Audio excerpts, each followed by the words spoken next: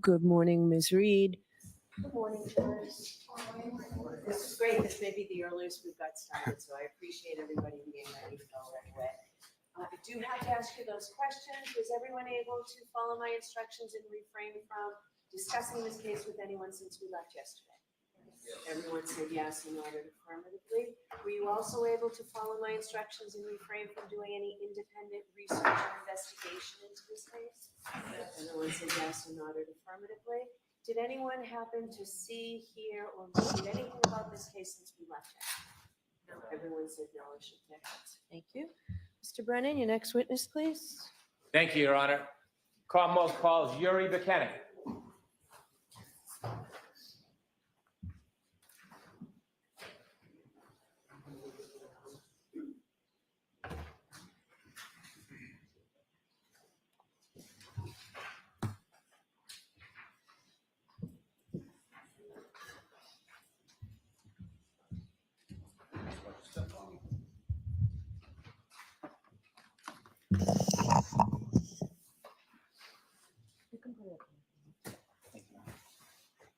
Please, the clerk. You solemnly swear the evidence to the court and jury in the case now hearing to the truth, the whole truth, and nothing but the truth, so help you God. I do. Good morning. Good morning, Your Honor. Good morning, ladies and gentlemen. All right, Mr. Brennan, whenever you're ready. Thank you, Your Honor. Good morning. Good morning, sir. Could you please introduce yourself to the jury and spell your last name for the record? My name is Yuri Bukhenik. My last name is spelled Bukhenik. Mr. Bukhenik, where do you work? I work for the Massachusetts State Police. What is your role with the Massachusetts State Police? I'm currently assigned as a sergeant with the Norfolk District Attorney's Office in the homicide section. I want you to take us back before you became a state police trooper with the Norfolk County District Attorney's Office. Where were you born? I was born in Lviv, Ukraine. Did you immigrate? Yes. How old were you when you immigrated? I was 9 years old when my family moved to the Boston area. Did you attend public schools? Yes. Through high school? Yes. Tell us what you did after high school. After high school, I enlisted in the United States Marine Corps. Why did you enlist in the Marine Corps? It was right after 9/11, and my friends and I. You can finish this next one. Go ahead. My friends and I decided to serve in the nation's armed forces. Did you serve in the Marine Corps? I did. Did you go through training? I did. Did you learn any skills? My specialty was military police, and I attended the military police school at Fort Leonard Wood, Missouri. Through your military service, did you receive top secret clearances? Yes, my first duty station was with Marine One Presidential Helicopter Squadron. The duty station requires a top secret Yankee White SCI clearance. And as a result, I attained that clearance and held it throughout my career. Did you engage in any special assignments? The Presidential Helicopter Squadron is a special assignment. We provide security for the presidential helicopters and presidential assets. With that clearance, we read into a SCI program, which is a need-to-know basis type situation. How long were you in the military for? 4 years. When you discharged from the Marines? What year? 2006. Honorably discharged? Yes. After you were honorably discharged from the Marines, what did you do next?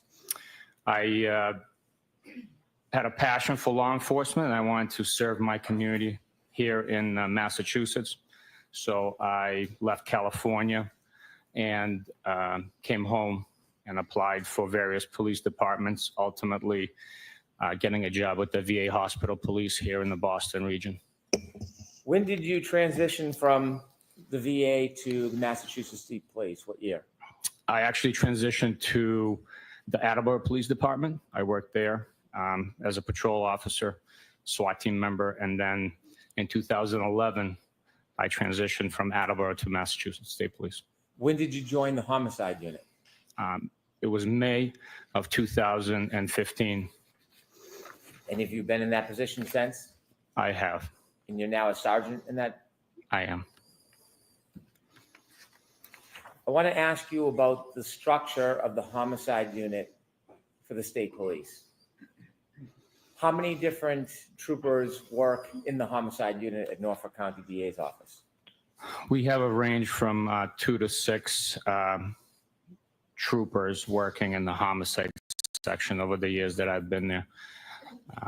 Currently, we have 6 homicide detective troopers in the section. What type of cases does your unit investigate? Our unit investigates primarily unattended deaths. Unattended deaths are those that are not attended by a physician. A variety of deaths, including natural deaths of old age, medical conditions, accidental industrial accidents, obviously homicides, overdoses. We have suicides as well. And those vary in age on the victims that pass, whether they're stillborn infant deaths, children that pass away of SIDS, or unfortunately teenage suicides.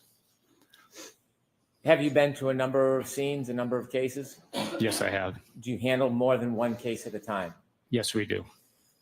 When a case, an unintended death, is notified to your office, is that routine or is it by statute? The notification comes in due to the statute requirement in Massachusetts. Under Mass General Law, Chapter 38, Section 4, the authority is given to the district attorney in each county to investigate those deaths. They appoint designees, and within Norfolk County, those designees are law enforcement agents from the Massachusetts State Police. So in our county, the Massachusetts State Police, with the district attorney's authority, investigate all unattended deaths. You mentioned that it's called the homicide unit. Are many of the deaths that you investigate not homicides? Primarily, the death investigations are not homicides. When you walk into a call, do you have a preconceived notion whether it's a homicide or not a homicide? When we walk into a call, we take in all the evidence, so we do not know exactly what we're going to have as a finding. We follow the evidence, we follow the information that we're provided, that we learn throughout the investigation. At times, it's obvious that it was a homicide when the local agency that's reporting the death says that there was a shooting reported and there's a deceased person at the scene. So yes, we will know that it's most likely a homicide, but we don't make a preconceived notion or determination before we get there. You said there are a number of cases that go through your office. Do you work investigations by yourself? Never, no. Are investigations assigned to the group as a whole, or is a particular trooper in the unit? We have case officers, and the assignment of the responsibility when you will most likely be a case officer is scheduled a month or so in advance. So each trooper has a responsibility of a 24-hour period that they are on call. They respond to the scenes, whether it be a train strike versus pedestrian, or a vehicle, or a suicide by hanging. They respond, and then if they need assistance or they think that there's something more, additional resources are called out, like crime scene services, which helps us document scenes, etc. Have you ever been assigned a homicide or a homicide investigation? Yes. In the cases where you're assigned, do you investigate the case alone? Never. It's always a team effort. Every case requires a team effort. Just the amount of work that goes into collecting evidence, interviewing witnesses, interviewing involved parties, interviewing the suspect, all those tasks that are required in collecting surveillance footage require manpower and time and resources. And so every investigation, although it has a case officer, it requires a team effort of individuals to work together in concert to accomplish a successful investigation. Are you often working on more than one investigation at the same time? Yes, we are. If you were the case officer, would you have other resources you would use to help with the investigation, other units in the Massachusetts State Police or local police? Yes, typically we partner up with the local police detectives. And when we're conducting interviews, it's a state trooper and a local detective that are conducting those interviews or collecting surveillance footage and so forth. And there's a reason behind that. The reason why we pair up is not just the manpower, it's also that we work in a dangerous line of work, and people could lose their life, people could get injured, or unfortunately people could get fired or retire and no longer be available to testify, provide their testimony, or be a resource in the future. Is it a common practice that when there is an investigation, more than one trooper will appear at many events? It is very common and preferred. Unfortunately, in the real world, it's not always possible. A trooper can be responding to a scene and just to simply grab something from another trooper, and could be approached, and a small brief interview could happen. Or if a trooper's at a home talking to a witness and others show up and willing to provide information, he has to conduct that interview by himself because of the resources aren't available for him. Let's talk about the assignment of this case. You said that there's case assignments, a schedule that is made in advance. Yes, sir. On the day or the morning of January 29, 2022, do you know who was assigned to take calls for new cases? Yes, before 7 a.m. on the 29th, it was Michael Proctor that was assigned to be on call. Is there a supervisor assigned as well, in addition to a trooper that's not in a superior position? Yes, every day there's a supervisor assigned in addition to the on-call trooper. There's a supervisor that's also available for any reason at any time to respond, assist that trooper if there's any questions or issues that come up. Was there a supervisor assigned that morning? Yes, there was. And who was that? It was myself. When did you first hear or learn anything about this call or this case? In a unique fashion, this call actually came from the Troop H headquarters, which is the field services portion of the state police, the uniform patrols that service the Metro Boston area. The headquarters duty office contacted me, I think by mistake, misdialing the number because our names and numbers were listed one above the other. So the call actually came into me. I took the call and advised them that I would call the on-call trooper for that day, and they would contact Canton PD and take the appropriate steps. About what time did you receive a call that morning? Approximately 6:44 in the morning. After receiving the call around 6:44 that morning, did you contact anybody to assign a case manager, or did you get involved personally? I called Michael Proctor and told him to reach out to Canton and follow up on the report of a male in the snowbank. And this is around 6:44 a.m.? Yes, sir. What did you do next? I waited for a call back from Michael Proctor, and he reported the details of, yes, there was a male found in the snowbank in Canton, and that they were requesting our assistance as he had sustained injury and was unresponsive and had been transported to Good Samaritan Hospital. What was the plan at this point? At this point, where I learned that he had sustained injury and there was a heavy blizzard in the area, I decided myself to get dressed, shovel out, and respond to Canton. Were you required to get involved and go to Canton that morning? At this point in time, I was not, but I thought that it would be prudent on me to, at the very least, shovel out, because another call could have come in and I would have had to respond to that, and the driver would have been shoveled. Were you in touch with Mr. Proctor? I was. Did you have any plan to meet him? Yes. When and where? We decided to meet at the Canton Police Department. And about what time were you going to leave your home, or did you leave your home? I left my home probably around 8:50, and I know I arrived to the Canton Police Department approximately 9:15 in the morning. Did you know the address where the person was found in the snow?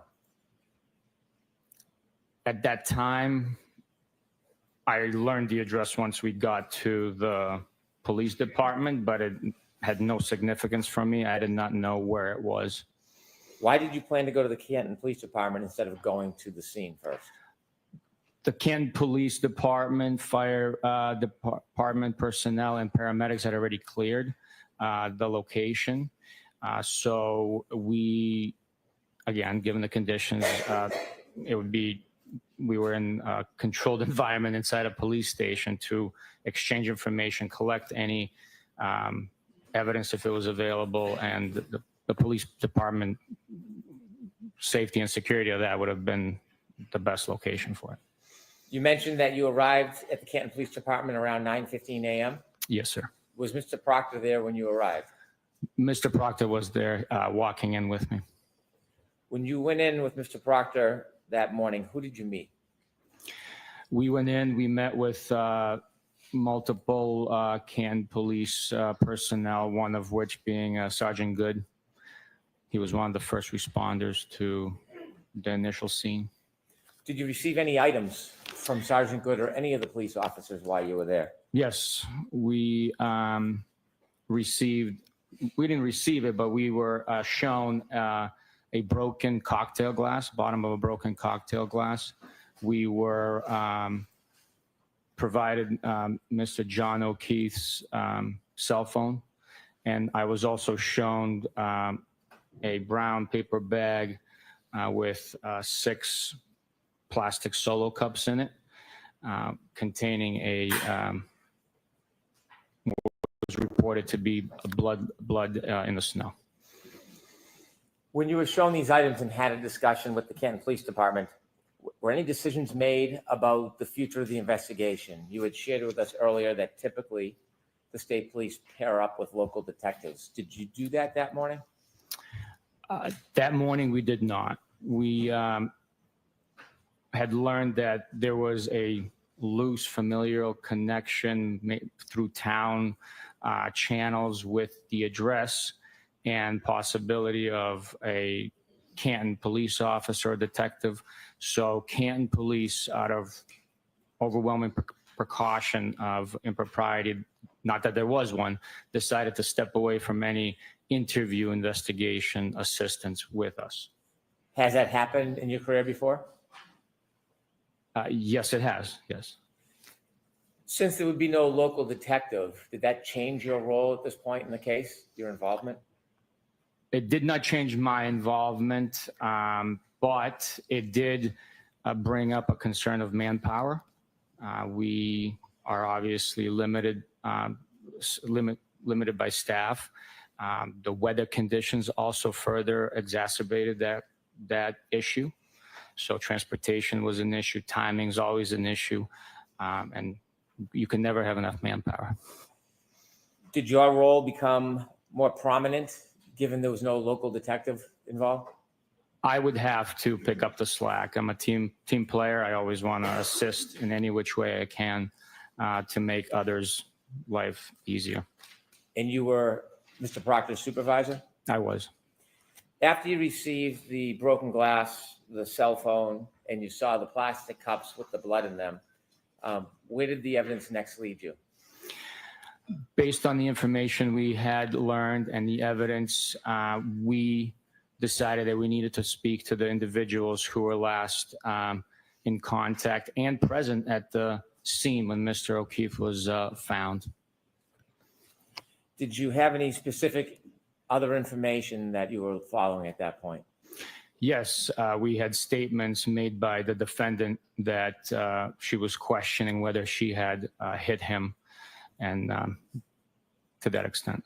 Had you focused in on a target at this point or reached any conclusions about your investigation? No, we were still in the information and fact-finding portion of the investigation. We are not ruling out people as much as we're not ruling people in as much as we're ruling people out. So we need to get as much information as possible that is in physical form, statement form, and circumstantial factors as well. So where did the evidence take you next? Following 3 interviews conducted in Canton with witnesses, we proceeded to the Good Samaritan Hospital because based on the information I learned, I needed to put eyes on Mr. O'Keefe and his injuries.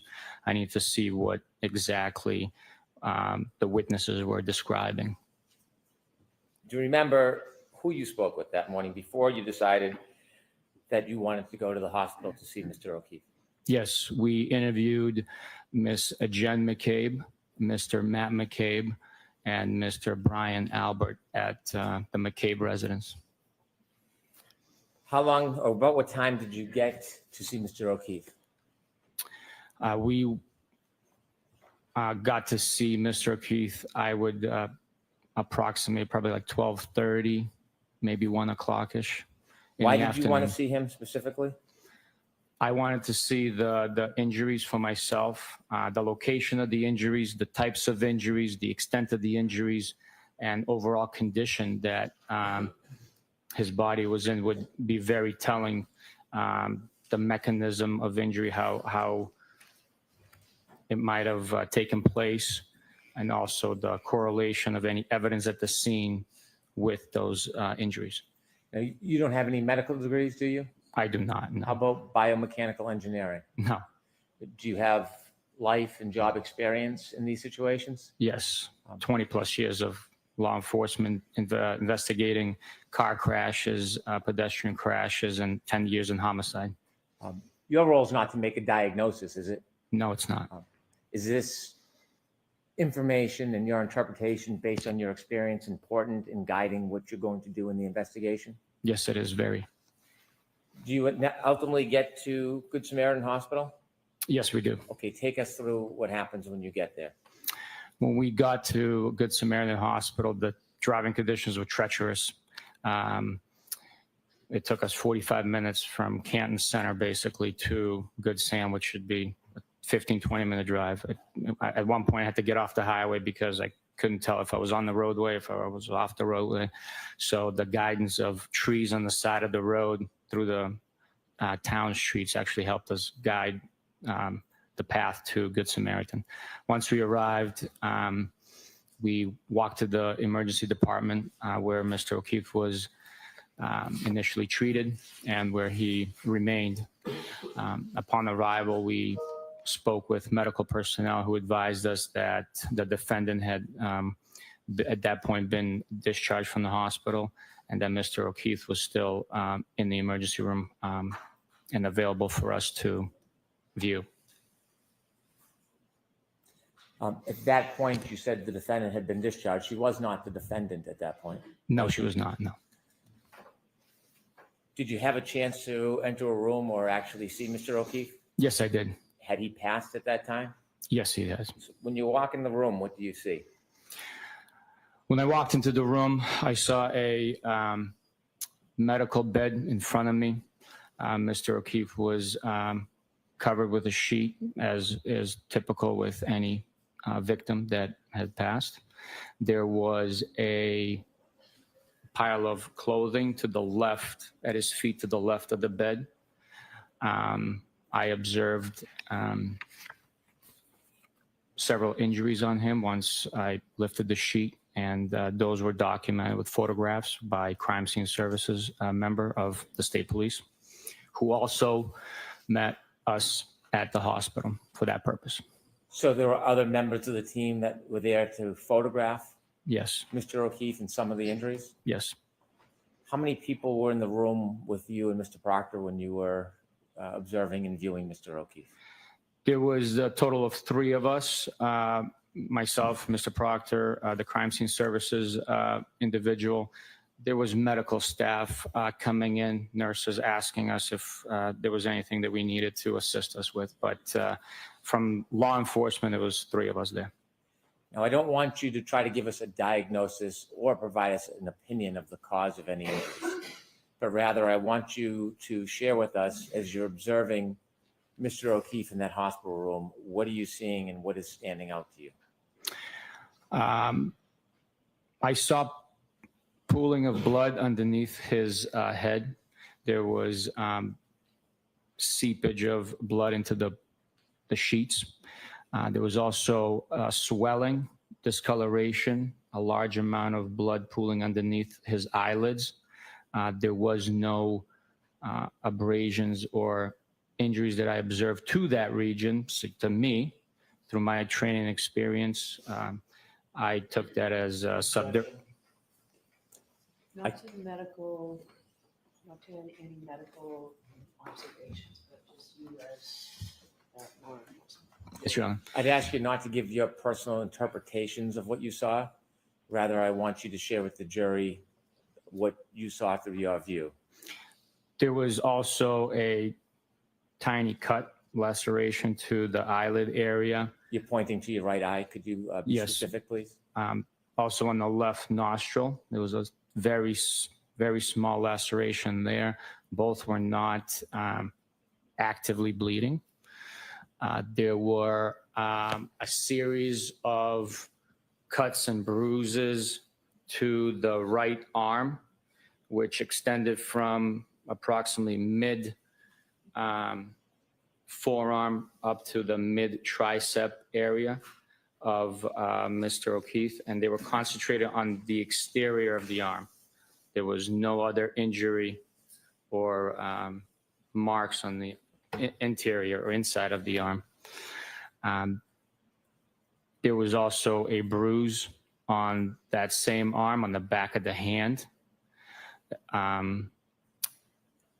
It was light in color. It wasn't a profound discoloration as the eyes appeared to me. There were also injuries to abrasion or cut scrapes to the knee, I believe. Which knee? The right knee. I apologize. You had first described swelling in the right eye, and then you had just said the eyes. Could you be specific? Was the swelling in one or both eyes when you saw Mr. O'Keefe? When I saw Mr. O'Keefe, the swelling was in both eyes. It might not have been exactly symmetrical, but there was swelling, discoloration in both eyelids of Mr. O'Keefe. There was also blood pooling in the cavity of the eyeball, both sides of the eyeballs. Do you know about what time it was that you visited Mr. O'Keefe and made these observations? It was sometime between 12:30, 1 o'clock, and 2 o'clock, I would assume. You mentioned that there was pooling on the back of Mr. O'Keefe's head. Did you look for any injury? Yes, we looked for injury. All I could tell, there was bleeding happening. I could not tell exactly what the extent of the injury was, not being a medical professional. You mentioned there were a pile of clothes in the floor. Is that uncommon? No, it's not uncommon at all. Did you have any opportunity or did you decide to look at those clothes? Yes, what happens, the reason those clothes are on the floor is that for medical therapy, for medical treatment, the victim has their clothing removed for access to the body. There's obviously all sorts of equipment and medical procedure that's done. So that clothes is discarded. We knew that it was Mr. O'Keefe's clothing. We knew that it would be important to aid us in the investigation. So that clothing was picked up, identified item by item, and bagged. It was in a soaking wet state with moisture and other debris on it. When you are looking at Mr. O'Keefe, do you have to touch him and move him? Yes, during our investigations, we're not simply looking at photographs. We are there in the scene. We are smelling it. We are touching it. We are Unfortunately, with certain pungent scenes, we were tasting it. That's the reality of us breathing in the scene when we're living it through the investigation. Do you wear any type of protection? Absolutely. We wear gloves. At times, we wear other PPE, personal protective equipment. When you looked at Mr. O'Keefe's clothes, you said that you bagged them. Did anything stand out in particular about his set of clothing? In particular, we were missing a sneaker of his. That was very significant to me. It caused me to have Michael Proctor contact the paramedics that transported Mr. O'Keefe to the hospital and confirm with them, conduct a secondary check that that sneaker was not left behind in the ambulance. Why was the missing sneaker significant to you at that point? At that point, our theory had evolved to a vehicle strike based on the injuries, and I was suspecting that he was hit out of his shoes. Is there a phrase that's common in these type of situations? Yes. What's that? Knocked out of your shoes? Did you know where the other sneaker was? I did not, no.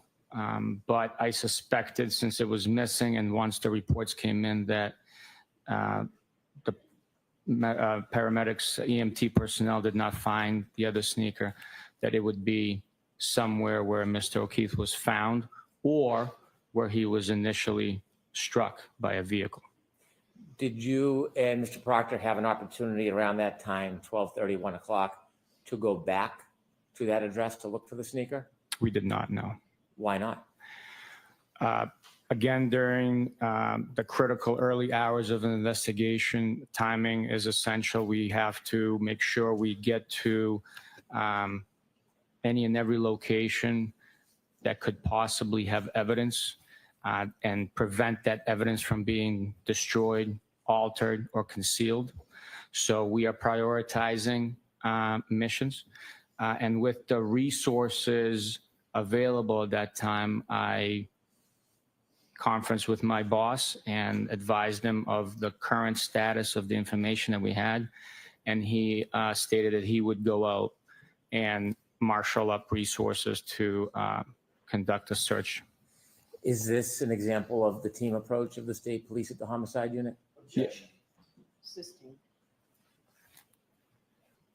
After having this information, making these observations of Mr. O'Keefe yourself and bagging the clothes, where did the evidence lead you next? At this point, once we viewed the clothing and Mr. O'Keefe, we had to go talk to the last person that saw him, and that would have been, at the time, his girl. Who'd you go see? The defendant, Your Honor. The prior question wasn't answered, so prior questions.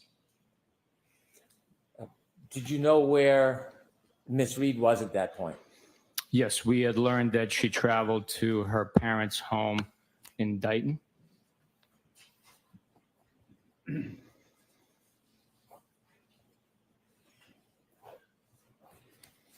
Did you learn about any, or did you have any interest in any physical evidence at that point? Yes, with the missing shoe, her stating that, did I hit him, and along that line of statements, I was interested in the vehicle that she was operating that night. How far was Dighton from where you were at Good Samaritan Hospital? Typically, I would say it's probably a 35, 45-minute drive. With the driving conditions, it took us all of an hour, 15 minutes. Who was driving? I was driving. Were you in a issued vehicle or were you in a personal vehicle? No, I had to drive my personal pickup truck due to the weather. My cruiser would have never made the unplowed streets of the area. Was Mr. Proctor with you? He was. Were you by his side the entire time? Mr. Proctor and I were together the entire day. You decided to go or drive towards Dayton. Did you ultimately make it to Dayton? Yes, we did. Do you know what time you arrived in Dayton approximately? Approximately 3 p.m. On your way down to Dayton, did you learn any further information beyond what you had known when you had left Mr. O'Keefe at Good Samaritan? Yes, at one point, Michael Proctor took a call from Jen McCabe, and she further elaborated and provided information stating that she remembered. Sustained. After receiving that information, is there something specifically you wanted to look at when you got to Dayton? Yes, we wanted to look at the rear right taillight. Based on the information provided, it was allegedly to Let me be. stop you there. I just wanted to know what you wanted to look at. Yes, sir. I don't want to relate conversations of somebody who's not here. And so you had an interest in looking at the right rear tail light. Yes, Do you know what type of vehicle you were looking for? we were looking for a large black Lexus SUV.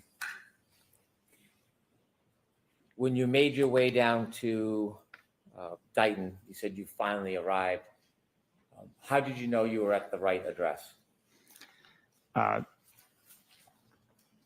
The defendant provided her parents' address to us. Before you got to Dayton, after learning of new information and the information you already had, did you make any arrangements? Yes. Tell the jury what you did on the way down to Dayton. On the way down, we contacted Canton Police Department and gave them a heads up that we would be coming down for an investigation, and we were looking to most likely seize a vehicle, and we were requesting their assistance in contacting a local tow truck company that they were contracted with, and or also to assist us at the scene being a uniformed presence. When you pulled up to the address, did you make any immediate observations while you were still inside your truck? Yes, the road was not well plowed. There was only enough clearance for one vehicle. So it was difficult to find a place to park, and maneuverability was also challenging. Did you make any observations of the home or the driveway before you got out of your truck? Yes, the home is to the left of the driveway. The driveway was not plowed either. There was a large black Lexus SUV parked in the driveway. Was the front of the SUV facing you or the back of the SUV? The back of the SUV was closest towards us. How far from the SUV were you when you first parked at that address? Probably, it's the length of the driveway. Based on my memory now, it would probably estimate it'd be 60 feet or so. Did you make any observations of the SUV from that distance? It was covered with snow, like it's been either sitting outside or driven outside in the snow, so it was exposed to the elements. What was your next steps? We waited for Dayton PD to arrive to assist us. Once they arrived, Michael Proctor and I exited and proceeded up the driveway. I told Michael. Let me stop you with what you said. I want to just know what you observed. Okay. As you're walking up the driveway, how close to that SUV did you get at its closest? At its closest, I got as close as me and the defense table, which is probably 10 to 12 feet. From the 10 to 12 feet, did you notice anything remarkable about the SUV? Yes, there was a large piece of red taillight cover missing from the vehicle. After you made an observation of a large piece of the red taillight cover missing, did you do anything else relative to the SUV at that time?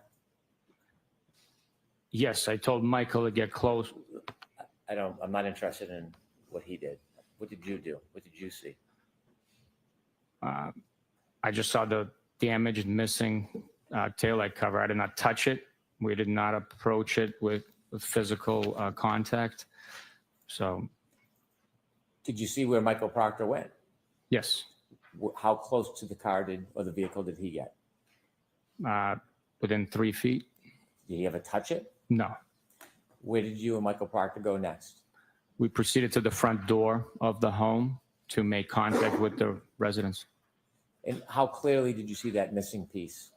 What's your level of certainty? 100%. Did you knock on the door? Yes, I did. And were you invited in? We were, but not through the front door due to the weather and the piled up snow. We couldn't open the storm door.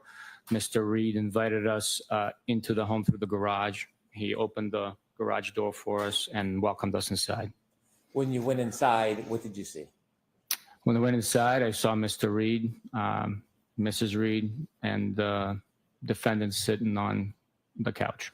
You've referred to the defendant a number of times as Miss Reed. Do you see the defendant here in the courtroom today? I do. And the person you spoke to that morning, can you point that person out and describe an article of clothing they're wearing? She's sitting in the middle right there in front of me wearing a black suit with yellow colored metal buttons on it. When you walked in, did you say that the defendant was sitting on a couch?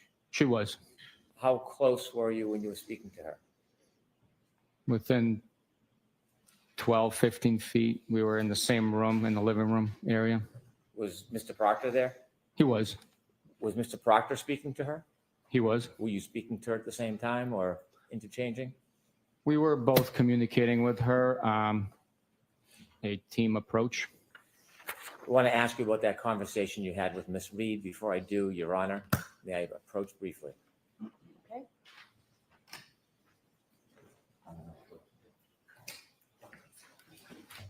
I don't know if y'all caught it, but it sounded like he almost slipped and said homicide instead of incident accident. So I felt like in a way he kind of had his mind made up. That's just me.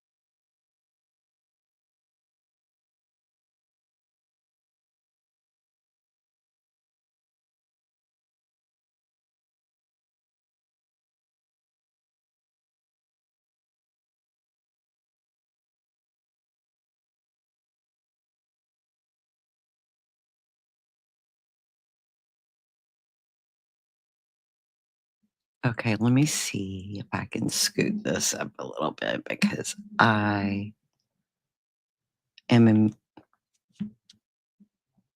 allergic to white ceiling fans.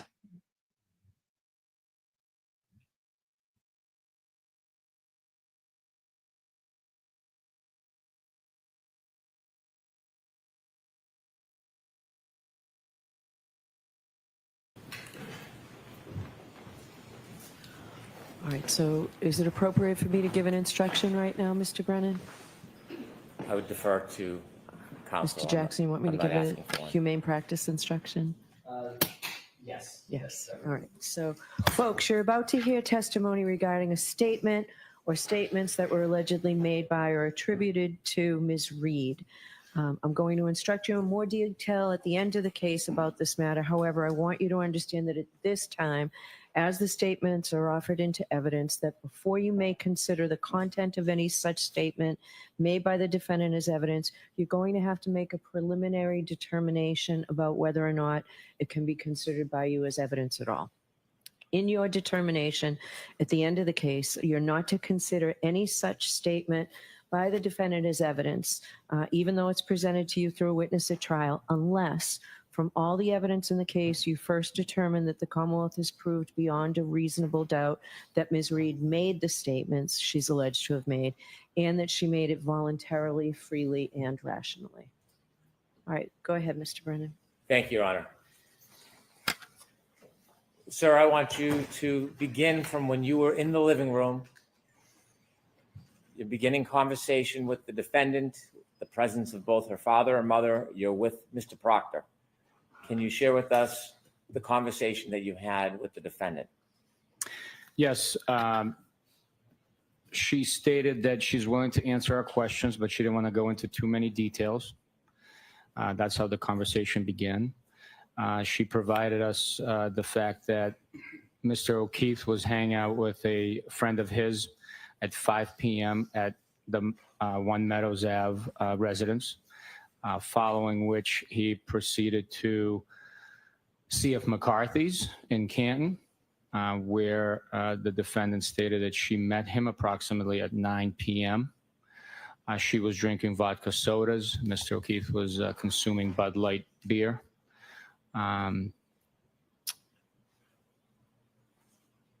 After C.F. McCarthy's, they proceeded to the Waterfall Grill and Bar. At this point, the defendant was asked if she brought a beverage with her from C.F. McCarthy's to the Waterfall establishment, to which she stated she didn't think so. After the Waterfall, the defendant stated that she dropped Mr. O'Keefe off at 34 Fairview. She was asked if she saw him go in the house. She stated no, she did not see him go in the house. She was asked about the damage to her rear taillight, to which she stated, quote, "I don't know how I did it last night," end quote. Once she provided us with the fact that she dropped him off and never saw him go in the house, she was asked to provide details about her leaving. She stated that she made a 3-point turn and left. She was asked to provide some explanation of how Mr. O'Keefe sustained those injuries that he had. She did not. Let me stop you there. Did you get an answer to your question about how he sustained the injuries or the details about the 3-point turn? No, I did not. You mentioned that when you were at Good Samaritan Hospital, you saw blood on the back of Mr. O'Keefe's head. Yes. Did you ask the defendant anything about that injury? Yes. We asked about the injuries that Mr. O'Keefe had, that he had been displaying, and whether or not he had those injuries the night prior at either McCarthy's or Waterfall, to which the defendant stated she didn't see any injuries on him. But then she provided a statement saying that Mr. O'Keefe bumped his head 2 nights prior and asked her about it, which to me it seemed kind of strange, but Without the commentary. Mhm.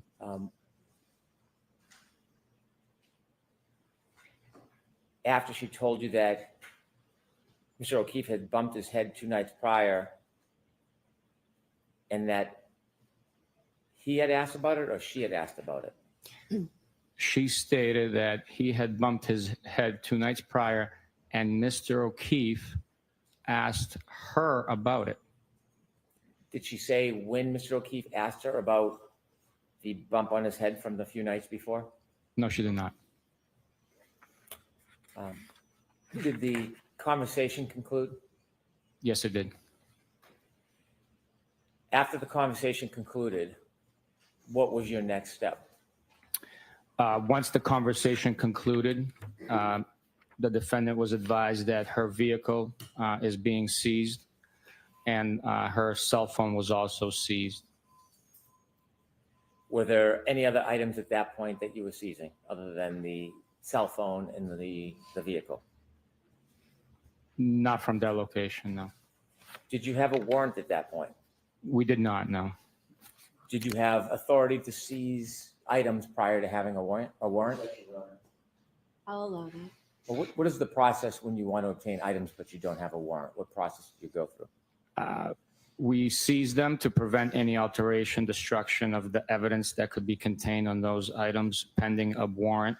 They are secured. They're not touched or processed by us.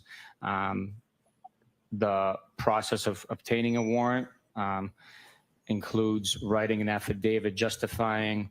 Objection. Yeah, we don't need to hear any of this part. Understood. Understood. Did you ultimately obtain both the phone and the vehicle? Yes, we did. Describe how the vehicle was seized. What happened? The defendant provided her key card. It's like a credit card size key fob for the vehicle to allow the ignition to start. It was driven onto a flatbed tow truck, secured, and then we followed it from Dighton to the Canton Police Department. Was video ever provided that showed part of that vehicle being loaded onto the tow truck? Yes, it was. Have you ever reviewed that video? Yes, I did. When you were at Dighton and the defendant's Lexus was being put on the tow truck, about what time was that? It was approximately 4:16, 4:15 in the afternoon on the 29th of January, 2022. Now, you mentioned that you took a cell phone. Are there parts or participants on the team that handle that specific type of evidence? Yes, we have troopers that are specialized, trained, and have expertise in digital forensic analysis, extraction, and processing of digital devices. Is that something you do? I am trained in certain portions of it, but I am not an expert like them. Did you manipulate the phone in any way?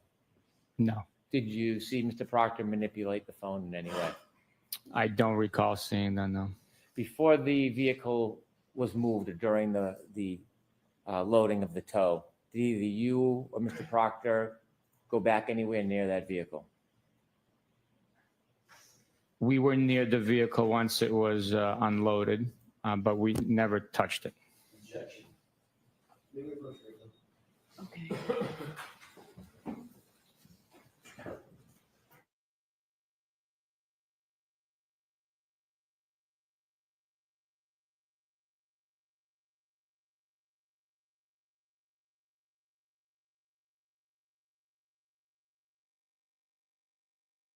Okay, I'm going to try and zoom through this part too, guys. Hang on.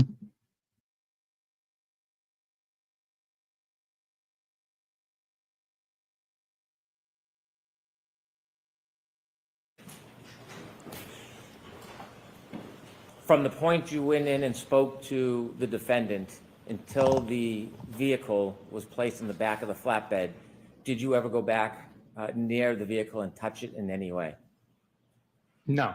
Did you ever see Mr. Proctor go back near that vehicle and touch it in any way? No. You mentioned that the tow was loading the vehicle, the defendant's Lexus, around 4:15. I believe so, yes. Did you join the tow truck driver, or did you keep your separate vehicle at that point?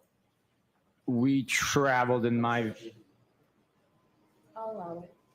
I drove my vehicle and followed the tow truck back to the Canton Police Department Where was Mr. Proctor?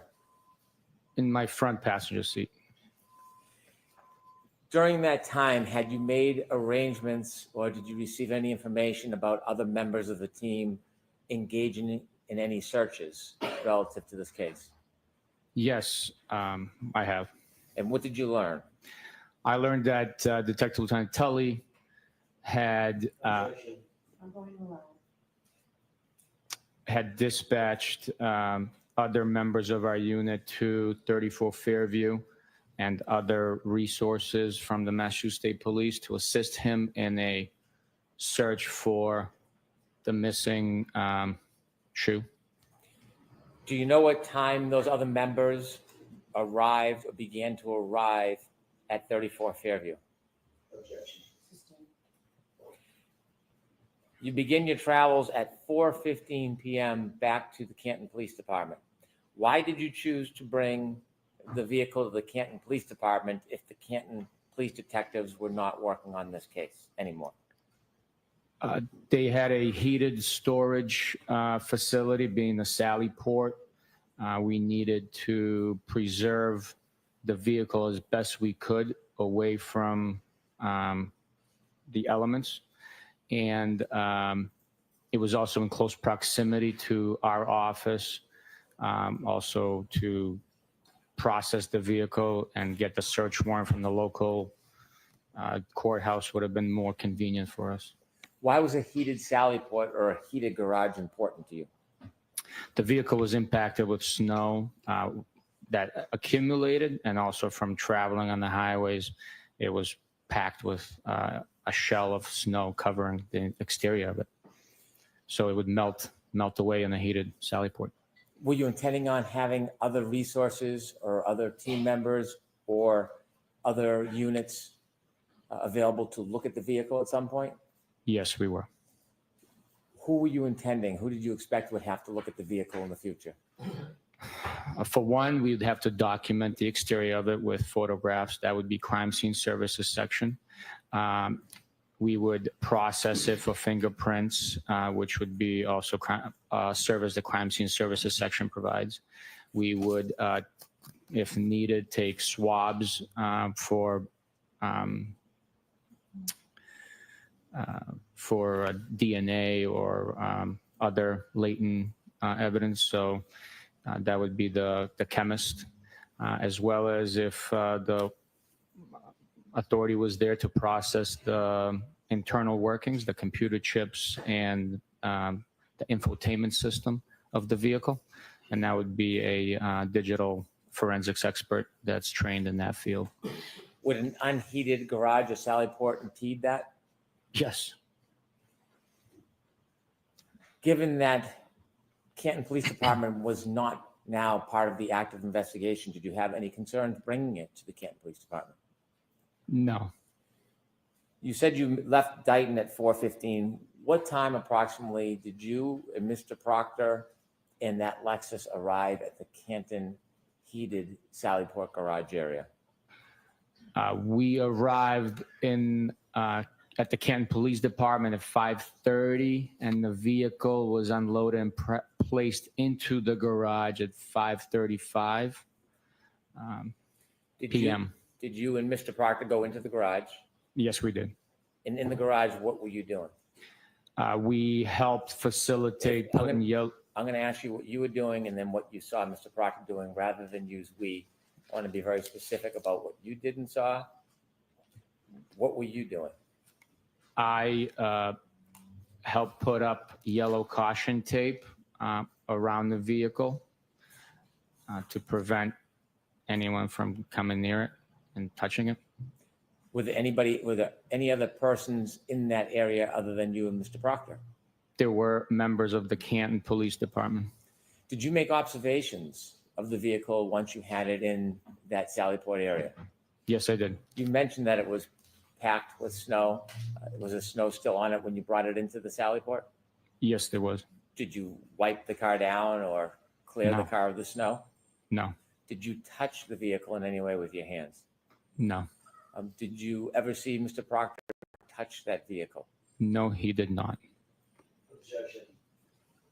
I object to, can't speak for him. I'll strike that, ask you differently, Mr. Did you ever see Michael Proctor touch that vehicle while you were in the Sallyport area? I did not. How long did you remain in the Sallyport area for, do you know? We remained in the Sallyport area approximately until 5:51 and change, based on Okay, the that's best of enough. my memory. After you left the Sallyport area, where did you go? We left the Sally. Objection. I apologize. Go ahead, if you can say first what you did and then wait for the next question, please. Sergeant. I left the Sallyport area and proceeded inside the Canton Police Department. Where was Mr. Proctor? He was with me. By your side? Yes. Did he ever leave your sight? I'm sure at some point he walked away from me, but I can't. We were traveling together all day. You went into a different part of the Canton Police Department? Yes. Where did you go? Into the dispatch area, and then the conference room upstairs later on. Why did you go up to the conference room? The conference room was provided for us to use as a meeting location.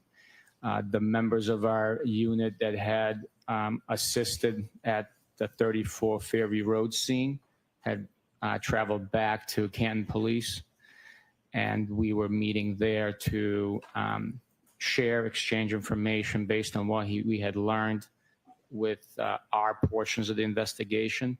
That way everyone's on the same page at that point. Did you meet, is this team, is it called a CERT team? There is a CERT team. Do you know if the CERT team was the team that went to 34 Fairview? Yes, I do. Did you meet with the entire CERT team that night at the Canton Police Department or some members? Not the entire team, no. When you had the meeting in that room, who did you meet with? In that room, I specifically remember being Detective Lieutenant Tully, myself, Michael Proctor, and other members of our homicide and narcotics section assigned to the Norfolk District Attorney's Office. Did you discuss the evidence you had to that point? Yes. Regarding 34 Fairview Road, did you develop or decide any plans to physically go back to that area? Yes, I did. And what was the plan? The plan was to take shovels and rakes and other gardening equipment and go back to that location to excavate for additional evidence. When did you make the decision that you were going to go back to 34 Fairview? It was that evening. Why did you decide you were going to go back at some point? During the recall of all the information learned and sharing of that information with other members of our investigative team, it was realized that Mr. O'Keefe was wearing a black baseball hat. And at this point in time, that article of clothing was still missing. Was there something impeding a full and complete investigation of the scene? At 34 Fairview? Yes. Yes, the heavy, large amount of snow that had accumulated over the last 12 hours or so heavily hindered our investigation of that immediate scene. When you were debriefed, did you learn the area where the CERT team had spent most of their time searching? I'm sorry, can you repeat that, sir? When you were debriefed, were you informed the area that the CERT team spent most of their time searching? I don't recall on the specifics of it, no. Now, at some point, did you obtain a registry of motor vehicle record and certificate for the Lexus that you had towed? Yes, we did. May I approach? Yes.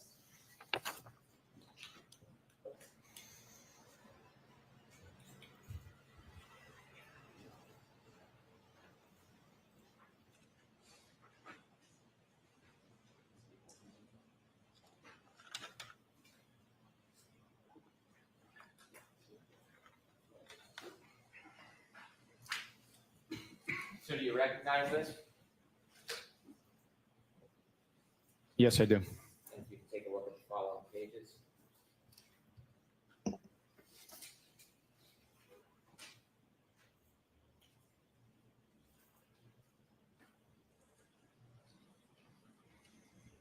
And what is that, sir? It is the Massachusetts Registry of Motor Vehicle title, history, and registration inquiry for a black and color Lexus LX year model 2022, bearing Massachusetts registration 3GC684, registered to Karen Reed. Do I move this document into evidence? No objection, Your Honor. Thank you.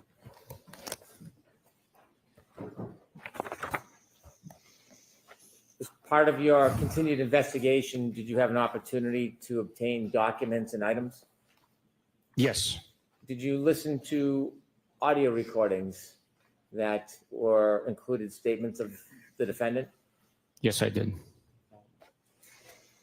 Did you listen to audio recordings from different sources? Yes, I did. What do some of those sources include? Dateline 2020, Gretchen Voss, Fox 25, various media platforms. I want to walk through some of the evidence in chronological order of date. So going back to June 29th, 2022, at the hospital, you obtained some items. Yes, sir. Did you bring those items with you today? Yes, I did. I want to talk about the progress of those items from when you first obtained them until today. You mentioned that they were clothes that you obtained at the hospital of Mr. O'Keefe, Yes, sir. and you shared with us that they were wet. You put them in bags. Yes, sir. That night, where did those clothes go when you left the hospital?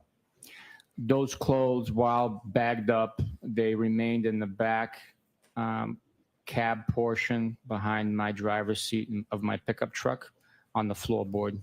Where did you bring them that night? That bag containing all those clothing traveled with me around the area as we investigated. And then after the debrief at Canton PD, we brought them directly here to the Canton office of the district attorney.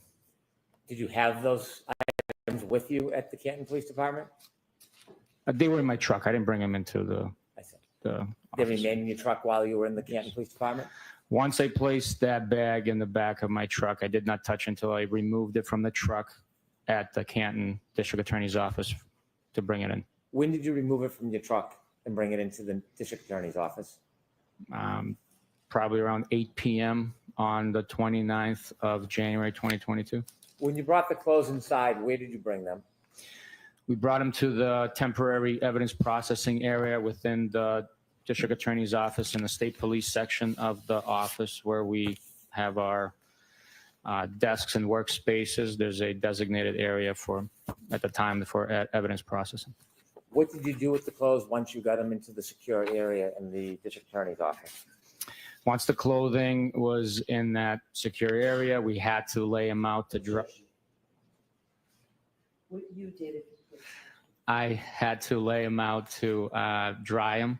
So I took a butcher paper, laid it out on the floor, and each item I removed and laid out onto that butcher paper to dry. Was anybody with you helping you? Yes, And who's that? Michael Proctor. Why did you lay out the clothing items one by one separately? Each clothing item needs to dry naturally and prevent moisture from being trapped. That moisture, if trapped, could develop mold and damage any DNA evidence that we could retrieve. Scientists could retrieve from the item. To prevent that, we dried each item individually, separating each item for better airflow. How long did it take for those items to dry? Several days. And were they in that secure area on the butcher paper for several days? Yes, sir. Are there times when that separate area was left alone, nobody watching? Yes, sir. Were those clothes ultimately moved from that area? Ultimately, they were moved, yes. Did you personally remove them from that area? No, I did not. Did you know if they were bagged and put into evidence? I do know they were bagged and put into evidence. Is there an evidence locker at that office? Yes, there is. Is it a secure area? Yes, it is. Does every officer or trooper have access to that evidence room? No, they do not. Did you again see those items at a later date? Yes, I did. And have you seen those items since? Yes, I have. The items, the clothing items you took from the hospital, do you remember what items they were? Yes, I do. Can you share with us your memory of what items they are? It was a two-tone gray sweatshirt, light material sweatshirt. It was an orange t-shirt. It was a pair of blue jeans, a belt, and a pair of underwear boxers. And did you bring those clothing items with you today? Yes, I did. Beginning with the pants, do you have them with you up at the stand, Mr. O'Keefe's pants? Yes. Could you produce it, please? Yes, sir. Do you have gloves, Trooper Bukhenik? Yes, I do.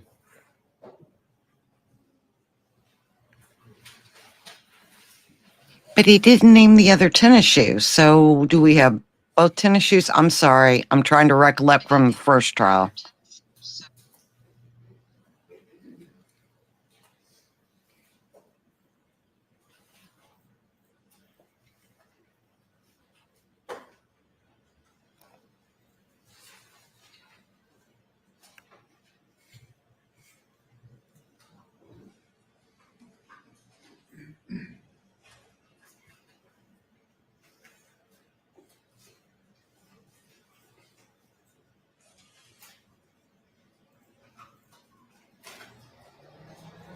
I'd move this item into evidence. No objection. With the court's permission, I'd ask the trooper to show the item to the jury. Yes. Go right ahead.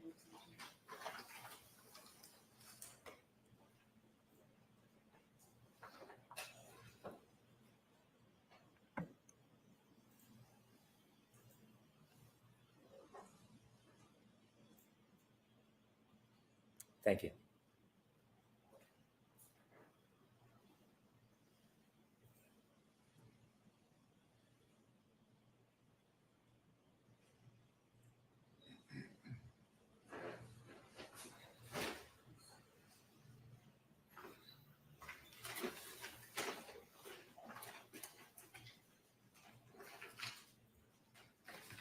May I approach, Your Honor? Yes.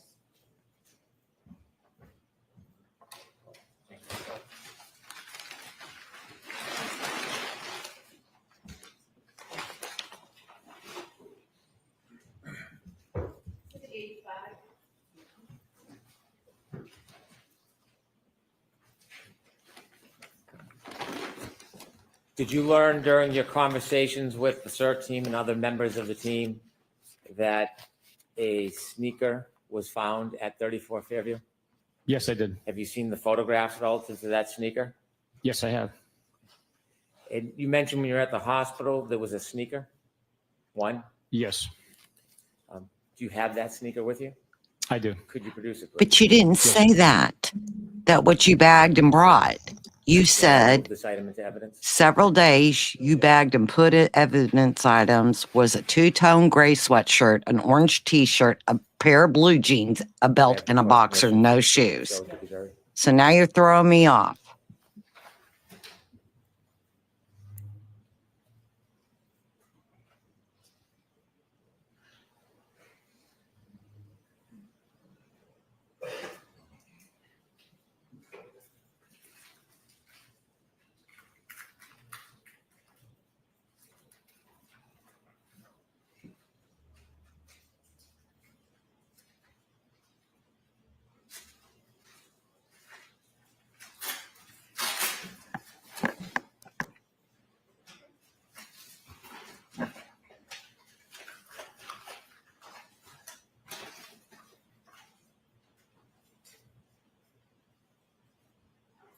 Trooper, is that the sneaker that was at the hospital when you visited Mr. O'Keefe? No, sir, this is the sneaker from 34 Fairview. Could I have that marked? Now I'm confused again. So was that the one that was in the Is that a snow? left or a right sneaker, sir? This is the left sneaker. Excuse me, this is the right sneaker from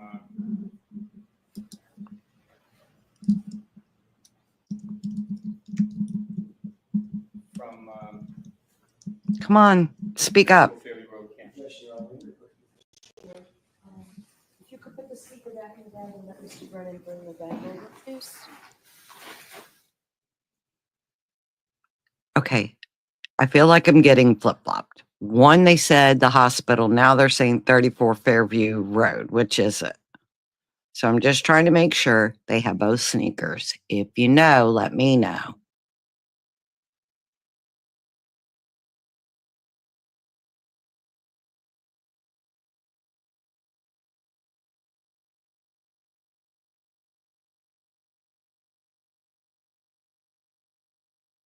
In the meantime, I am going to go grab another cup of coffee. While they get situated, I will switch headphones so I can listen. Let me see. They have it up. I will try and fast forward for you guys.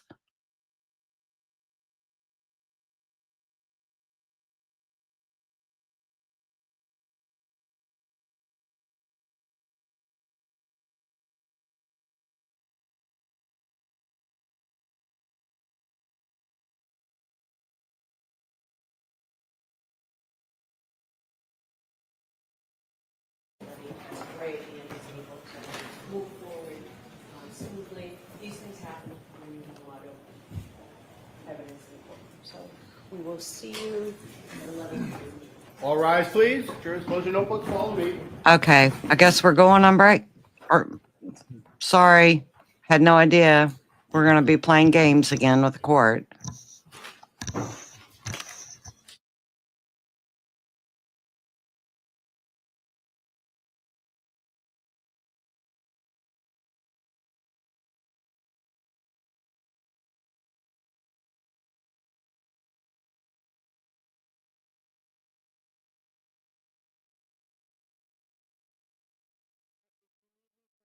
Just let me know and I'll come right back out. Your Honor, may I? Yes. be heard? Yes. May I, during the break, in company of a representative from the defense team, speak to Trooper Bukhenik about this issue? I have no problem with that. Do you, Mr. Jackson? No problem. Yes, you may. Thank you. All right.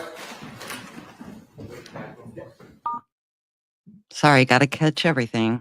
Okay. To break we go. See you shortly.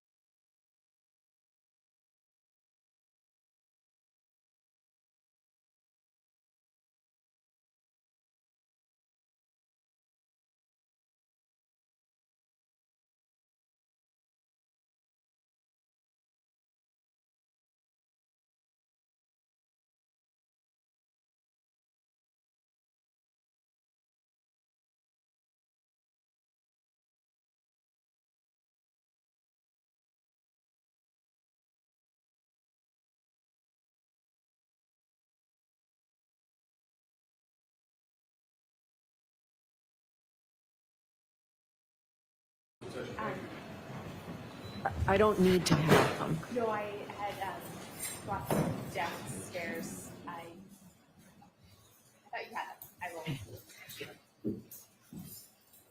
Did that fall out?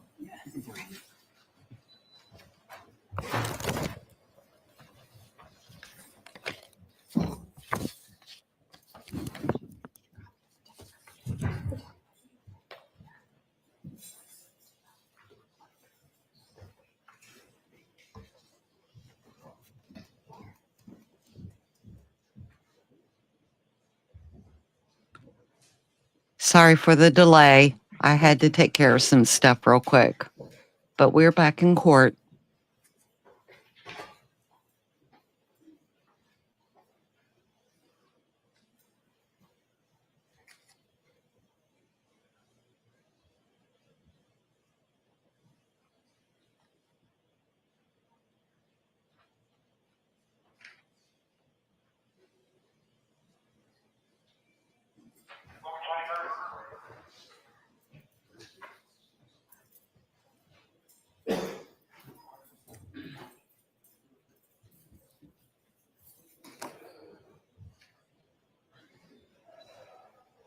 Does anyone remember in the last trial that Karen mentioned to me, it seems new that John mentioned to her that he did something to his head 2 days before? If you know, will you please put it in the comments?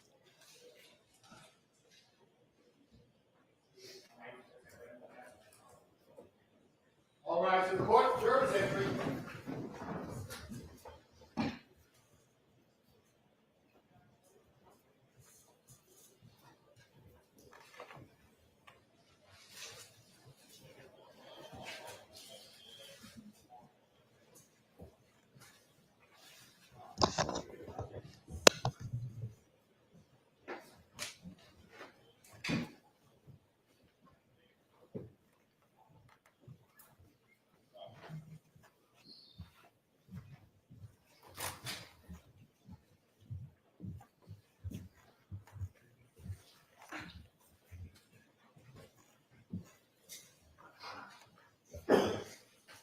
Court is back in session. You may be seated. Are you all set, Mr. Brennan? I am, thank you, Your Honor. May I? Yes.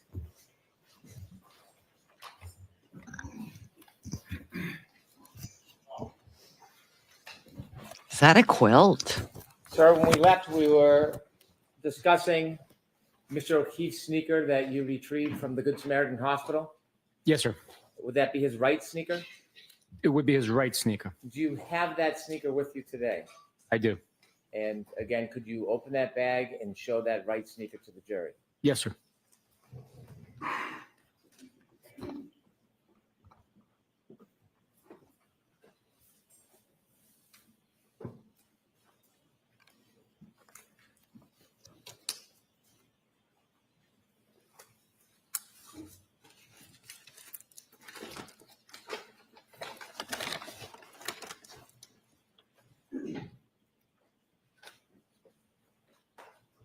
Is that the sneaker you retrieved from the Good Samaritan Hospital? It is. I'd move that into evidence, please. Okay, any objection, Mr. Jackson? No, Your Honor. All right, thank you.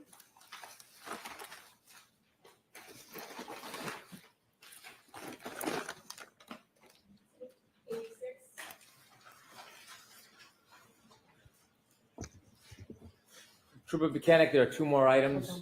I'm sorry, Your Honor. Okay, go ahead. Thank you, Your Honor. Trooper Bukhenik, there are two more items that you retrieved of John O'Keefe's clothing from the Good Samaritan Hospital. Did you bring those two items with you?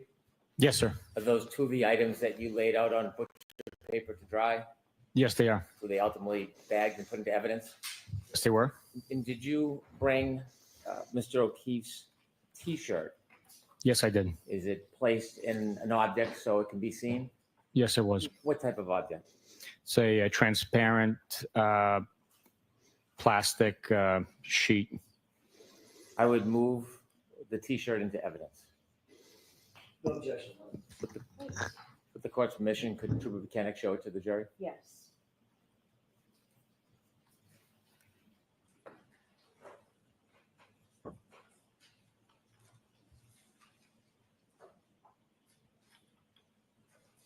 I feel some inconsistencies. Correct me if I'm wrong on the sneaker.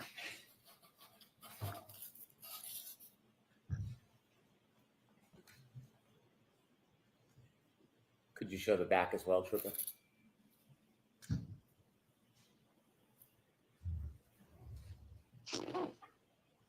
Thank you. Mr. Brennan, could you help assist the court reporter with that, please? Of course.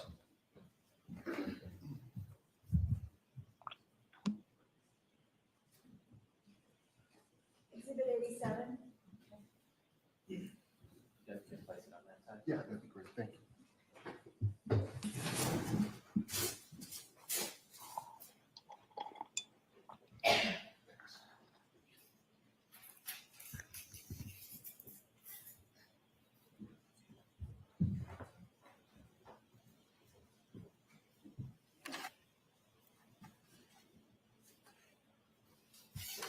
And Trooper Bukhenik, is there a last piece of item of Mr. O'Keefe's that you took from the Good Samaritan Hospital?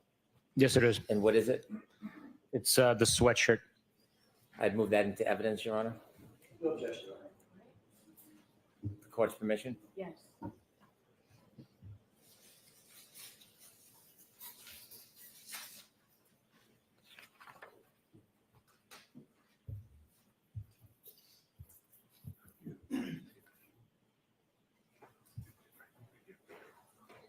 Could you show the back side, please?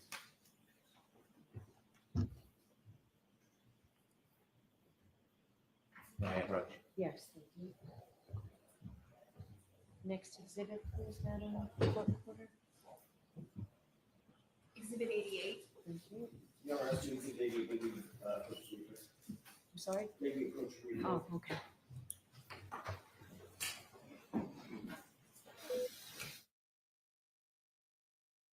So they must have used the quilt to put the plexiglass. I don't remember them showing it like that before. I thought it was overhead. Okay, let me see if I can scoot it on up, see what's going on. Well, no, let's wait and see. But I'm still confused about the sneaker because one, they said they retrieved it from 34 Fairview. And then they said the right sneaker, they got it from Good Samaritan. So I'm hoping that gets clarified.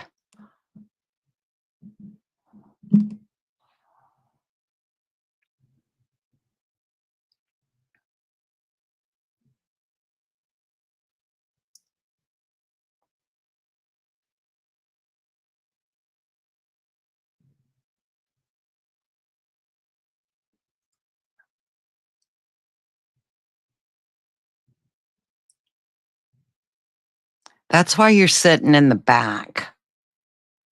Because you glare at her like that. Stop it. It's not a good look.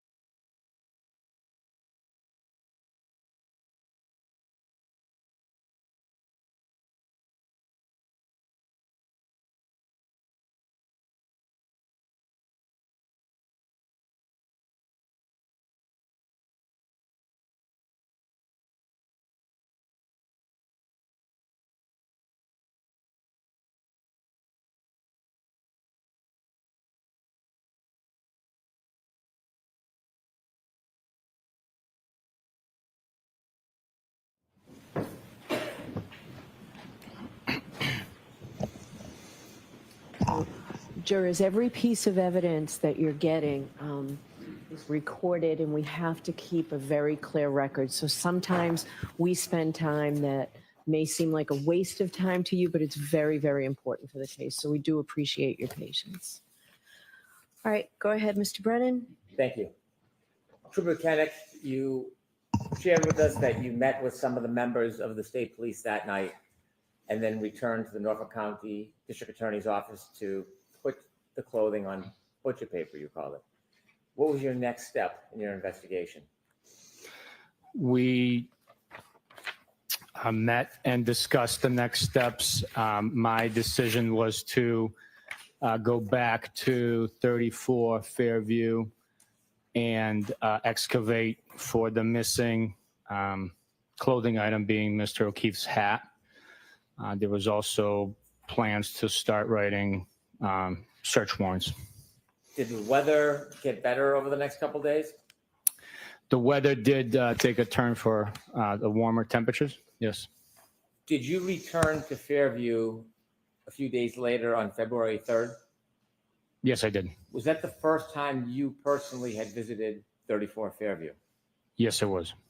When you went to 34 Fairview on February 3rd, 2022, do you remember about what time in the morning you went? Sometime between 8:30, 9 o'clock, maybe 9:30. When you went there, did you travel with anybody?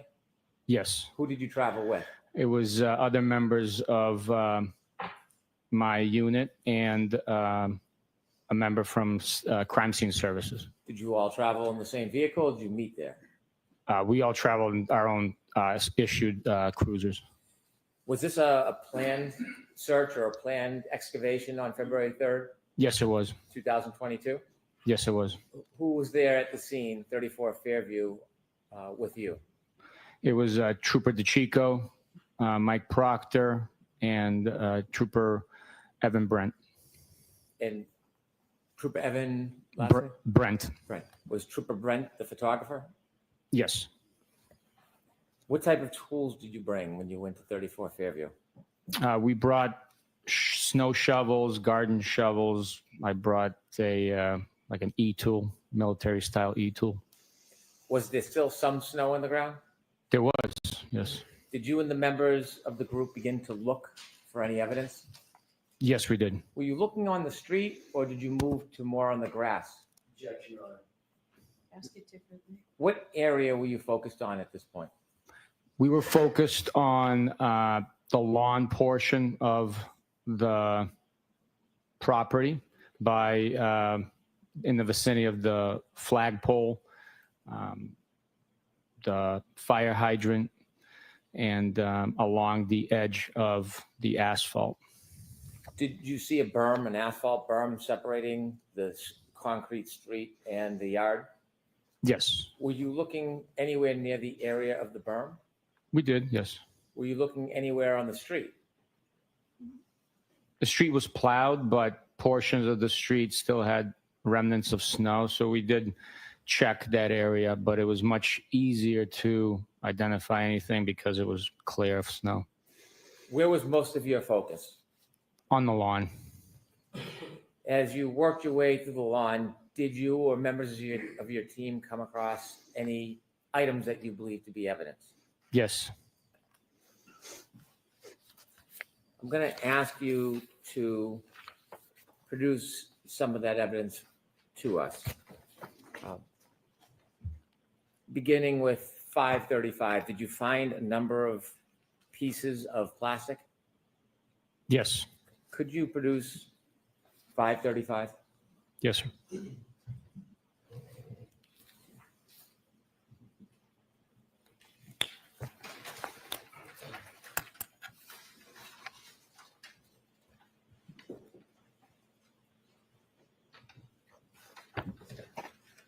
Let me just ask you a couple questions before you open that. If somebody identified an object that they believed to be evidence, what was the process to handling it? On this day, we identified an evidence. The process would have been documenting each item that was located with photographs. Then one of the members of the individuals present would bag each item into a paper bag. When they were bagged, would the person bagging them use any type of protection like you're using? Absolutely, every time. After the items were bagged, was the bag sealed? Eventually it was sealed, yes. When you say eventually, what does that mean? Once it was, all the items were inside and it was brought back to the office, it would be sealed, signed, completely filled out with all the pertinent information on the back. Could you open that bag? Yes, sir. But Keith didn't protect it the other day. Yesterday.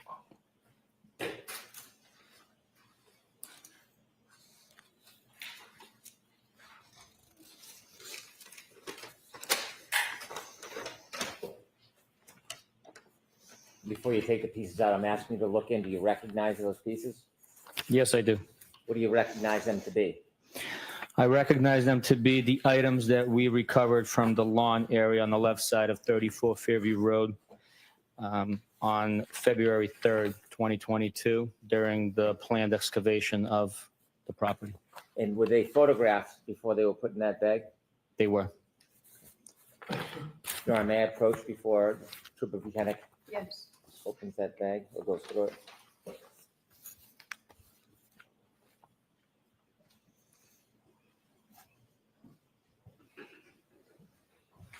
Did you show Mr. Jackson?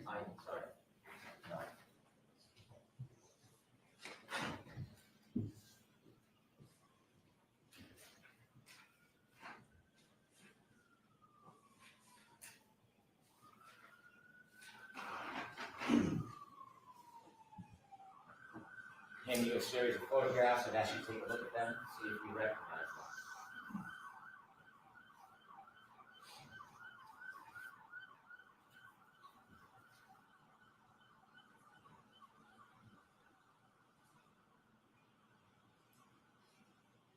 I do recognize them. And what is in those photographs?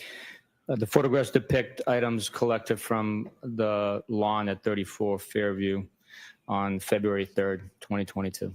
Do those particular photographs correspond with the pieces of items that are in that bag?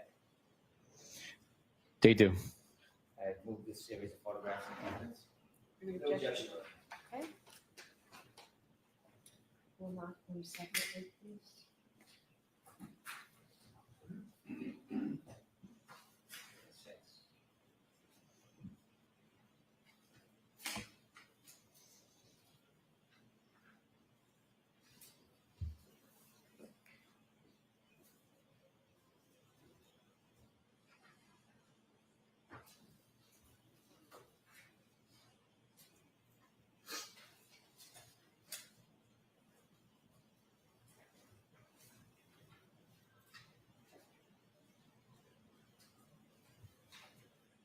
This is dated 1994. Thank you very much.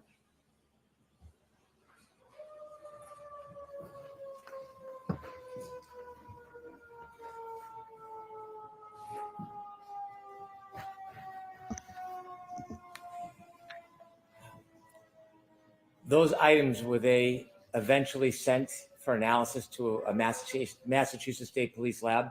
Yes, they were. When the laboratory received those items, are you familiar whether they marked them with a label or a number for identification? No objection, Your Honor.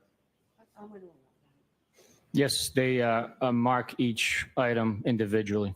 Do those items have markings on them reflected by an item number? Yes, they are.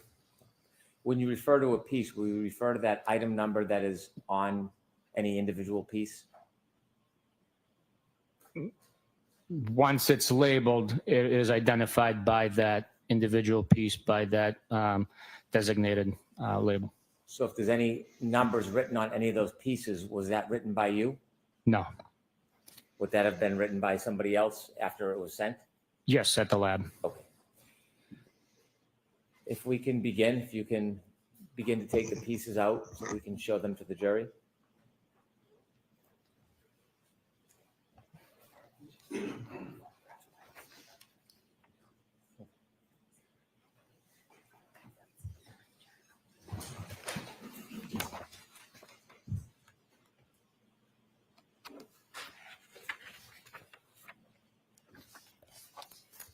And does that have a number on it or a tag? Yes, it does. This is item 22-02-184-7-8, also alphanumeric A. May I approach, Your Honor? Yes.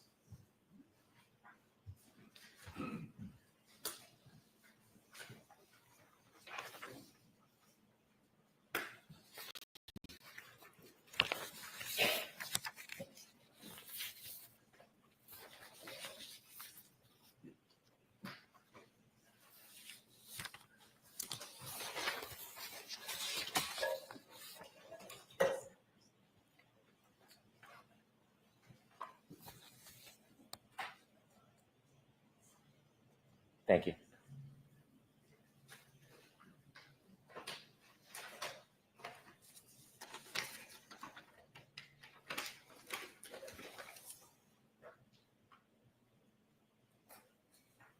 These two are taped together. When you found them, were they taped together? No, they're taped together by the lab.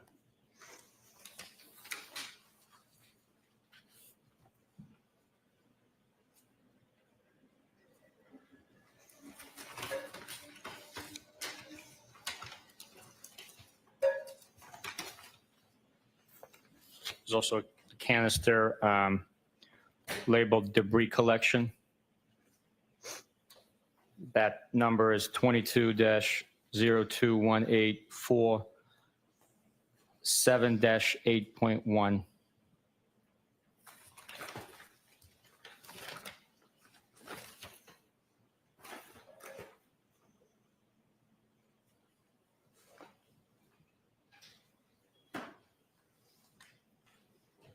This is 7-8G. This is 7-8N as in November.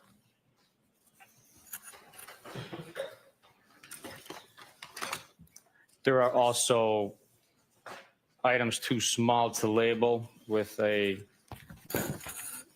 letter and number. Those were put into a bag like this. Almost looks like a stamp bag, wax stamp bag. Are those all the items in that bag?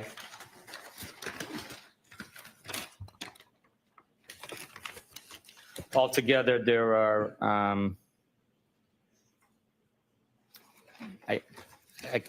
it does look like those are all the items. Some of them are inside the canister that I pulled up.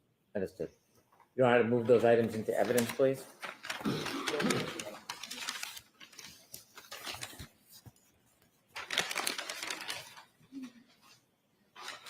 Exhibit 95. Sir, you mentioned that there was a trooper there photographing the evidence. Yes, sir. Did the photographer take a photograph of the items in place when they were found, or were the items moved to a different location before they were photographed? That day, every item was photographed where it was found. With the court's permission, I'd like to show a number of exhibits to the jury. Okay. Starting with Exhibit 89, which is P490-7690.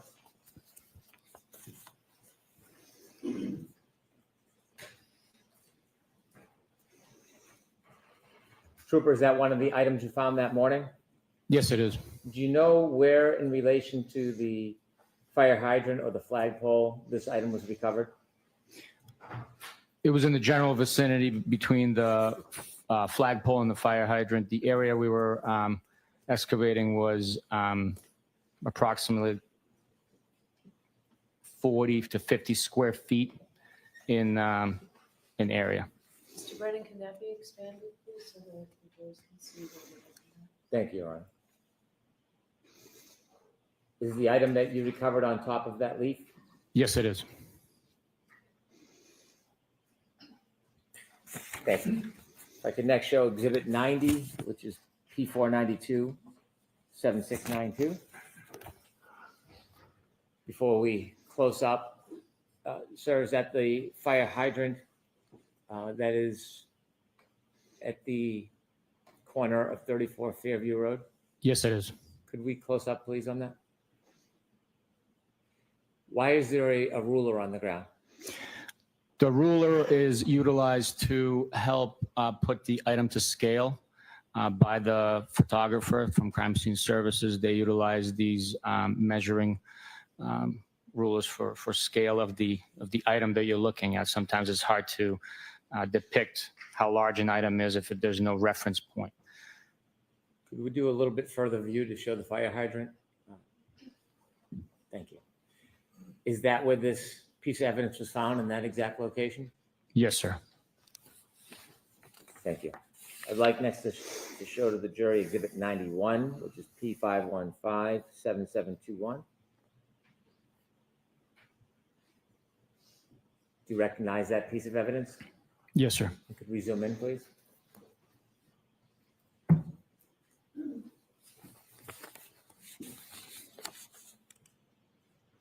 Is that the same piece of evidence that is depicted in Exhibit 89, P490, 7690, a different angle with the ruler? Yes, sir. Thank you. If we could have Exhibit 92, please, which is P493, 7694. Could you zoom in, please? Is that piece of evidence in the bag that you've provided as evidence, physical evidence? Yes, sir. Was this found near the area of the other pieces? Yes, it was. If we could show Exhibit 93, P507, 7711, please. Could you zoom in, please?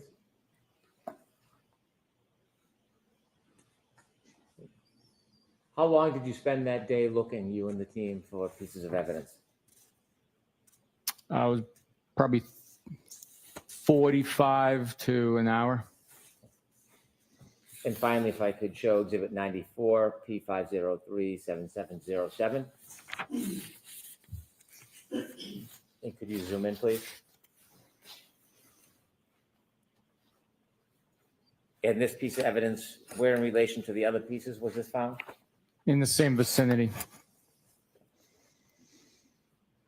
Thank you. If you could take that down, please.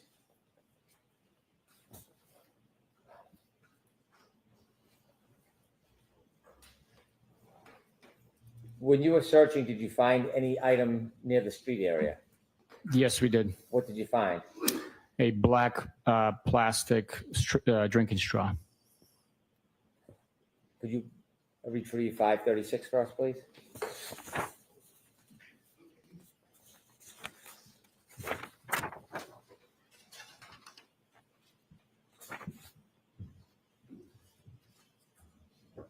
I'd move this piece of evidence into evidence. No objection. All right. May I approach, Your Honor? Yes, let's get it marked. I'm sorry, Your Honor? Let's wait till it's marked. Exhibit 97.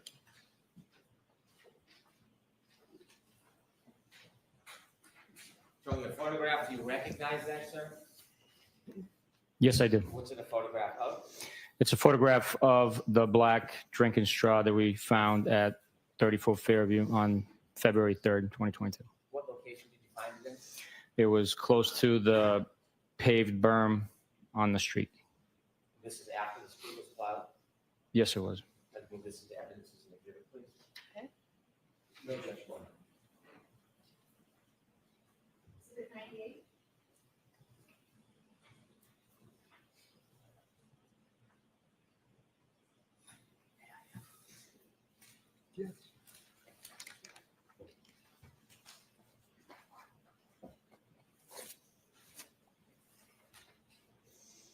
I'd ask you to open this and show it to the jury. Yes, sir.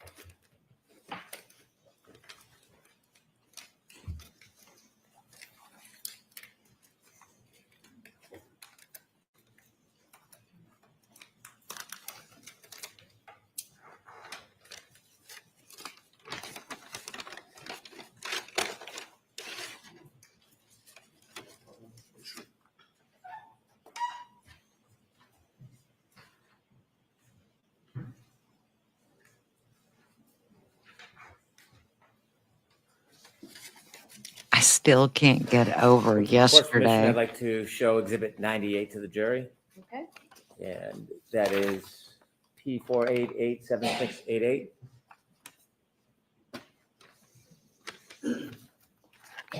Sir, could you look at that photograph?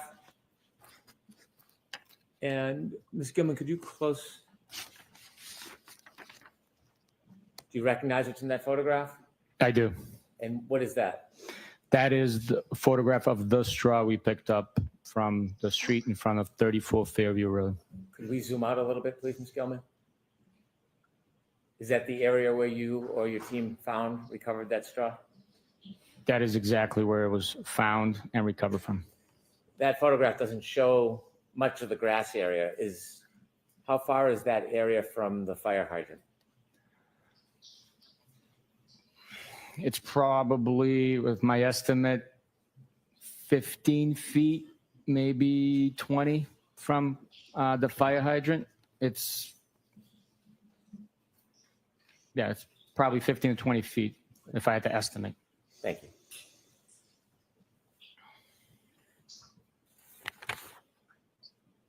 You mentioned that one of the items that you went back to Fairview to try to find was a hat. Why were you specifically looking for a hat? I had learned that Mr. O'Keefe was wearing a black baseball hat the night prior to the incident.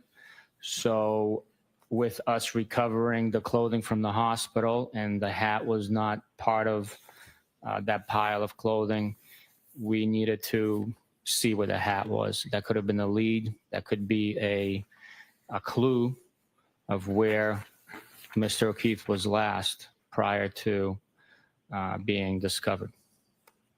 Did you or the team ultimately find a hat that morning? Yes. Could I have you produce 537? Yes, sir.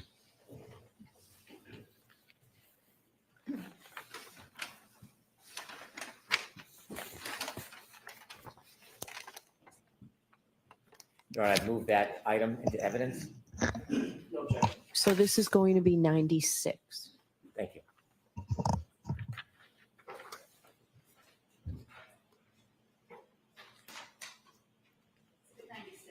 Thank you. With the court's permission, Trooper Bukhenik, could you open that and show it to the Yes. jury?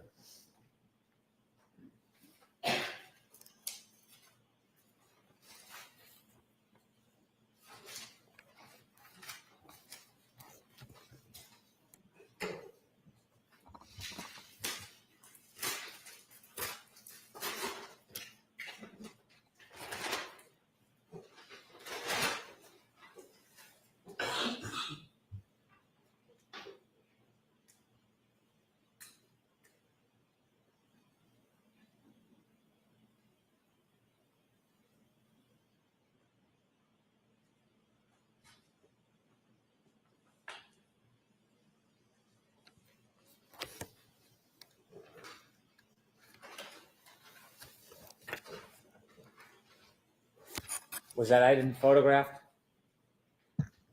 Yes, it was. And when that was taken from the scene, was the same method used of using gloves and putting it in a bag? Yes, it was. When the item was it photographed in the place that it was found? Yes, it was. May I approach, Your Honor? Yes.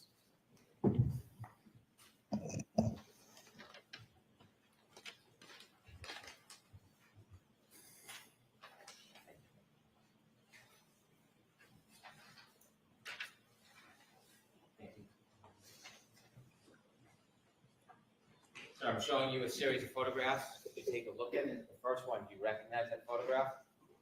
I do. What is it? It's the accumulated snow that was being excavated at the scene where we located Mr. O'Keefe's hat. And the second photo?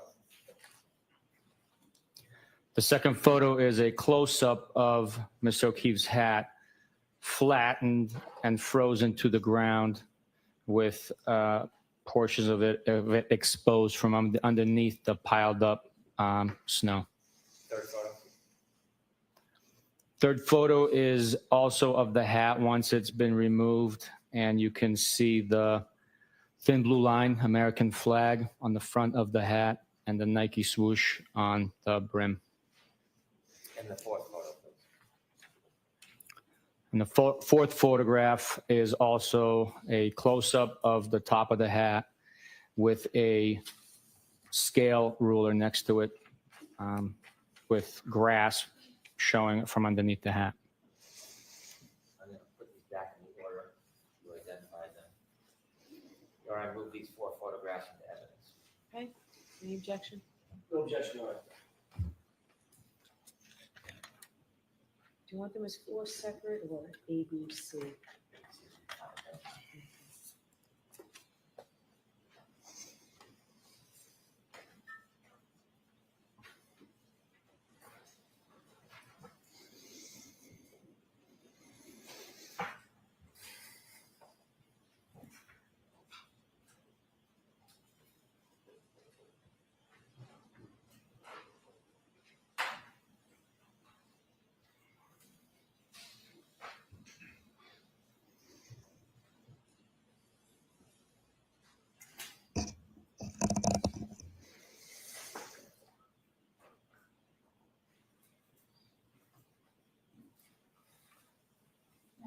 A through 99D, so marked. Thank you. Larry.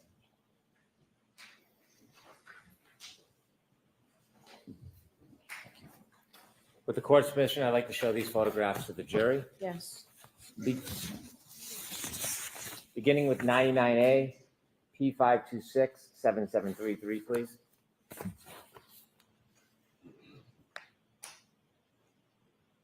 Could you close up just a little bit, please? Sir, can you describe what you see here? Yes, that's the excavation track by one of the members at the scene. You could see the hat frozen flat to the bottom, or on the bottom of the snow, right on top of the grass.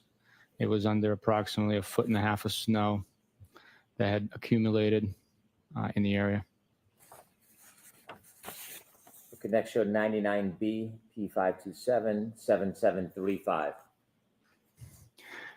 This is again the close-up of the frozen flat hat to the grass at 34 Fairview Road. Next is 99C, P5297739, please. Once pulled out and flipped over, again, this is the same hat belonging to Mr. O'Keefe that was discovered frozen flat to the grass at the scene. Thank you. You can take that down, please.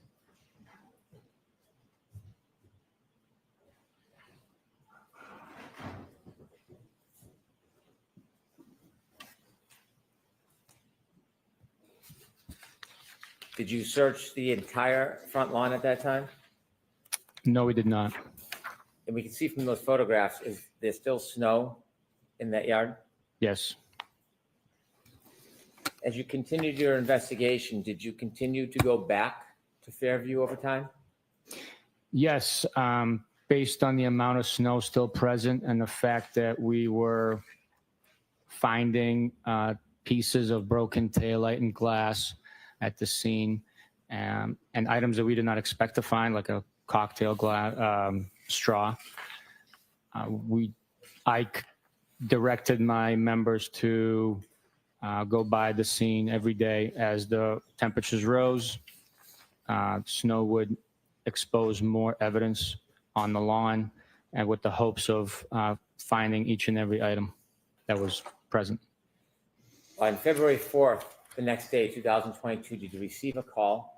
Yes, I did. Not what was said, but who was that call from? I believe it was, I don't want you to guess if you don't know. Was the person a member of any group? yes, From what group? it was Canton Police. As a result of receiving a call from the Canton Police, or someone from the Canton Police on February 4th, 2022, did you go anywhere?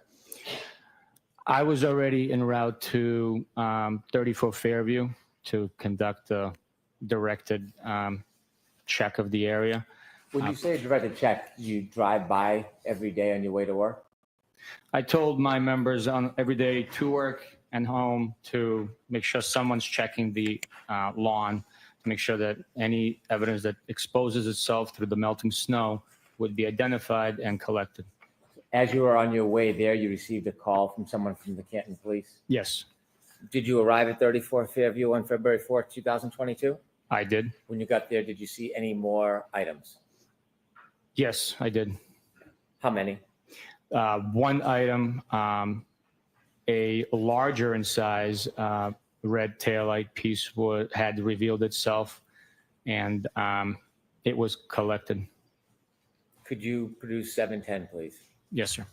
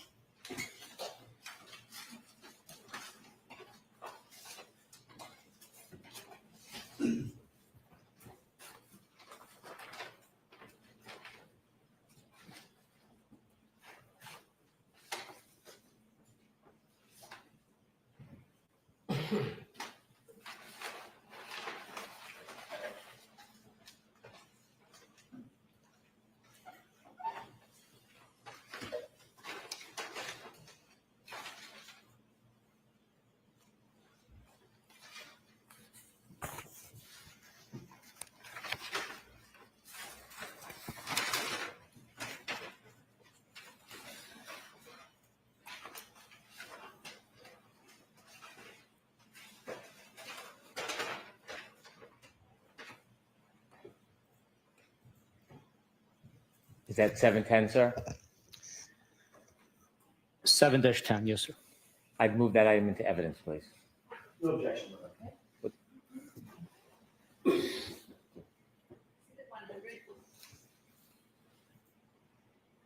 With the court's permission, could Trooper Bukhenik open the item and show it to the jury? Yes.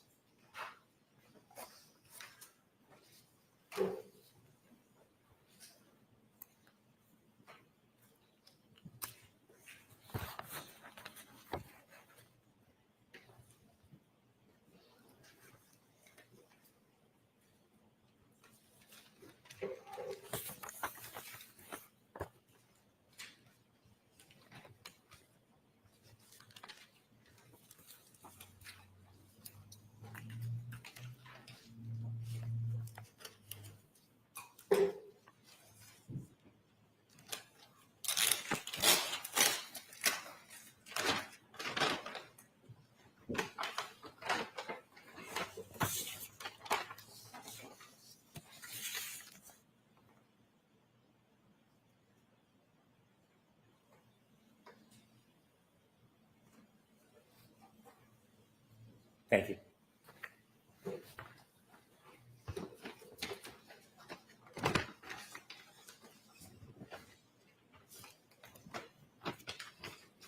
Did anybody photograph that item where it was found?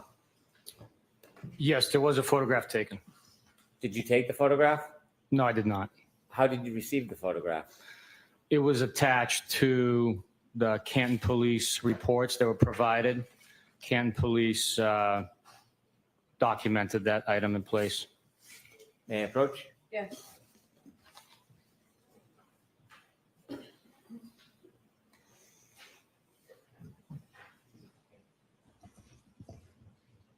Showing you two photographs. The first page, you recognize that item? Yes, I do. What do you recognize that to be? That was the item I collected on February 4th at 34 Fairview Road, which I was just showing to the jury. And the second photograph?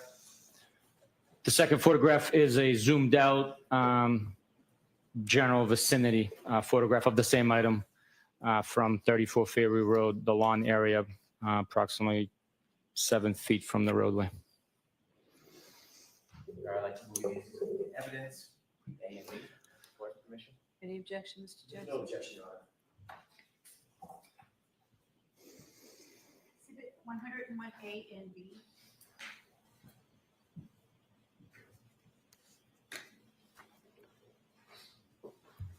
With the court's permission, I'd like to show those photographs to the jury.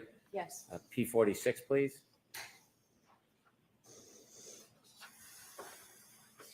Is that a photograph of the item you just showed the jury, sir? Yes, it is. And where was it in relation to the other pieces that you had found on February 3rd? It was further to the right. If you're looking at the property, if you have the fire hydrant on your left, it was further to the right, on the right bank of the snow that was melting on the lawn. Is that on the lawn or on the pavement? That's on the lawn. And could we show the close-up, please, P47?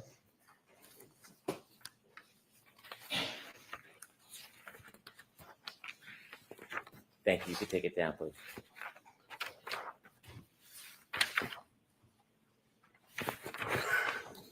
When you recovered those items, did you go through the same protocol of gloves and bags? Absolutely. Did you return to 34 Fairview on February 10th? Yes, I did. Was the snow in a different state than when you last left it on February 3rd? Yes, it had receded significantly. When you went back on February 10th, were you with anybody? I believe I was with another trooper. Do you know who that was? I don't remember. I'd have to refresh my memory. Was it Michael Proctor? It might have been, yes. Could you produce 7-11, please? Yes, sir.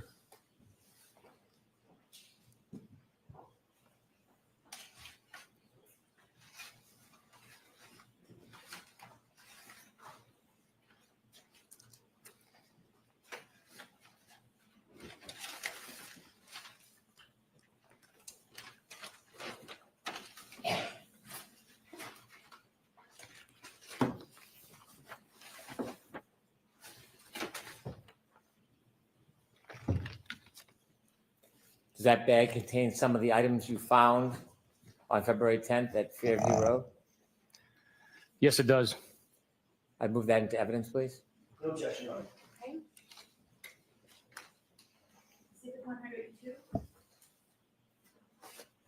Can you describe generally the size of the items in that bag?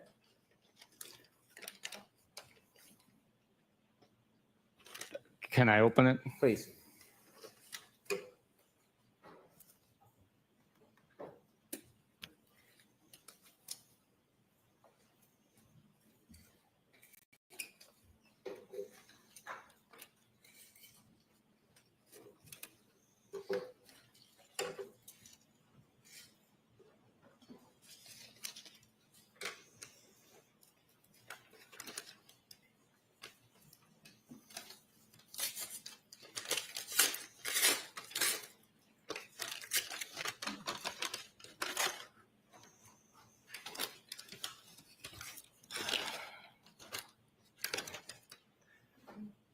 Generally speaking, there's 6 plastic pieces of clear and red and black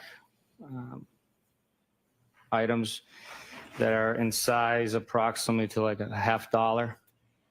Without going through every one of them, can you just pull out one red and one clear to show the jury a representative sample of what's in the bag?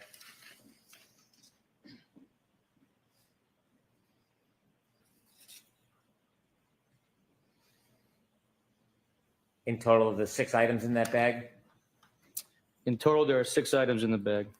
When you retrieved those items, did you use the same protocol of gloves in a bag? Yes. Did you photograph these items when you took them? Not on this day, no. Why not? We had been to the scene so many times.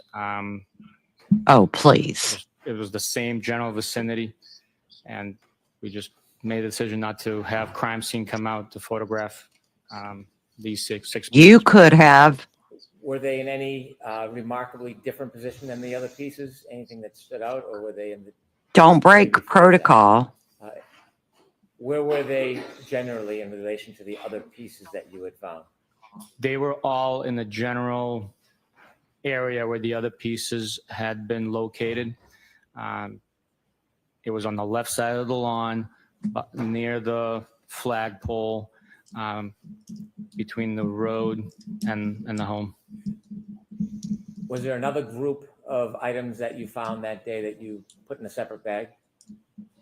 Yes, Could you provide us? May I approach? I'm not sure if I've marked this one for evidence or not.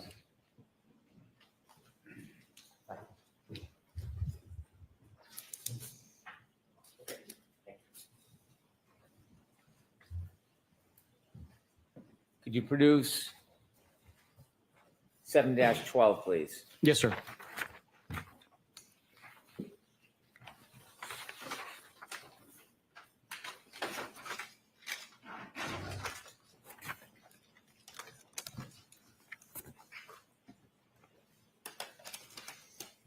I'd move this into evidence, please. No objection. With the- Exhibit 103. With the court's permission, could Trooper Bukhenik open the bag? Yes.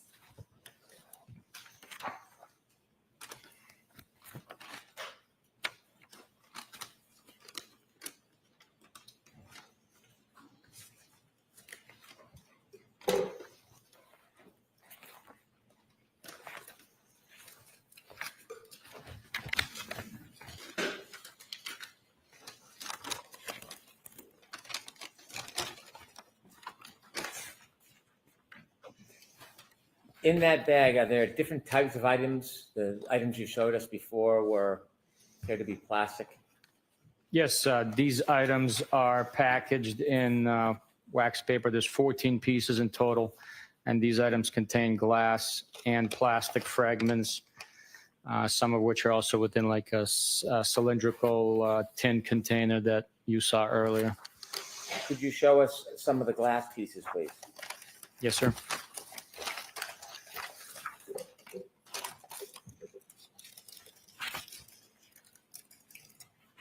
I'm gonna have to open the wax bag. Please.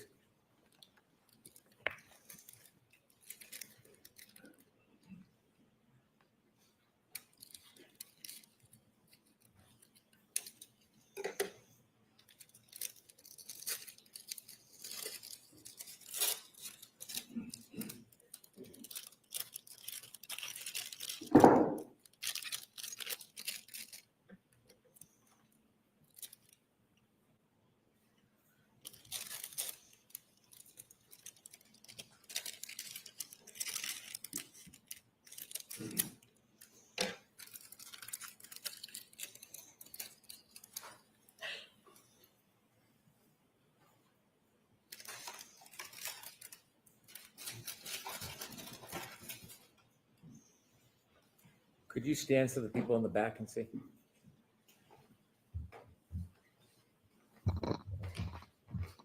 Thank you. Were there a number of different items inside that are inside that bag that you found that day?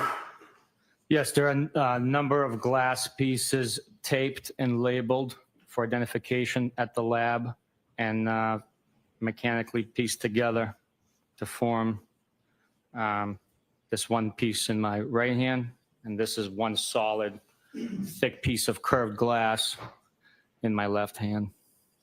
And again, is this February 10th, 2022? Yes, it is. The last evidence bag, you said that you did not photograph where they were found. Did you photograph where these pieces were found? No, I did not. No. Any different reason than the last bag? No. Do you have a memory of where these items were found in relation to the items in the last bag? Yes, they were all in the general vicinity where all the other taillight pieces were located, as well as the baseball hat. How much snow was on the ground at this point? Most of the snow had melted. There might have been some areas that was still present because of the excavation that took place. So very little to no snow was present at this point in time. May I approach, Your Honor? Yes.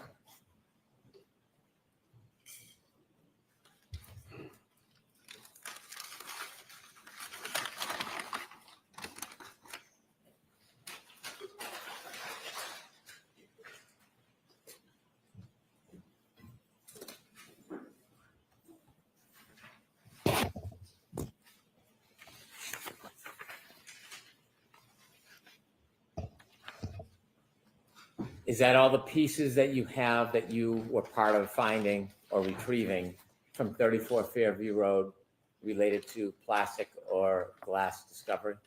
Yes, sir. Did you continue to work on this case? Yes, I did. At some point, did you receive video from a number of different locations? Yes. Where were you part of retrieving or receiving video from? I was part of retrieving and receiving video from CF McCarthy's, the waterfall. There was also video that was collected from other agencies and entities. Did you seek a search warrant or video evidence from a company called Ring? Yes. For what location? For the Meadows Ave location, Mr. John O'Keefe's residence. Did you receive video from Ring, directly from Ring? Ring sent over files with Ring video. Was that by link, by a computer? I'm not sure how it came in. It was via the internet. Did you view all of the files that were produced by Ring? At some point, I reviewed all the files, yes. Was that pursuant to a subpoena? I'm sorry? Were the Ring videos produced pursuant to a subpoena? That's through the search warrant, yes. We Sure. requested it through the search warrant. That's the way that these providers, service providers, respond to court legal service. Were you aware that some cruisers or the cruisers at the Canton Police Department had dash cam video? Yes, I am aware of it. Did you obtain and review video? Yes, I did. Have you seen other video from the Canton Police Department? Yes, I did.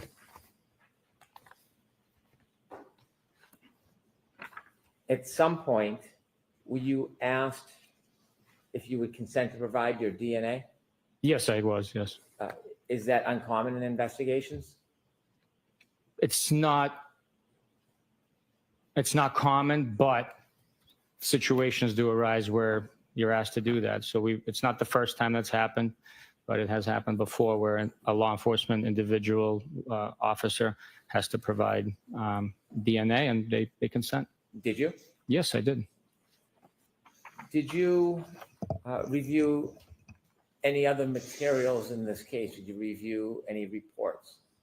I did review reports, yes. Did you write reports in this case? Yes, I did. Now, I want to ask you about Michael Proctor. You had told us that you were working on this investigation with him.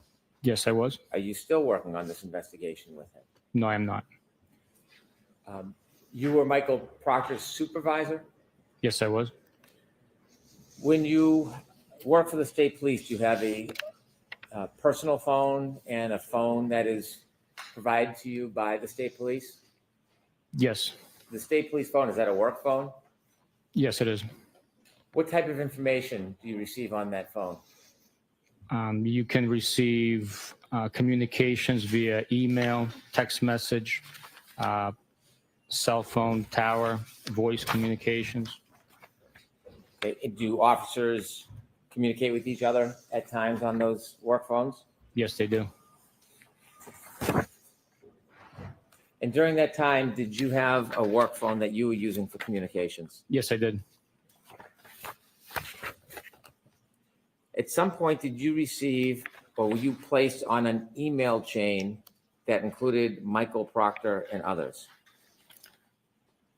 I believe it was a text chain. I'm sorry, a text chain. Yes. Were you included on a text chain involving Michael Proctor and others? Yes, I was. Did you receive a text or a text chain from Michael Proctor and other people? Yes, I did. And when you received a text, do you remember where you were when you received the text chain? The specific one you're referring to, I was at the Logan Airport working a traffic detail. When you received that text-to-text chain, did you respond? I acknowledged the text. I did not respond through with verbiage. And then during that text chain, did you look at the entire text chain? No, the text message came through on my Apple Watch as I was controlling traffic. I glanced at it, took part of the information that came through and acknowledged it with a thumbs up emoji, indicating that I read it. At some point, did you learn everything that was on that text chain?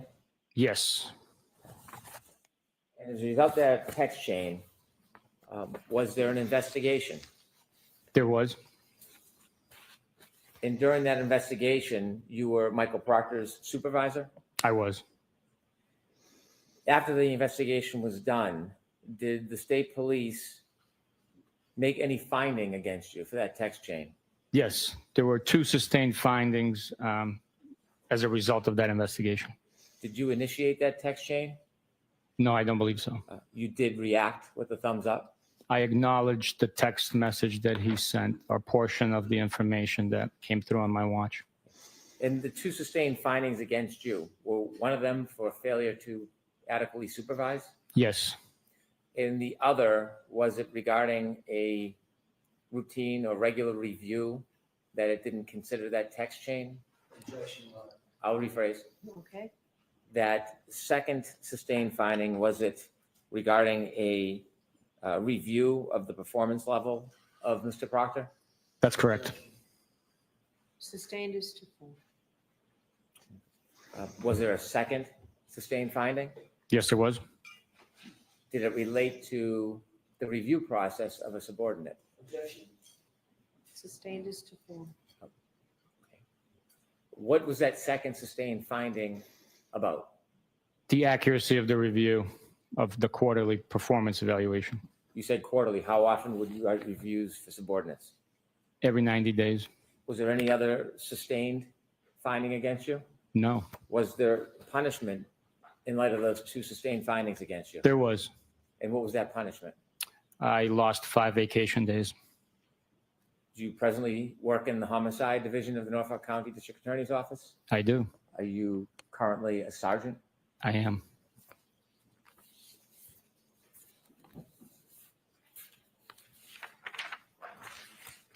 Have you ever reviewed that entire chain that was at issue?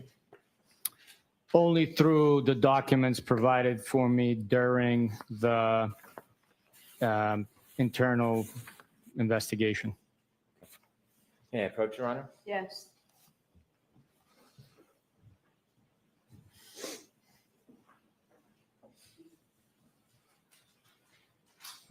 Oh, I cannot wait for cross. I cannot wait for cross.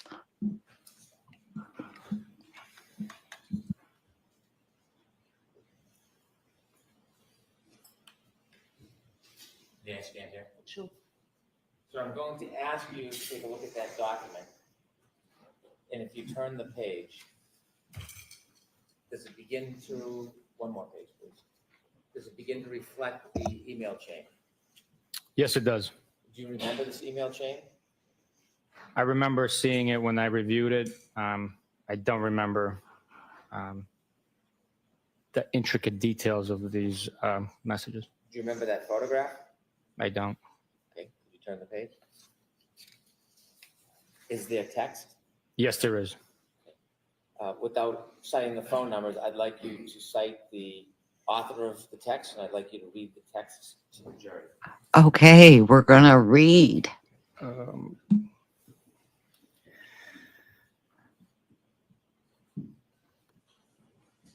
Do you want me to date it in time or no? Sure. August 17th, 2022, 9:44 p.m., 25 seconds. Funny, I am going through his retarded client's phone. I'd like you to read all of them, please. Next one, no nudes so far. I hate that man. I truly hate him. Hey, can you give the author for each comment? And can you Proctor. start, because I want us to understand. Because they're not going to present The Proctor. author, whoever makes So the they're going to comment, have I'd like to Bukhenik have, read these texts, the which name of is the author. bullshit. I'm sorry, this document does not identify who the author is, sir. Yeah. Yes.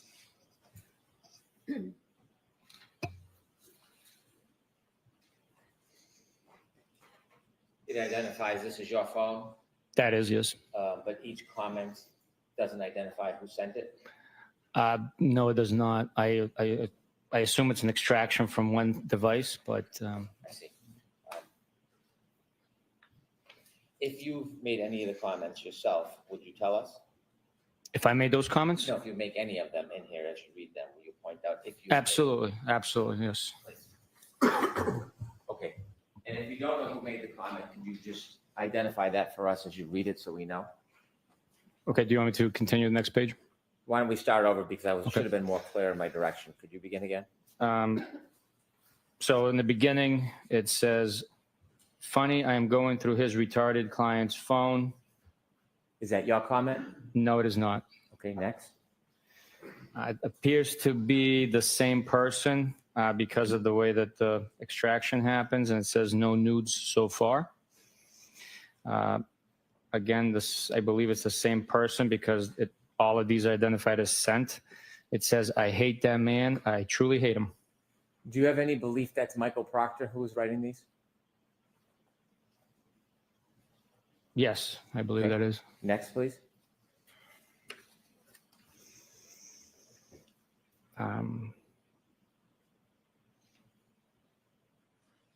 There is a blank page, and that's the end.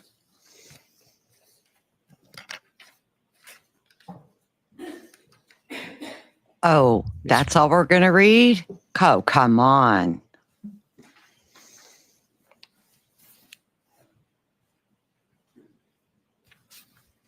Did you say you were suspended 5 days or lost 5 days vacation? Lost 5 days of vacation. And have you continued on your cases? Yes, I have. I want to go back to the evidence that you reviewed in this case. Okay.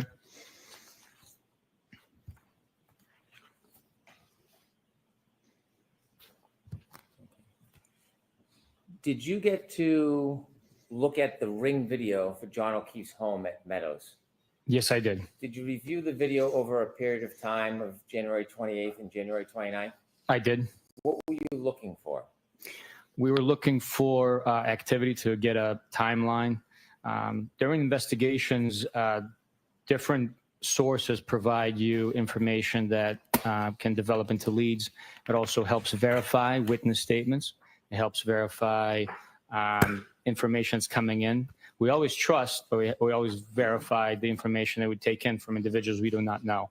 So although it could be a cooperating witness, you still have to verify that their information is accurate. Not that they might be intentionally misleading you, but 3 people can watch the same event and observe it differently. So it's good to talk to individuals and pick up on different facts that they remember, giving you a whole picture of what took place. Did you review Ring video for January 28, 2022 and January 29, 2022? I did. With the court's permission, I'd like to show a number of segments of the video from January 28, 2022.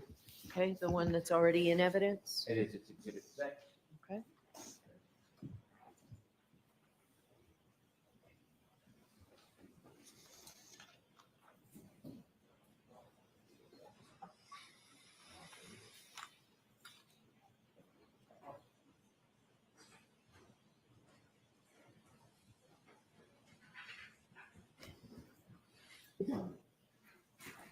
Thank you.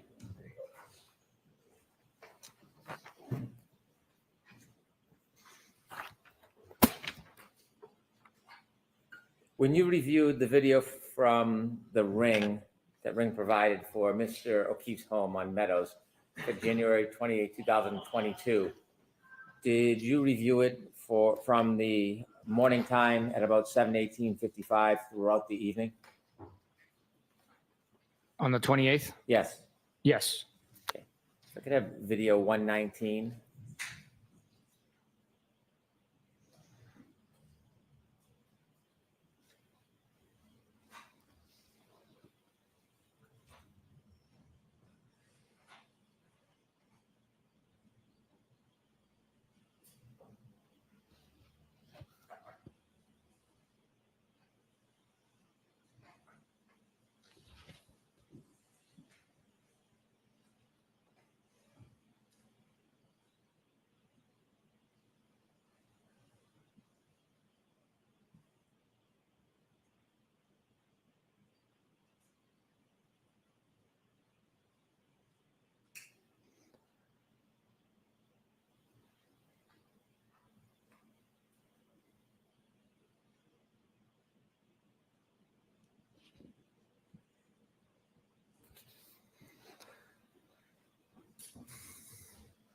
Thank you.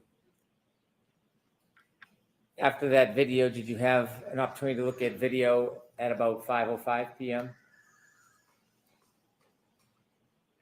I'm sorry, there was a noise coming from a bag over here. I apologize. Not a problem. Can you repeat that question? Sure. On January 28, 2022, did you have a chance to look at video from the ring at about 5:05 p.m.? Yes. Could I have video 145, please?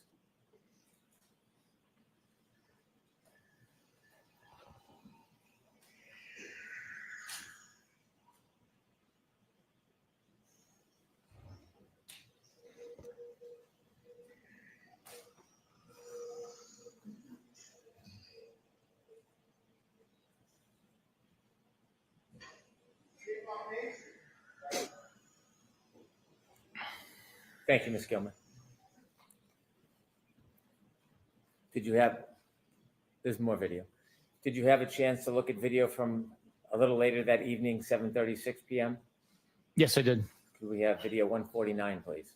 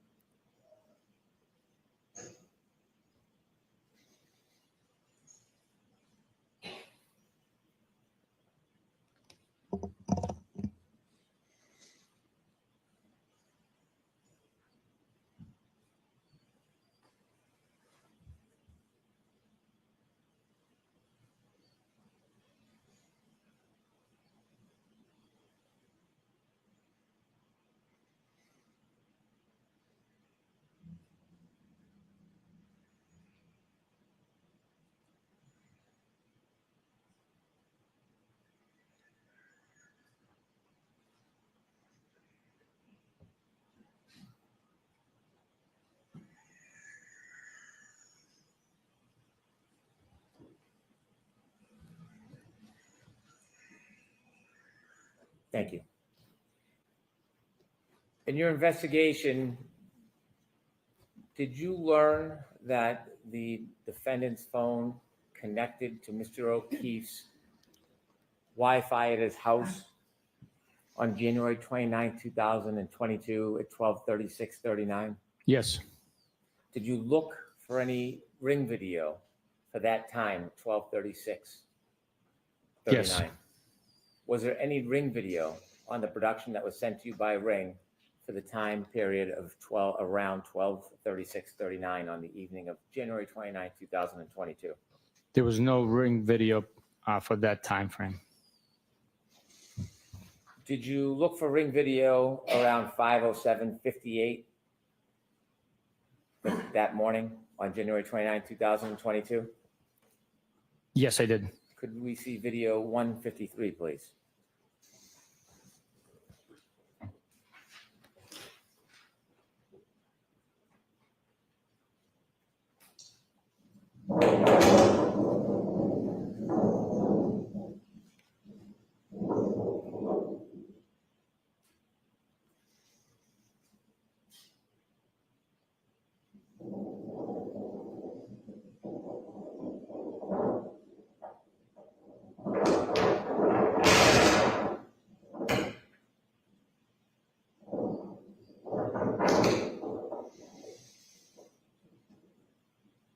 Thank you. Did you review that video from 5:07:58? Yes. Did you later review video of 5:46:29?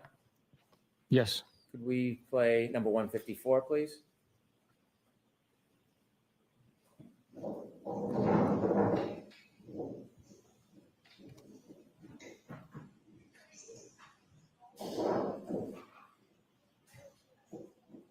Could you stop that, please? Do you recognize what's in that video? Yes, I do. What is that? That is top left corner is Mr. John O'Keefe's vehicle.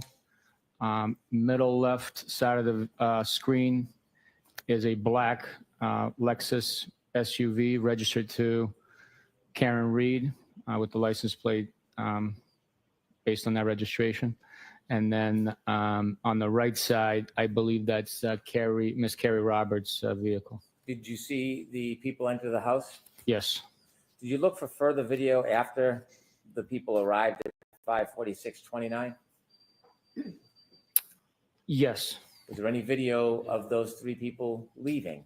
No, there was not.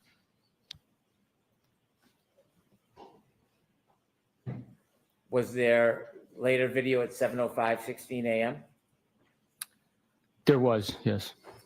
Ms. Gilman, can we see video 155, please?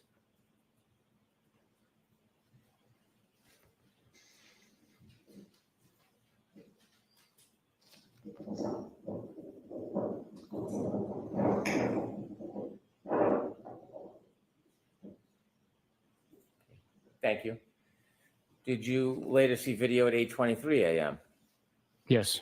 Could we have exhibit or video 159, please?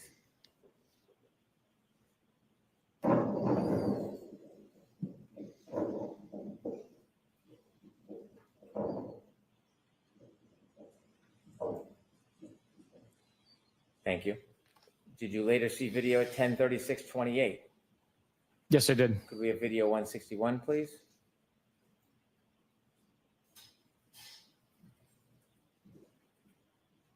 Could you stop that, please? Do you know who's in that video?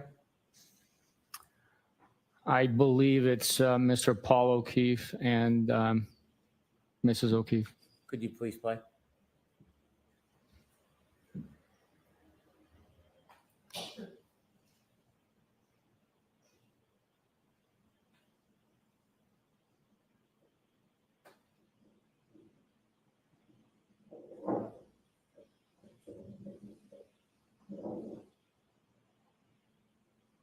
Okay, thank you.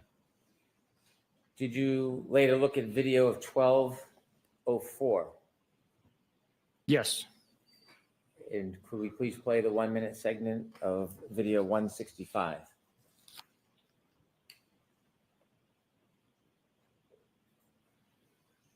Could you stop that video? Do you know who that is? I believe that's the defendant.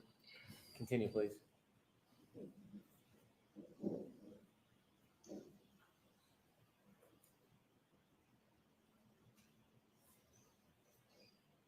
Could you stop that? Do you know who exited the car? I believe that's Mr. Reed. Okay, continue, please.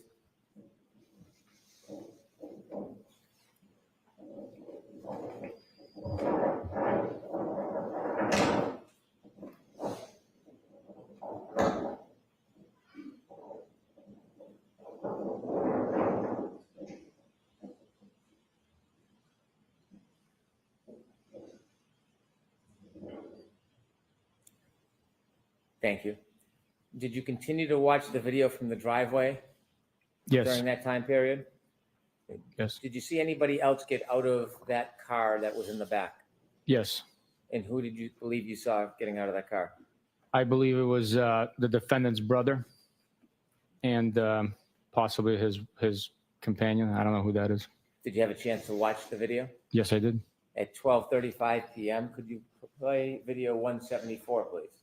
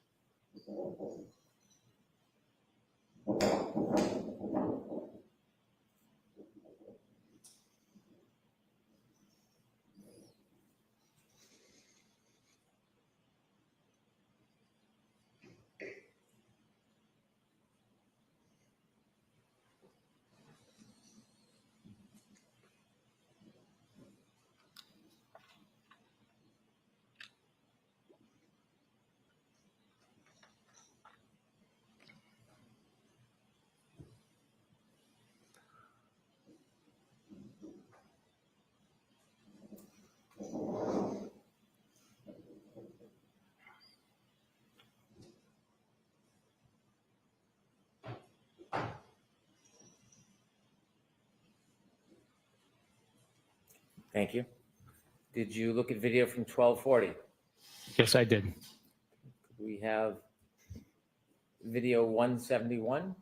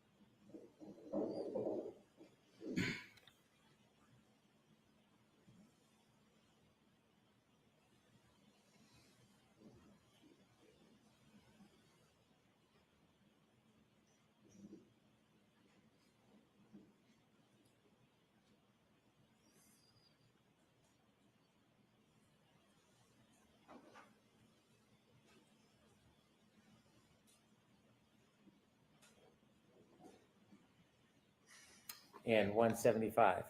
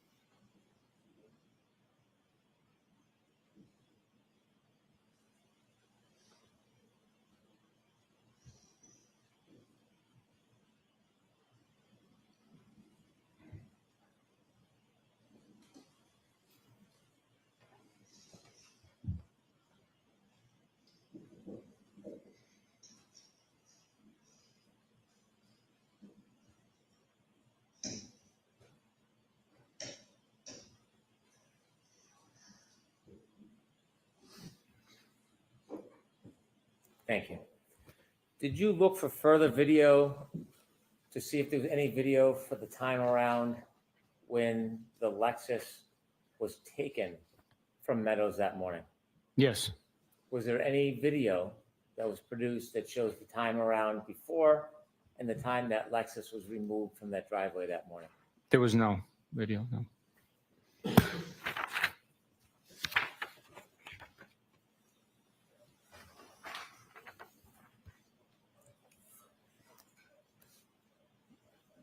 When you were at the Sallyport, did you get an opportunity to look at the Lexus's rear taillight area?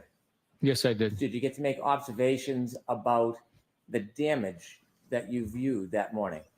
Yes, I was. Did you later have a chance to see, after the snow melted, what that damage looked like? Yes, I did. Could I have Exhibit 54, please?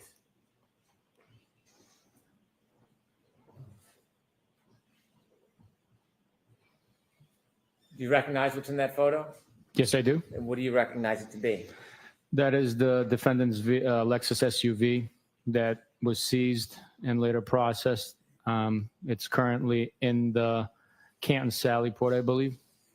Could we close up on the right rear taillight, please? Do you notice anything about that right rear taillight? Yes, What do you notice? it's missing a large red portion of the lens. Is that consistent or inconsistent with the damage that you saw when you first saw that car? That is 100% consistent. Did you get an opportunity to see any video or photographs of that right rear taillight before the car was placed in the Sallyport video? Yes, Did you view the ring video from Mr. O'Keefe's Meadows Ave address? yes.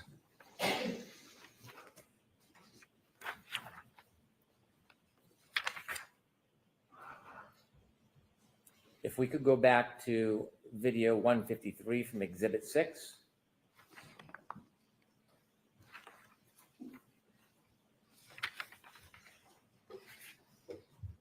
could play this, please. Did you have a chance to review this video? Yes. Is this at 5:07:58 a.m. on January 29, 2000? Yes, it is.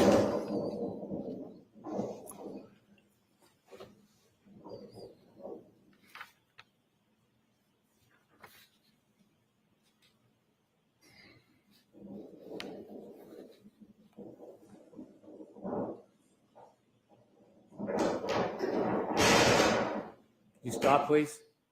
Do you notice anything about the right rear taillight in that video? Yes. What do you notice? It's showing white and is missing the red taillight cover lens. Could you zoom back out for a second, please? Could you continue? And I'm going to ask you to stop in a second. Stop, please. Do you notice anything about that still of that video?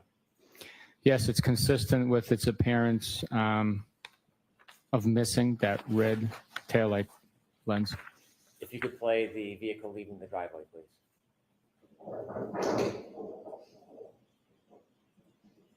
Thank you. May I approach, Your Honor? Yes.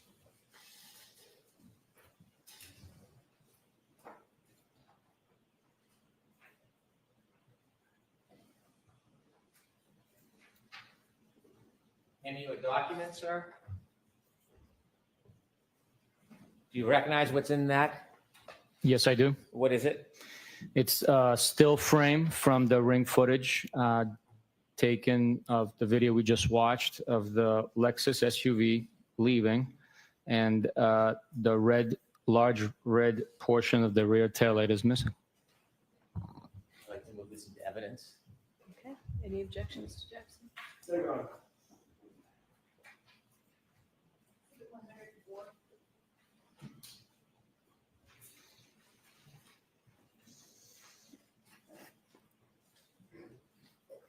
If I may correct the record, the ring video exhibits are from 12A, not Exhibit 6. Okay.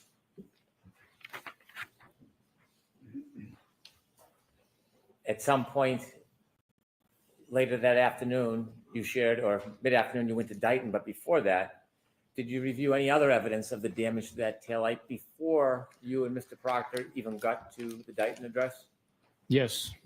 Could I have Exhibit 10, please?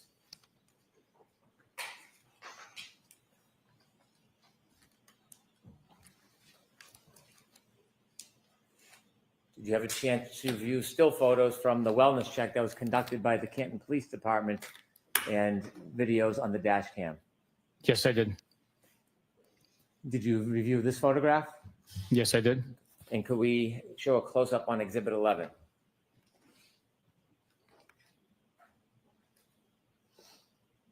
Did you have a chance to view the dash cam from this footage at 8:26:31 a.m. relative to the damage to that right rear taillight? Yes, I did.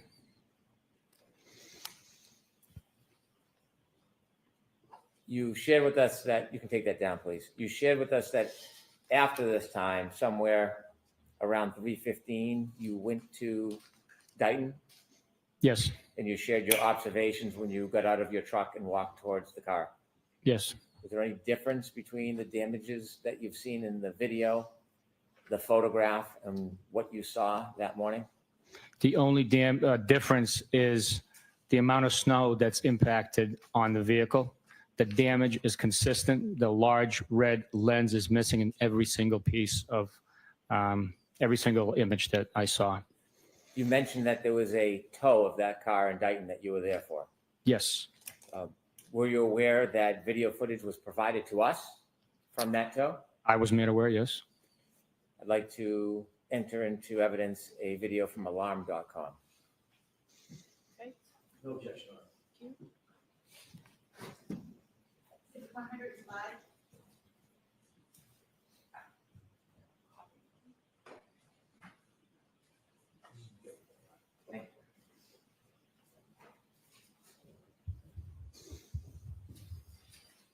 Did you view the video that was provided to us relative to the right rear taillight?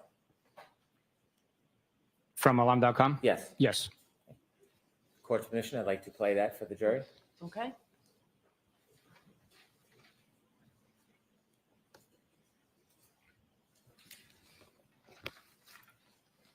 May I have a moment, Your Honor? Yes.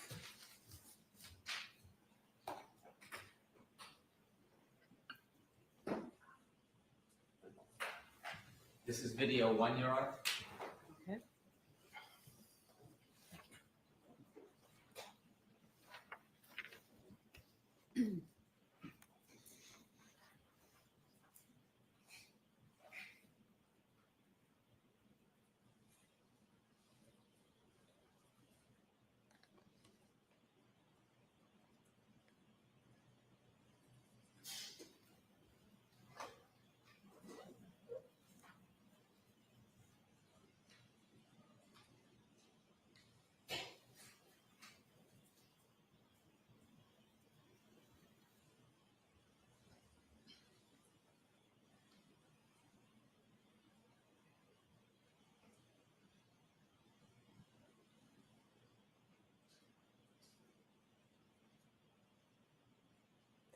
Could you play video two, please?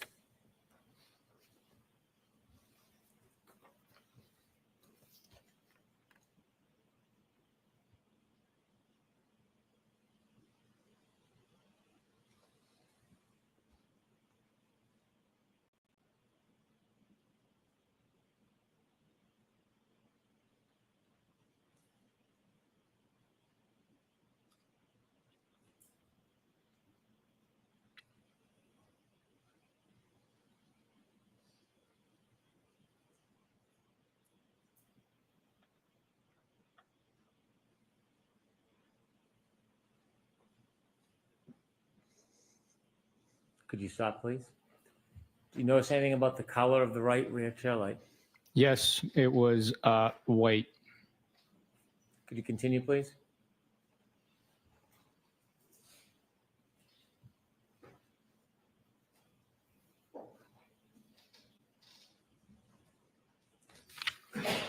Thank you. You can put the lights on, please.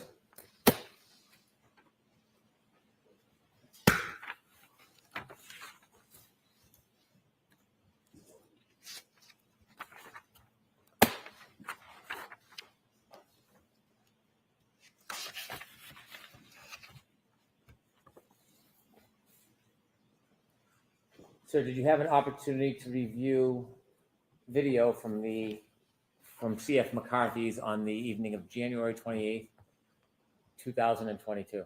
Yes, I did. Did you have an opportunity to review videos from the Waterfall Bar on January 28th, 2002? Yes, I did. Did I say January 29th, 2022? Yes. Did you review all the entire relevant time periods? Yes, I did. When you reviewed those videos, were there a number of different things you were looking for? Yes, there was. Can you share with the jury what you were looking for?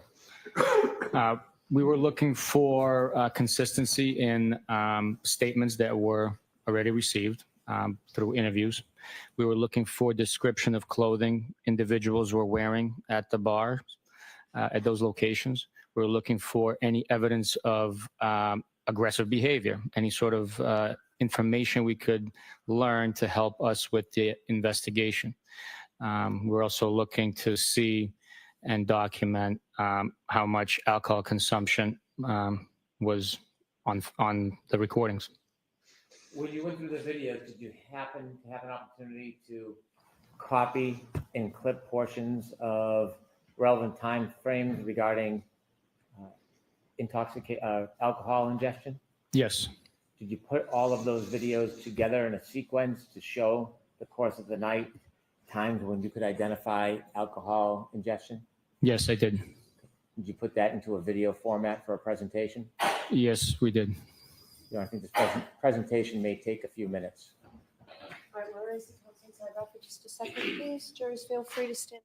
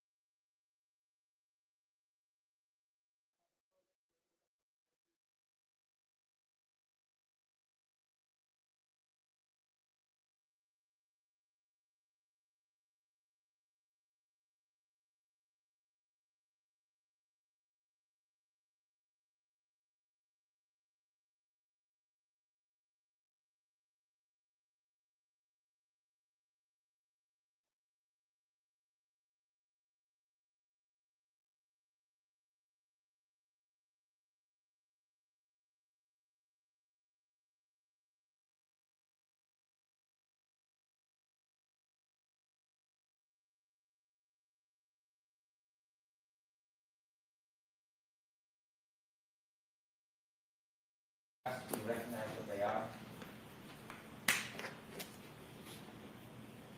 Have an opportunity sequence to show the course of the night, times when you could identify alcohol ingestion? Yes, I did. Did you put that into a video format for a presentation? Yes, we did. I think this presentation may take a few minutes. All right, where is the council inside out for just a second, please? Jurors, feel free to stand.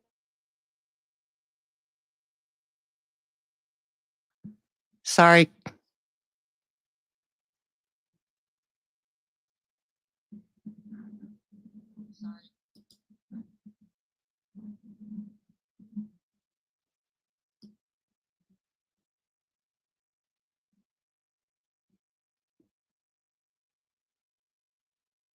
Me too.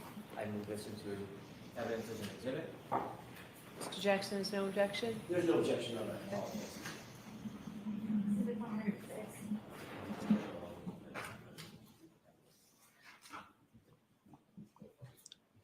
Sorry about that. I was trying to get something out of the kitchen and was watching off my phone.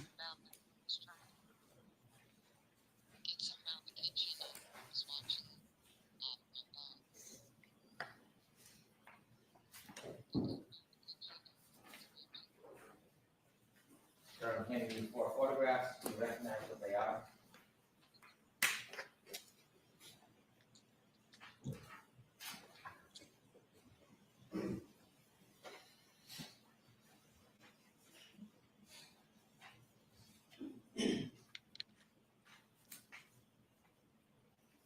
Yes, I do. What are they? There's still frames from C.F. McCarthy's on January 28, 2022 at 9:26:01 as timestamped on the footage cam. Are there 4 photographs? There are. I move these 4 photographs into evidence. No objection on it. Thank you. Is one exhibit again with the letters, please?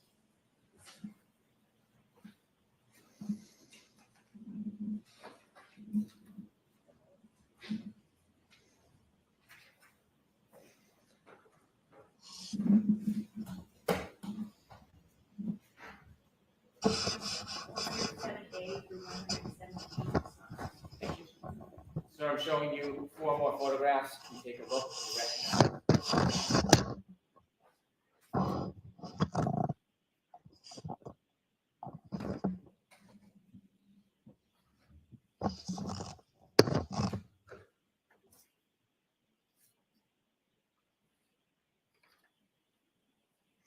Yes, I do. And what are they? There's still shot photos of the waterfall surveillance footage from the night of 28th into the morning of 29th. All right, move these 4 photographs into evidence. No objection on it.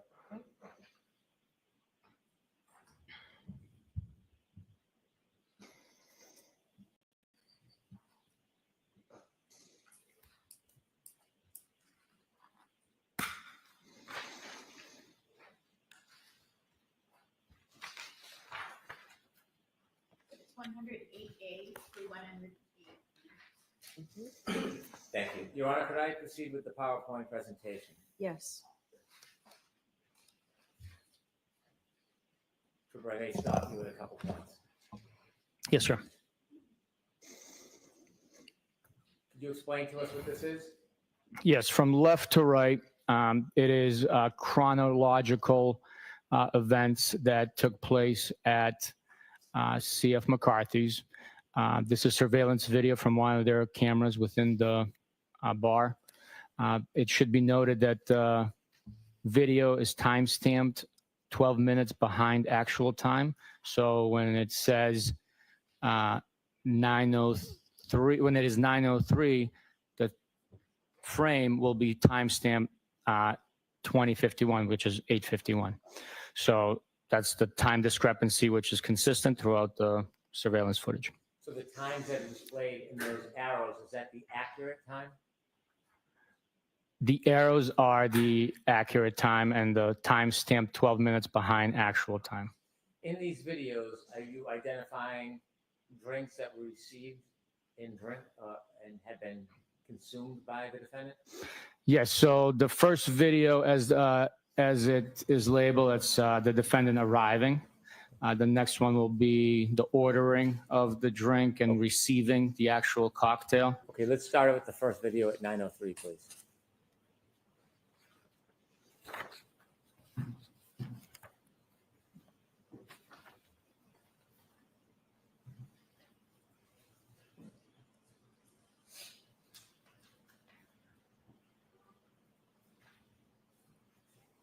Can you stop it there? Do you recognize who's in that video? Yes, From left to right of people that you recognize and identify the clothing they might be wearing? from left to right, it'll be Mr. John O'Keefe wearing the gray sweatshirt that was displayed earlier. And then the defendant, who he is trying to embrace with one arm there. I do not know who the other individuals are in the shot. Okay, thank you. If you could continue, please.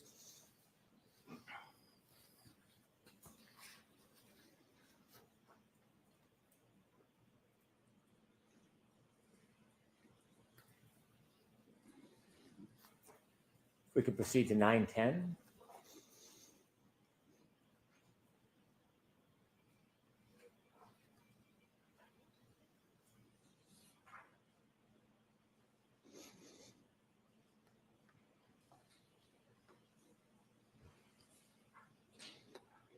What did that show, sir?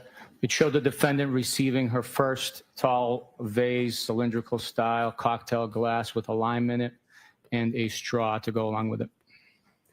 9:27, please.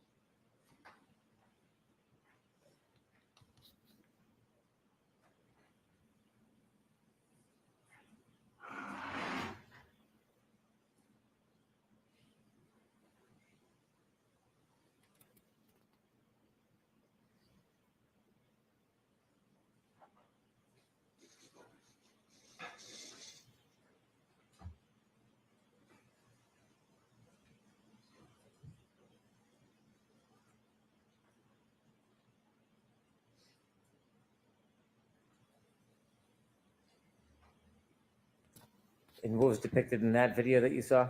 In that video, we see the defendant get handed her second cylindrical tall style cocktail glass while she finished the first one and then picked up the second one. When you've made a relevant observation in the video, please interject and stop so you can point out for us what you've seen. Absolutely, sir. Okay. Next, please, 9:32.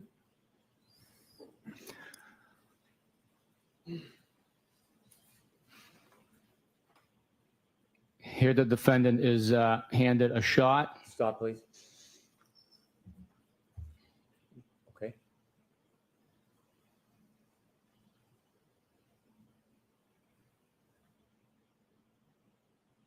Right there. I think we'll just have to play it and you'll have to speak as you're watching it. It doesn't look like it can be stopped. Sorry, Ms. Gilman.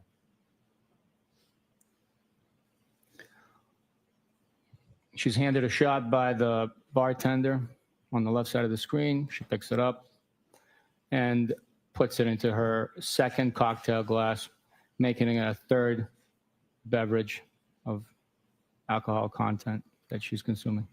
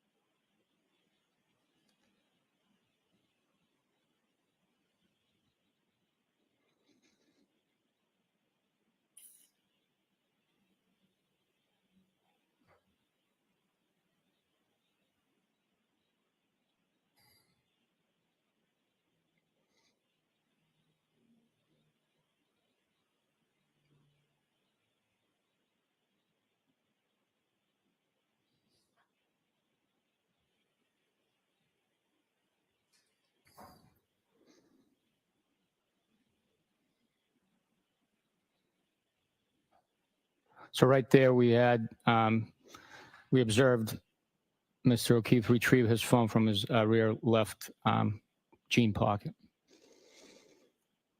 and he put it back.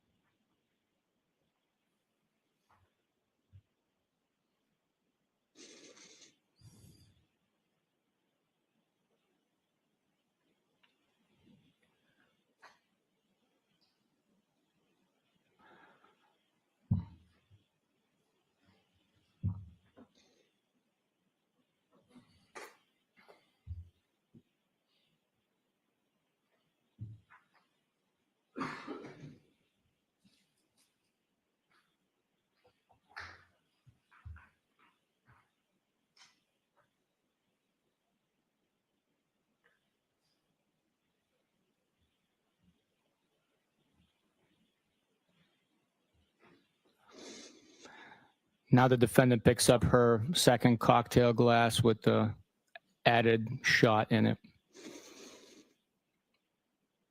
and consumes it.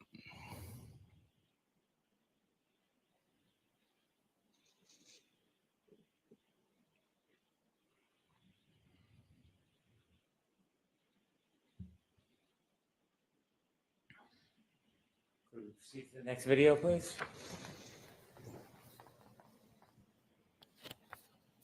This is now 9:45 p.m. Yes, sir.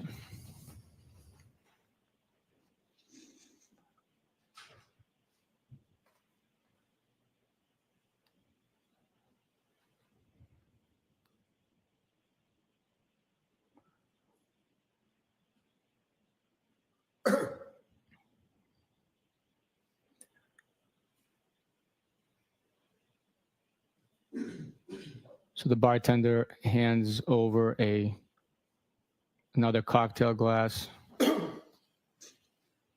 and some beers. The shot goes into the empty one after it's poured into the new cocktail glass. So that's drink number 4.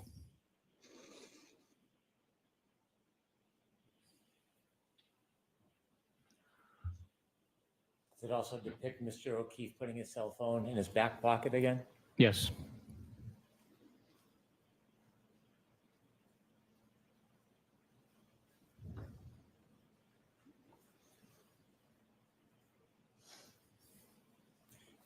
By 9:45, how many drinks have been served to the defendant?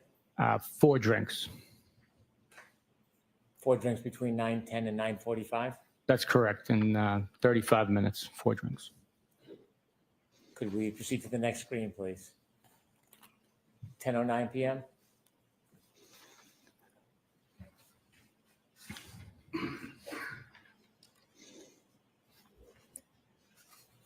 Here, the defendant speaks with the bartender and gestures that she wants a shot. Objection.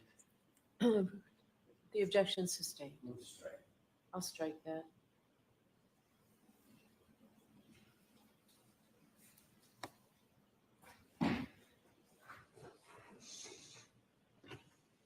Mr. O'Keefe on his cell phone again. Yes, he is.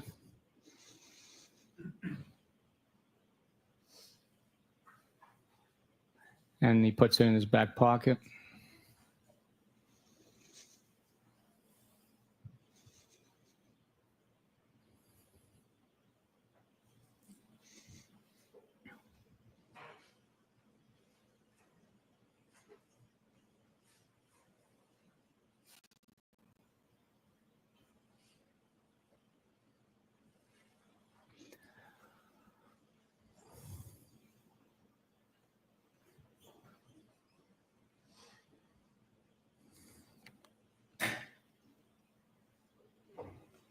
The defendant is showing Mr. O'Keefe the middle finger, and then puts beverages on the bar.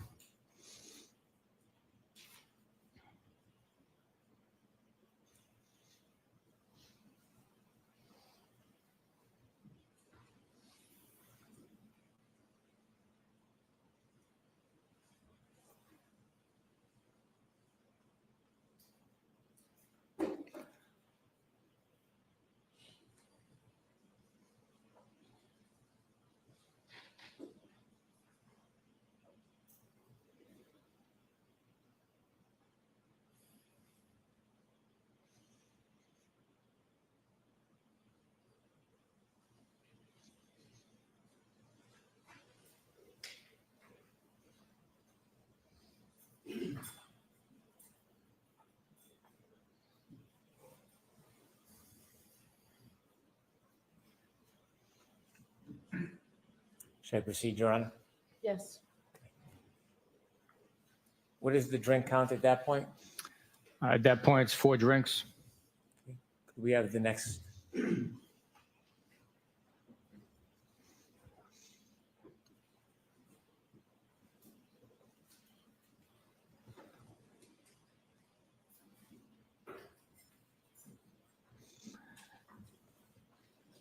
Mr. O'Keefe brings over a couple of beverages.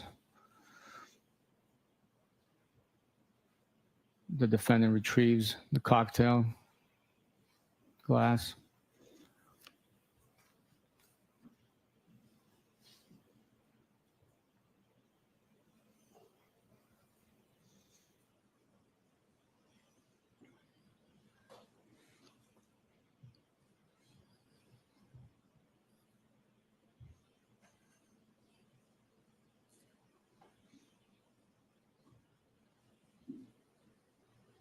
A shot glass is picked up by one of the patrons, and the defendant retrieves it from him and places it back on the bar.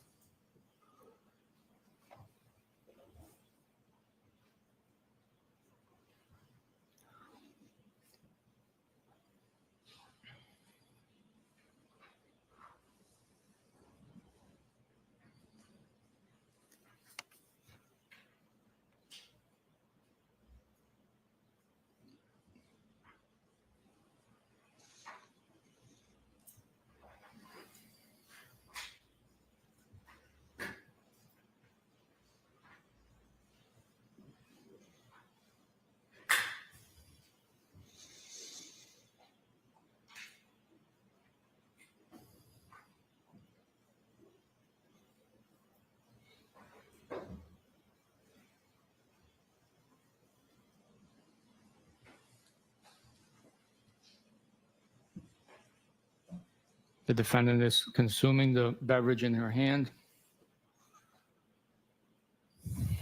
places it on the bar.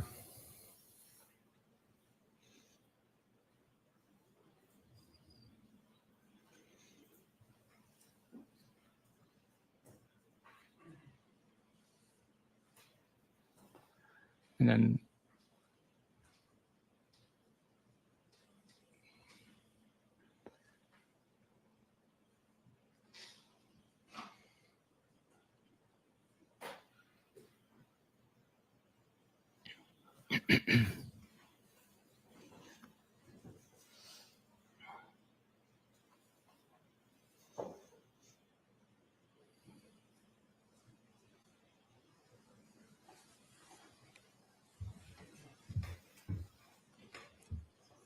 What time are we at now?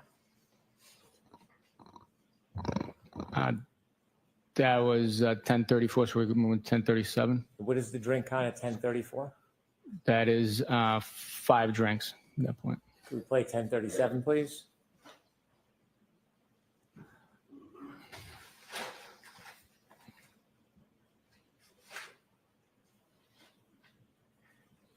The bartender makes 4 shots, top left corner. She's seen preparing the 4 shot glasses. 2 are on the bar top now. She retrieves 2 more.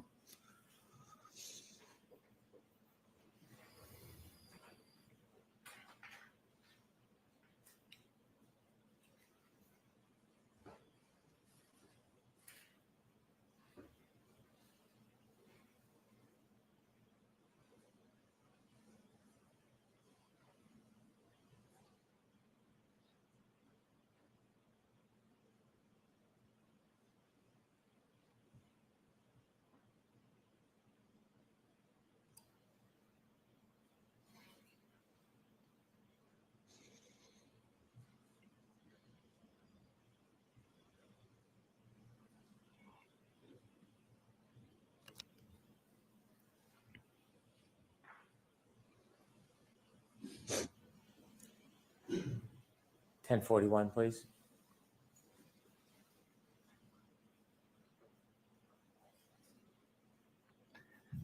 Here, the 4 shot glasses are redistributed.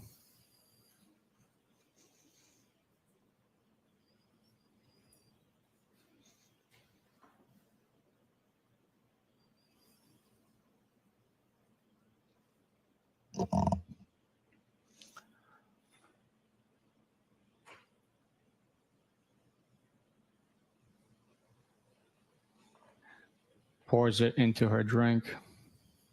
She does not consume it from the shot glass. Your Honor, objects to last comment. Okay, I'll strike that.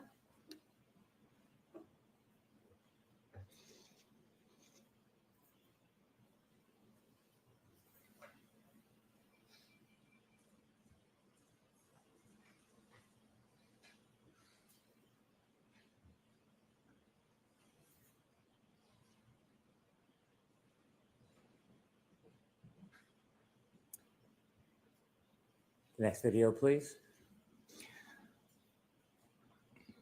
Now, as Mr. O'Keefe and the defendant are getting ready to leave, the defendant is holding the drink in her left hand, continues to sip on it.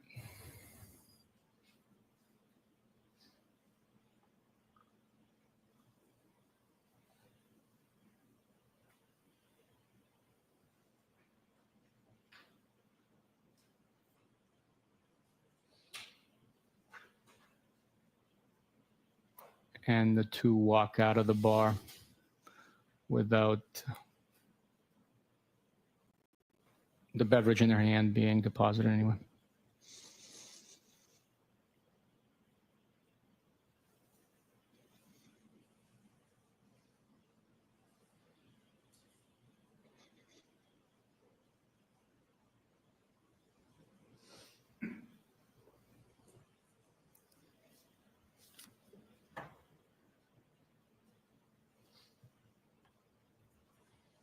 At 10:53, how many drinks have been served to the defendant at this point?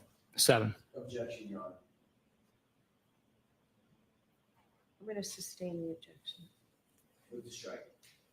I'll strike Next slide. And that. is So this, I'm going to actually see counsel on this.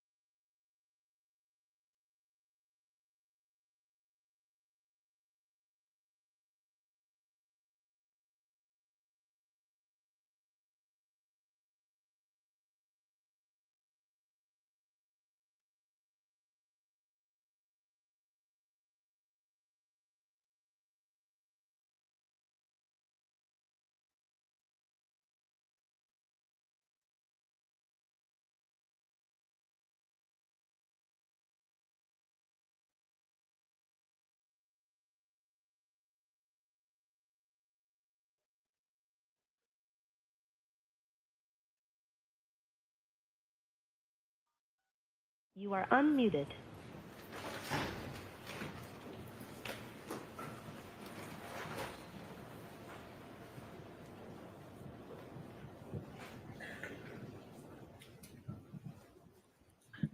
Okay, guys, we're back in court.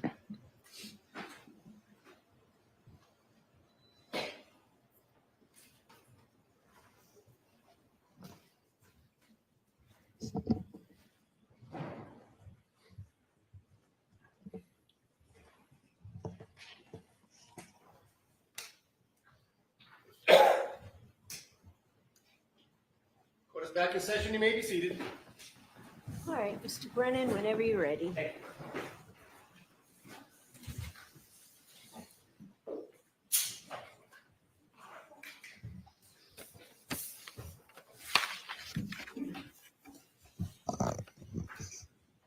Ms. Gilman, if you could take us to 1054.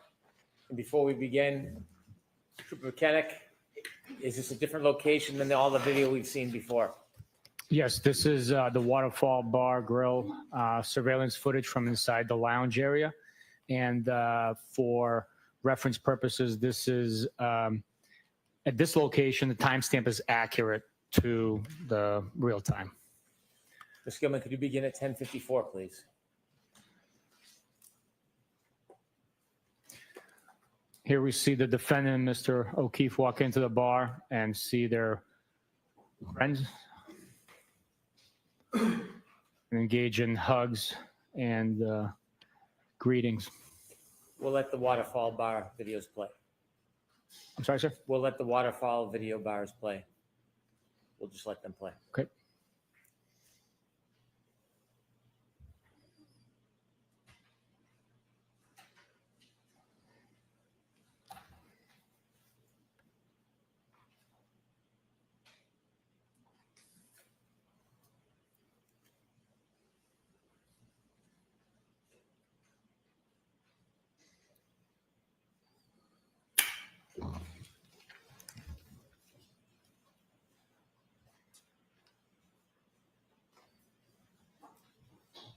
$11.46, please.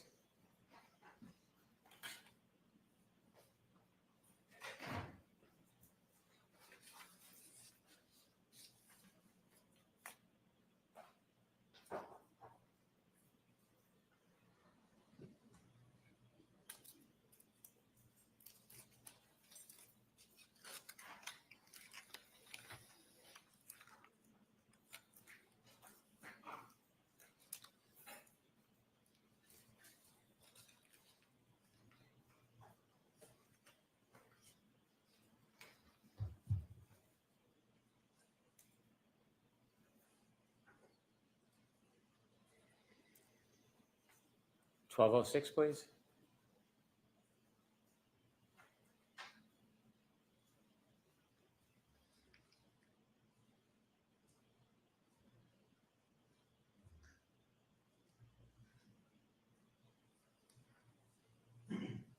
$12.07.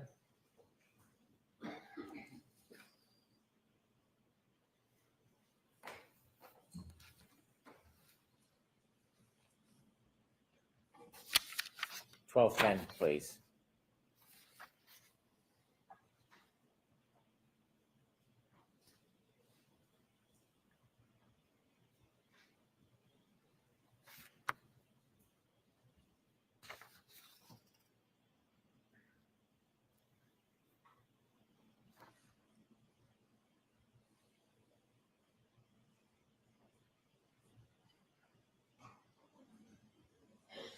Did you see the last person walk out the door on that video clip? Yes, I did. And did you identify who that is? Yes, it's Mr. John O'Keefe. He's wearing the two-tone gray sweatshirt with the sleeves pulled up towards the elbows. Is that the same clothing that you found at Good Samaritan Hospital when you went to visit? Yes, it is. The baseball hat, did you have an opportunity to look at the hat he was wearing? Yes, I did. Is that consistent with the hat that you and the group found on February 3rd, 2010? Yes, it is. The pants? Yes, it is. May I approach, Your Honor? Yes. Showing you Exhibit 108C. This is already introduced to the evidence. studied that photo, do you notice anything in Mr. O'Keefe's hand? Yes, in his right hand, he's holding a short style cocktail glass with black drinking straw protruding from it as it is backdropped on the snow on the hood of the car that's parked outside. Could we show 108C, please?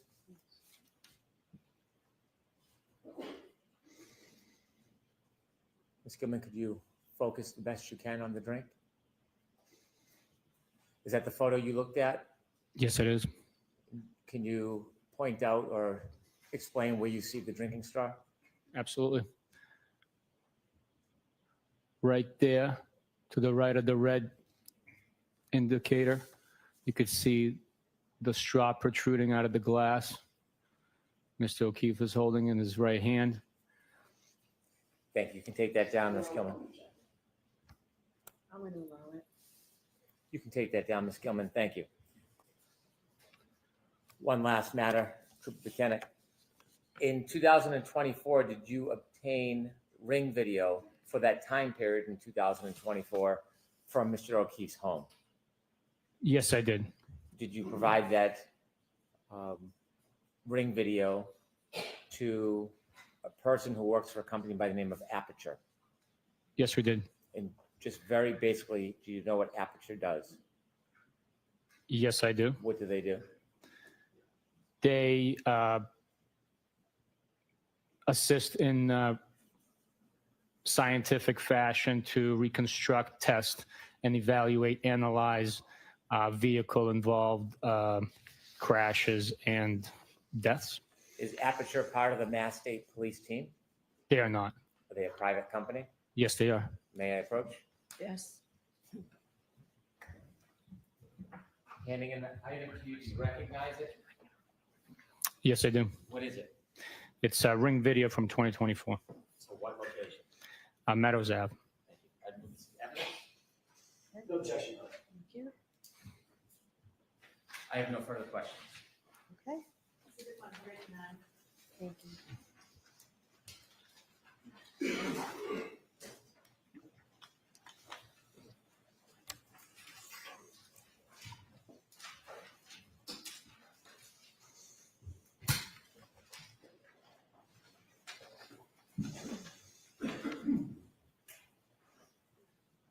Whenever you're ready, Mr. Jackson. Thank you, Your Honor. Good afternoon, Sergeant Bukhenik. Good afternoon, sir. I want to talk to you for a second about roles in this case, in this investigation. Would you agree with me that Michael Proctor was the lead investigator as well as the case agent in charge of this case? He was assigned as the case officer for the case. In that position, given the fact that it was his assignment, would you agree with me that he had a leadership role insofar as the investigation of the case is concerned? I wouldn't call it a leadership role. It's more of a facilitator, liaison between the DA's personnel within the office and the state police. He also helps facilitate any missions, outstanding tasks that need to be completed. He obviously had a supervisor, correct? I'm sorry, can you repeat that? He obviously had a supervisor, correct? He did, yes, that would be myself. That would be you. Yes. Every case has some lead trooper in your unit, correct? Every case is assigned to someone to sort of be in charge and lead the charge of the investigation. Is that right? Every case has a case officer that manages the investigation.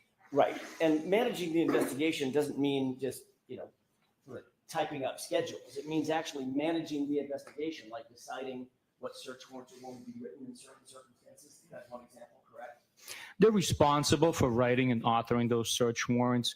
Sometimes the recommendation, suggestion, or leadership comes from the supervisors or the DA staff where their experience might dictate otherwise. And sometimes it comes from the lead case agent himself or herself, correct? At times, yes. Every team, even back when you were in the military, you were on many, many teams in the Marine Corps, correct? I'm sorry, you were speaking, facing away from me. I couldn't hear you. Every team, including back in the time you were in the military, back in the time you were in the Marine Corps, every team has multiple individuals involved in that team, correct?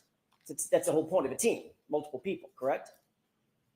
I would agree with you that a team consists of more than one person. And it has to be some sort of echelon of leadership on that team, correct? Everybody's not just an equal, co-equal, correct? We might have different duties, responsibilities, but some teams have equal rank. Yeah. But there's going to be a team leader, right? That's a military phrase, team leader. Yes, there is a team leader in the Marine Corps, in the rifle platoon, but not every team has a leader. Did the team in this case, in this investigation, have a leader? Someone who was assigned as the lead case agent? Not just another officer, not just another detective, but the lead case agent. The case officer for the investigation was Michael Proctor. But you don't want to say lead case agent or case officer, correct? I refer to that billet as case officer. Your responsibility as the supervisor over this particular case officer or any other case officer that you might have, or any other trooper that you might have under your supervision, your responsibility in no small part is to supervise the individuals under your command to ensure that the case is adequately investigated. It's properly investigated. That's part of your role as a supervisor, correct? Is one of my many responsibilities, yes. It's partly because you have more experience, I'm guessing, than the people under your charge. Is that right? Certainly in my position, but there are many instances where a sergeant might have less experience than a well-seasoned trooper that's been in the office for 15 to 20 years. So fair enough. Fair enough.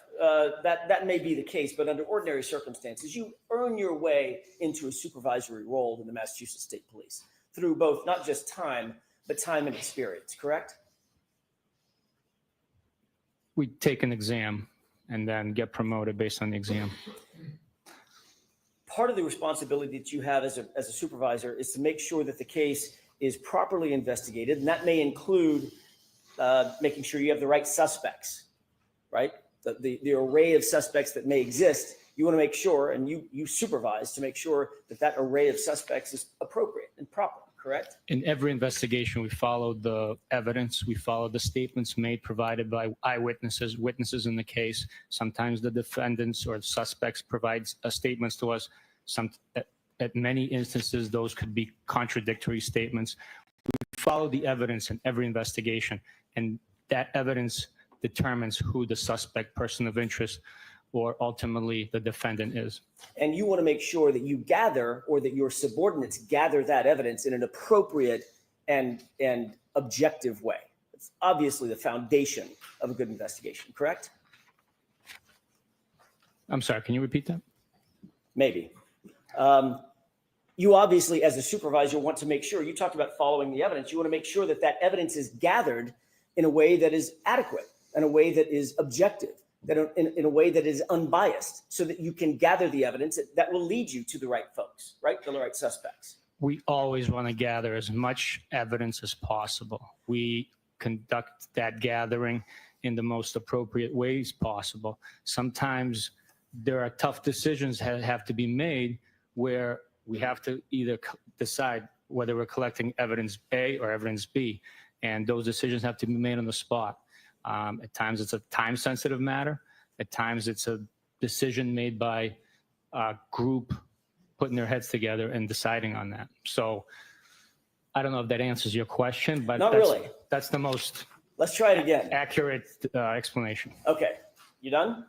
I am. Okay, let's try that again. You want to make sure that the evidence, as a supervisor, supervising your subordinates, you want to make sure that the evidence is gathered in an appropriate way, in an objective way, correct? Yes or no? Yes. Okay. You're also doing everything you can as a supervisor and someone with the experience to make sure that the highest levels of integrity and those demands are met in any investigation that you work on. If there was a question of integrity, those individuals would not be part of an investigation. That includes knowing, obviously, what your subordinates are doing. Conduct of the investigation during the process of us investigating a crime. Yes, we know what is going on because every bit of information that comes in needs to be shared, and we need to make sure the whole team is aware of all the evidence and information that is available to us at the time. You want to make sure that, I'm going to use a colloquial phrase, you keep tabs on those who are reporting to you, correct? What are they doing? What are they engaged in? When are they coming and going? Who are they interviewing? Things of that nature. Basic investigative things, correct? For the most part, you can't track every single person Of course all the not. time, but this is a very serious line of work. A lot depends on it. We speak for those that can no longer speak for themselves. So we do our best to conduct every investigation with integrity, honor, and get to the truth. If you don't properly supervise, and I'm talking about your role now as a supervisor, if you don't properly engage in that supervision, it obviously increases chances for mistakes. It increases chances for bias to seep in. It increases chances that something could affect the adequacy of the investigation, correct? That's a lot there. Can you repeat that, please? Maybe one section at a time? Sure. If you don't properly supervise your subordinates in an investigation, failing to properly supervise them could increase the chances that mistakes are made. Isn't that right? That's why you Yes, supervise. that is one possibility. Okay. Yes. Let's break it down. It also increases chances that there could be inherent biases that are seeping into the case that you want to make sure doesn't happen, correct? I believe that human beings all have biases, but during the investigation, those biases do not affect, especially in this case, they did not affect any outcome of the investigation. So I wasn't even talking about this case. I was talking about cases in general and your supervisory role in general.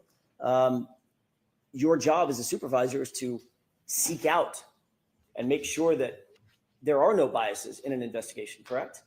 Absolutely. You want to make sure that any investigation as a supervisor, any investigation that is under your charge, under your supervision, is done adequately and professionally. Is that right? Yes, that is right. And there is a chain of command for that, right? Meaning someone under your charge needs to report up the chain of command to you, and you have supervisors to whom you report, correct? Yes, it's a paramilitary structure, and it is in order for the colonel to keep command and control over the entire agency of 2,000 plus people, it is absolutely necessary for there be a reporting up and down within the ranks of the Massachusetts State Police. And you have, by the way, what's your chain of command? Who did you report to back in 2022? I directly reported to Detective Lieutenant Tully.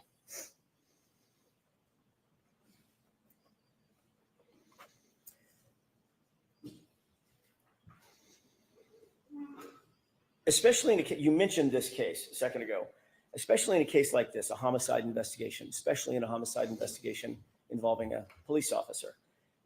You have to maintain your knowledge, an intimate knowledge of those under your command, under your charge, to ensure that what they're doing fits what you believe to be the proper protocol. In other words, you're not just going to let people loose.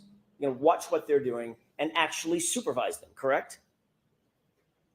Yes, absolutely. We are professionals, and we conduct each and every investigation with that in mind and with the integrity that is necessary. You just used the word I was about to use. That ensures the adequacy of the investigation, correct? Yes.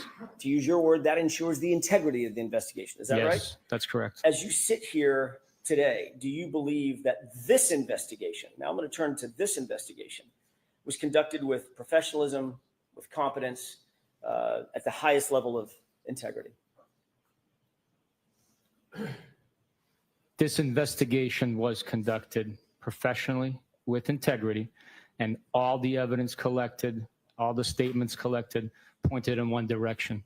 There was no bias influence on the evidence, on the information that was collected, or which direction the investigation pointed naturally.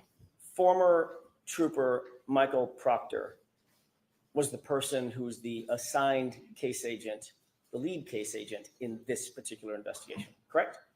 Michael Proctor was the case officer for this investigation. He was assigned ultimately, to use another phrase, as the lead investigator, wasn't he? I'm not going to agree with you. Is there a reason that you want to try to distance yourself from naming Michael Proctor as the lead investigator in the case? Is there some reason? I am not trying to distance myself. All I'm saying is the term that I use is the case officer. We're simply case managers. There's no leading investigation in any direction. So in your mind, well, let me ask you this. This case officer, another word for that, synonym would be an investigator, right? He's a detective, an investigator, correct? He is a detective, yes. And he was the one who was assigned by the Massachusetts State Police because of his on-call status that night, that morning, January 29, 2022. He was assigned to the case, correct? Michael, Yes or no? Assigned to the case. That's all I'm asking. well, you said a lot before that. No, So I said he was assigned to the case. What I said before that was January 29, 2022. He was assigned by the Massachusetts State Police as the case officer for this case. Right? no, Who was? he was assigned to be on call a month prior. Just because he was on call, he was assigned the case as a result. He was not assigned the case right there and then, because his assignment began much earlier in the day. Sergeant, we can do this all day, I suppose. He was on call. He on was. January 29, correct? He was. Because he was on call, any case that happened to come in would be assigned to whom? To the on-call trooper that's on the schedule. Which was whom? It was Michael Proctor.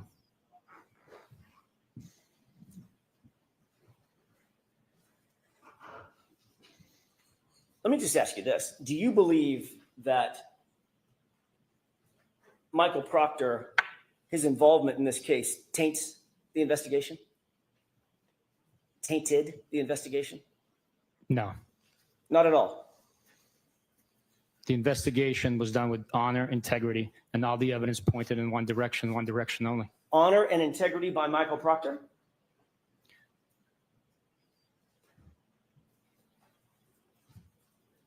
Was that a question? I'm sorry. Sure is. Everything I say is question. Honor and integrity by Michael Proctor, Sergeant? Sustain to the comment. Go ahead and ask it again, Mr. I'll ask you Jackson. again. You said honor and integrity. Honor and integrity by Michael Proctor? I'll allow it. The investigation was conducted with honor and integrity, and all the evidence pointed in one direction and one direction only. So, Sergeant Bukhenik, you don't want to answer my question. Correct? I will answer your question, absolutely. Do you think this case was handled with honor and integrity by Michael Proctor, Sergeant? The investigation was handled with integrity by Michael Proctor. You do know that he touched or had input in nearly every part of this case, obviously, as the case officer, correct? He managed the case. So he had some input or had some connection to nearly every part of the case, be it the physical evidence, the search warrants, the interviews, things of that nature. He was one of the involved with collecting evidence, conducting interviews, and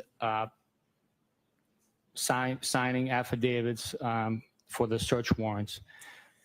He didn't take a minor role in this case. He had a major role in this case. Would you at least agree with that? He had a role that was more significant than others.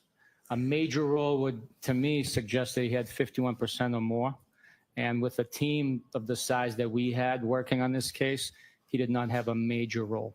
So you believe, as you sit here today, your testimony is Michael Proctor did not have a major role in this investigation of Commonwealth versus Karen Reed because he didn't have 51% of something?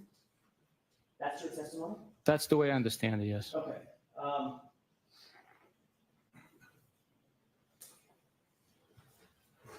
You're aware of the search warrants that were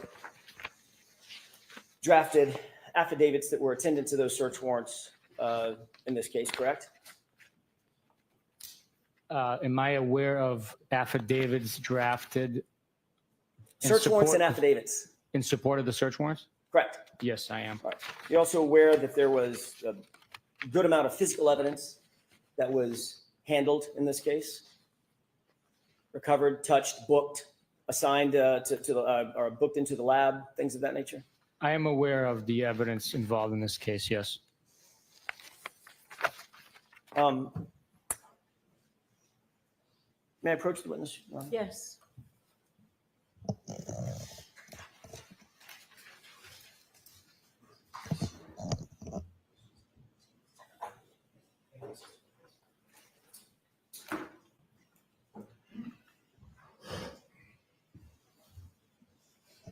Sergeant Bukhenik, I've handed you a binder, and it's tabbed just for your convenience, so I don't have to walk back and forth. With Thanks, the court's sir. permission, Yes. can you open tab 1? I'm not going to ask you to read the entire search warrant, but is that a search warrant that ends in 07?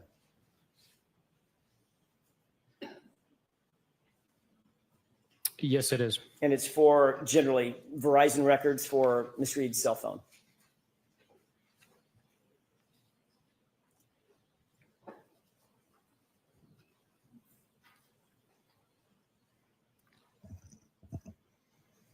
No, I would not agree with you, sir. What is that search warrant for?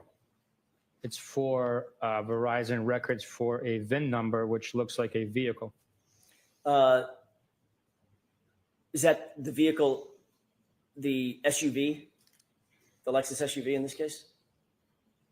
I do not know for sure because it doesn't have that identifier here, and I don't know the VIN number off the top of my head. Okay, fair enough. Who's the affiant?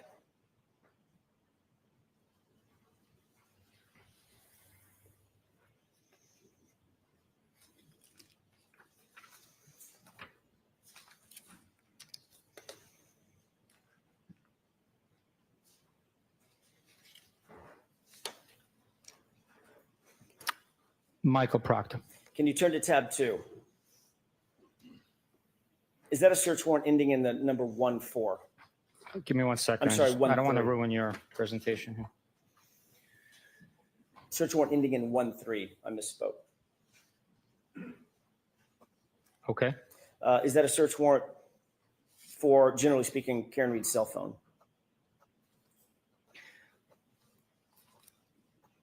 The quality of this photocopy is so poor, I cannot make out exactly what it's for, but there is an overlay of print.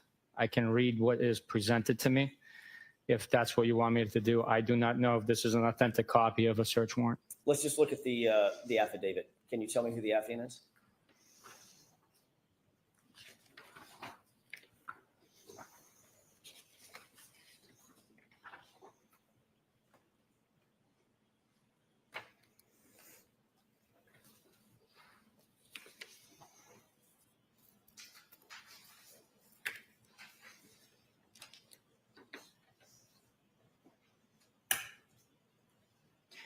On this document, the affiant is Michael Proctor. Can you turn to tab? By the way, just staying with that. Well- you said you don't recognize it. Do you recognize it as being attendant to this case? The application or the The affidavit? search warrant. Well, Again, they go the together. The application or the together? They go together. I understand that, but I'm asking which document you want me to. The document in total. In other words, it's not a search warrant dealing with a different case. It's dealing with Miss Reed's case, correct? Quit playing stupid.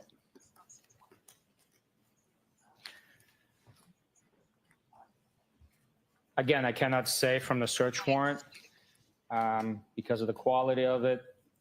The addendum A appears to be with this case. Okay. Have you ever Appears. seen it before? I'm sorry? Have you ever seen it before, this search warrant? I haven't read the whole thing, so I can't testify to that. So this could be a search warrant that you never even saw? Based on what you're presenting to me, never having seen or not having read all the details of it, I cannot say whether I've seen it before or not. So you're not sure that Michael Proctor didn't just do the search warrant without your knowledge? As you sit here. You were in charge of I don't know him. if this is truly Michael Proctor's Think that might be a- product. Oh, this is That might be such a forgery. bullshit. His I'm name? sorry? You think that might be a forgery at the end of that affidavit? Well, for one, it's not signed. So I don't know who produced this. What I'm saying to you is I don't know who produced this. The quality of the first document, the narrative, I don't know who produced it. If you show me a search warrant application with an affidavit from court with a stamp, the timestamp and a stamp water seal from court, I will tell you that that's what it appears to be.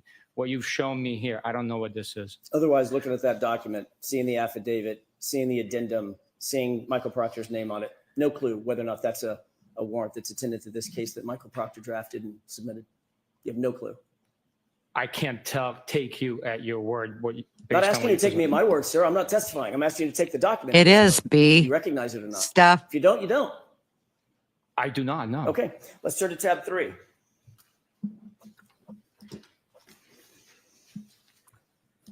Does that appear to be a search warrant ending in the number 14?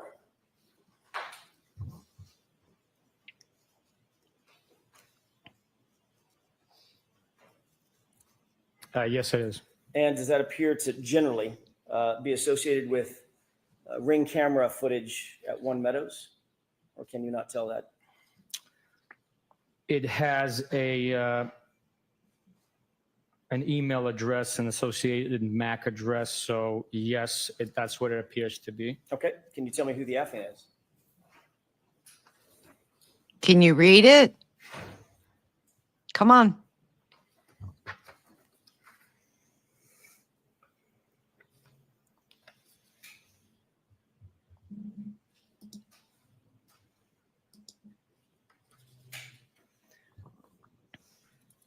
Again, this is not a signed search warrant. Oh. This is just an affidavit. Whose name is at the bottom of it? The name at the bottom printed is Michael Proctor. They are trying to avoid Proctor, period.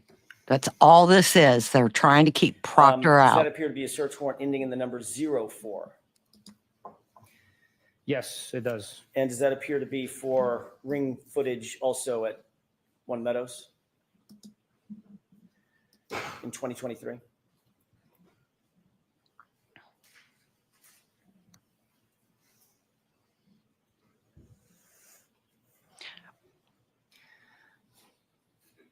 Budge, look over by the judge's Based bench. on the application addendum They A, it's redid the same evidence, email address how it's associated with presented. the previous location of Meadows. Yes. Who's the affiant or affiant?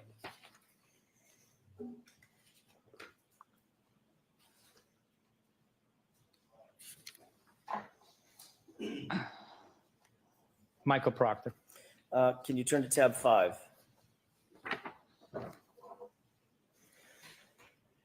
Does that appear to be a police report? The state It does. did. And do you see a reference in that police report for a search warrant ending in 10? Everything's tagged now. A telematics Before, system. it wasn't like that. Not Or last, reads as not usual. last year. Trying to May give you, speed put you up things to if you speed. Look at page 2. There is a reference to it. Yes. Okay. Whose report is that? It's Trooper Nicholas Guarino's report. And who is referred to on page 2 as seeking search warrant ending in 10? That search warrant was issued at Stone District Court and presented by Trooper Proctor. Turn to tab 6, if you wouldn't mind.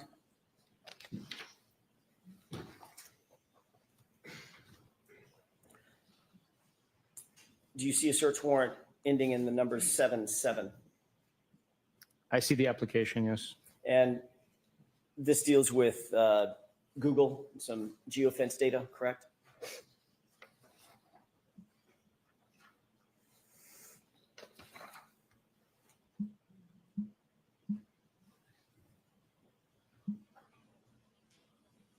Yes, it is.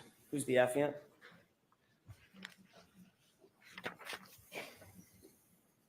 Michael Proctor. Sorry. I'm in a bad mood. My blood pressure's boiling.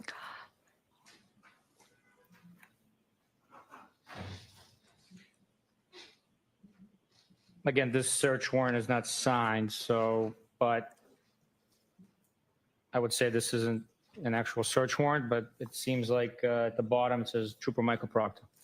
If you Thank turn to you. tab 7, please.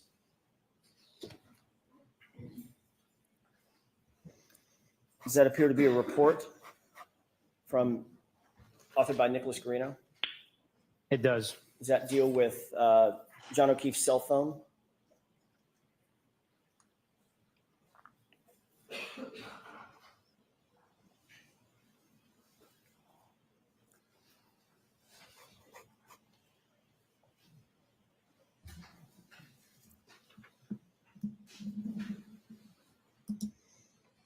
It's a report written by Nicholas Garino referencing Mr. O'Keefe's cell phone, yes. And it indicates that Mr. O'Keefe's cell phone was seized by a particular trooper? That's what the report indicates, yes. Who's the trooper? In this report, it says that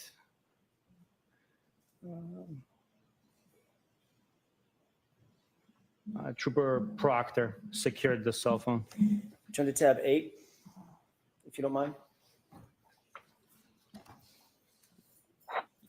Do you see a similar report by Trooper Garino? Yes, And do you see reference to Karen, pardon me, Karen Reed's cell phone having been seized?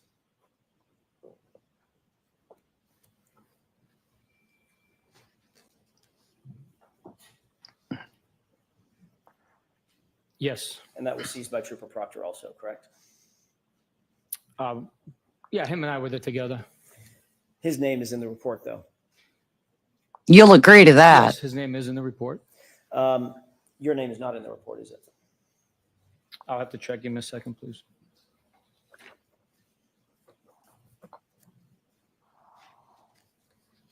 My initials are in the report. Turn to tab 9.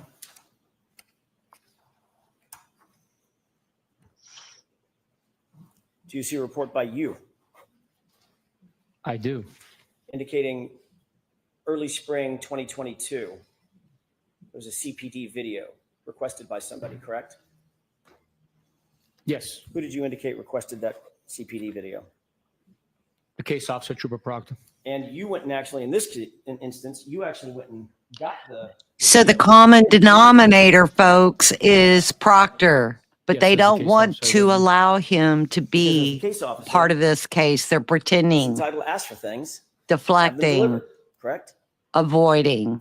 Anybody's entitled to ask for things. Absolutely. We are pursuing justice. We're looking for any and all possible evidence. I'm sure you are. As the case officer, he's entitled to ask for things to be delivered to him, Yes, yes. even by his supervisor. Yes, absolutely. If you don't mind turning to tab 10, please. Do you recognize that report? I'm sorry, I was still turning.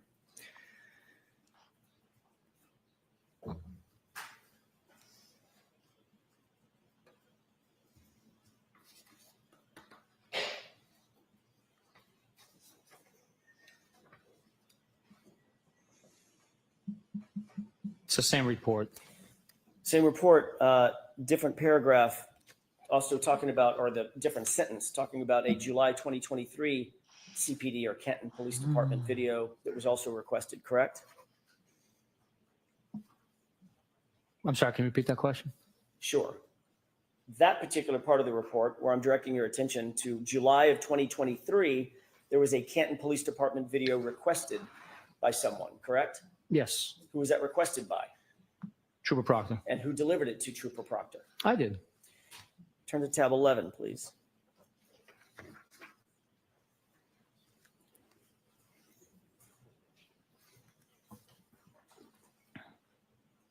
Do you see a document referencing the analysis of Canton Town library videos?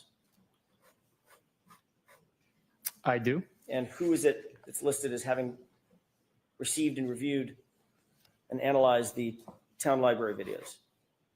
Give me just 1 second. I have to read the report.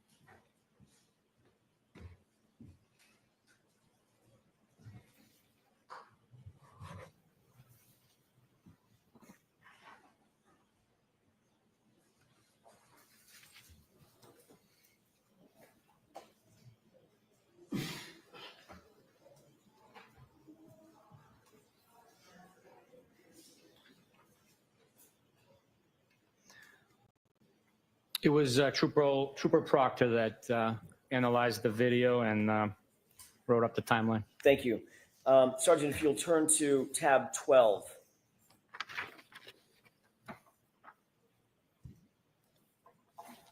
Do you recognize that as being a November 2023 report?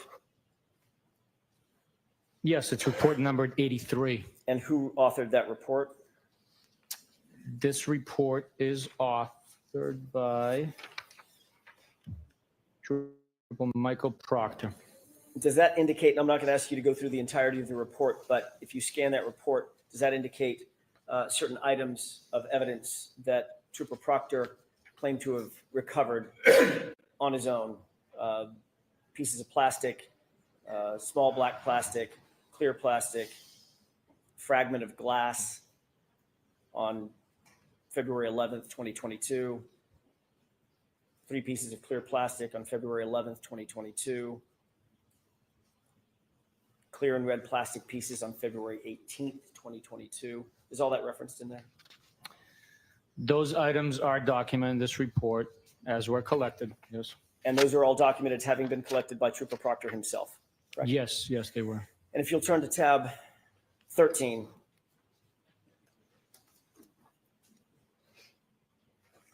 This is an evidence submission form, correct?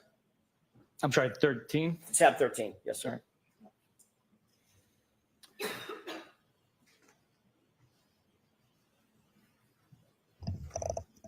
Yes, it's a copy of an evidence submission form from March 14th, 2022. And that indicates submission of certain items of physical evidence from Massachusetts State Police custody to the crime lab, correct? I would say so, based on this copy's information on there. Yes, I would say so. And who's the person who submitted the items that I'll ask you about? Trooper Proctor. It is Trooper Michael Proctor. And those items include clothing, is that right? We don't have to go through them line by line, but generally, you see clothing items mentioned on there? The first line is a clothing item, yes. That includes a lot of what we saw today, Sergeant Bukhenik, the shirt, the orange shirt. Glad to see sweatshirt, CC. Blue jeans, belt, correct?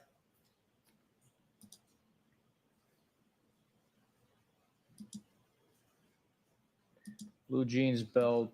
What was the other thing that you listed? Shirts. There was His a shirt, yes. sweatshirt. It also You lists named it earlier, certain sir. items of plastic, certain items of glass, is that right? Some His of those belt. items are listed, yes. And it even mentions the straw that you talked to Mr. Brennan about, correct?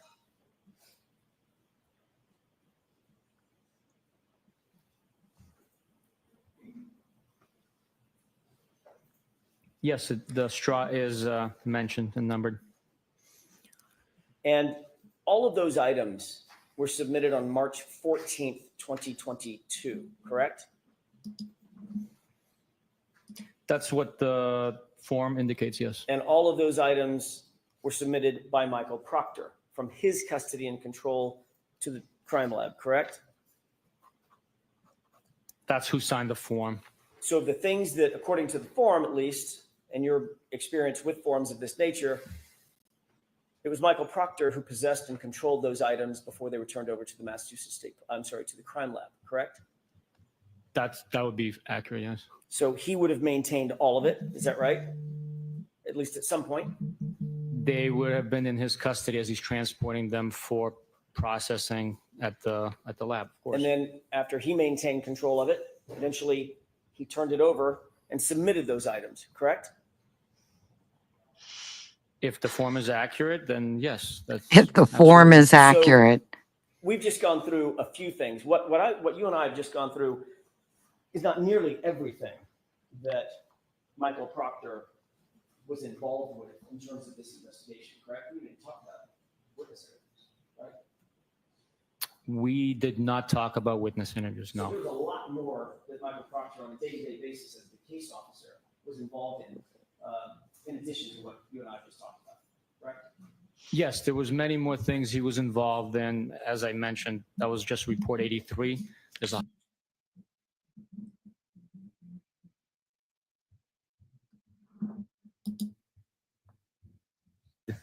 a part in the investigation as the case officer managing the tasks. That There's wasn't a lot of me. people involved in this Sorry about investigation. that, So you guys. touched or authored or reviewed That or was controlled Boston 10. at least every bit of what you and I have talked about this morning, all these items that we've just talked about, correct?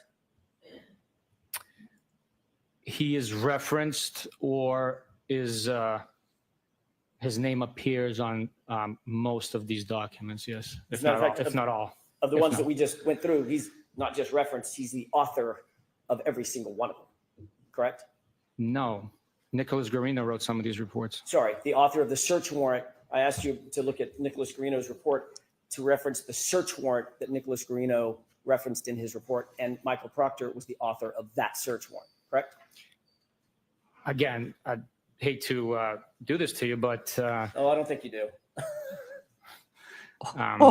some of these search warrants could not be authenticated. I don't know what these documents were. I didn't read them. So I can't tell you that he was the author. Like what you presented, I can't speak to. You just made my point.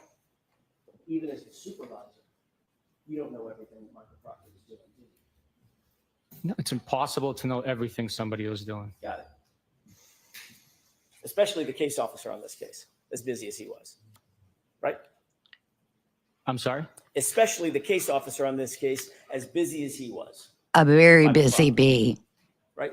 He was keeping us and his supervisors abreast of what was happening, the next step, the search warrants he was writing, the evidence that was being collected, the interviews that are being conducted, court dates and motions and stuff like that. The So he would text do the chain. work And then keep you, the word you just used, keep you abreast of that work. Right, unless I was involved with the investigation myself. We did a ton of interviews together as I authored some of these reports as well. I said there was 100+ reports. Sir, you were notified on January 29th, 2022, that a Boston police officer was found gravely injured in front of 34 Fairview in the lawn, in the yard, correct? No, that is not correct. What were you notified of? When the notification came in, it was that there was a male party found in the snowbank. At some point, you learned that male party was John O'Keefe, a Boston police officer. At some point, we did learn that he was a Boston police officer. matter of fact, you learned that morning. May not have been the first notification, but certainly early that morning, you knew that John O'Keefe was a Boston police officer. At some point, we learned. I don't remember exactly when, if it was morning, just after 12. I don't know when, but we did learn that he was a Boston police officer. And I'm not asking about what Trooper Proctor learned, but what you learned. You learned that he was a Boston police officer, correct? At some point, I learned that he was a Boston police officer, yes. And on January 29th, did you ever respond to 34 Fairview Road at any time? On January 29th, 2022, at no point in time did I or Michael Proctor, who was with me the whole time, ever respond to 34 Fairview Road. So the answer to my question, very simply, is no. Right? That's correct. You just answered this question as well, but I want to make sure we're absolutely clear. Your Honor, may I approach? I don't want that Okay. binder to be in the witness's way.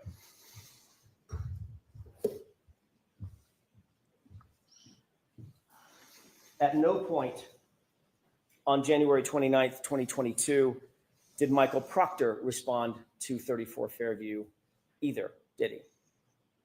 No, he did not. You already indicated and you described in some detail that Massachusetts State Police took over the investigation from Canton Police Department around 8 or 9 a.m., correct? Following certain protocols. Yes, at some point in the morning, once it was determined that Mr. O'Keefe was gravely injured and was being transported to the hospital with no signs of life, and we were advised that he had a estimated 10% of survival rate, we engaged our services and responded to Canton Police to begin the investigation. So the answer to that question is yes, correct? Yes.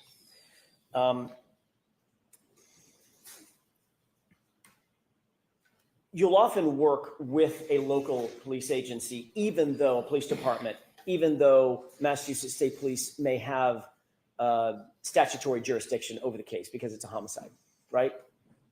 Yes, part of our mission is to aid and assist local police departments when they request it.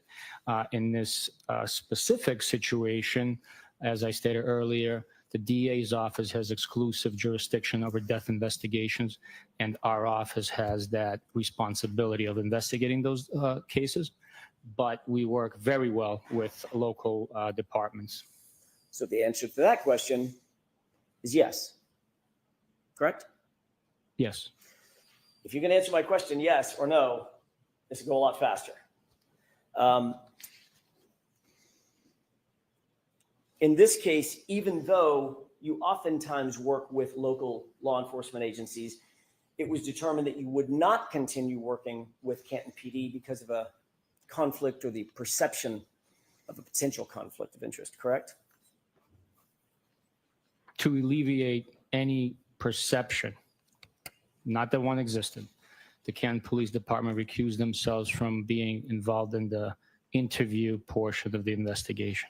And that's in no small part because the lawn on which Mr. O'Keefe was found belongs to to Brian Albert, and Kevin Albert, Brian Albert's brother, worked as a detective at Canton Police Department, correct? That was my understanding why they chose to take those steps.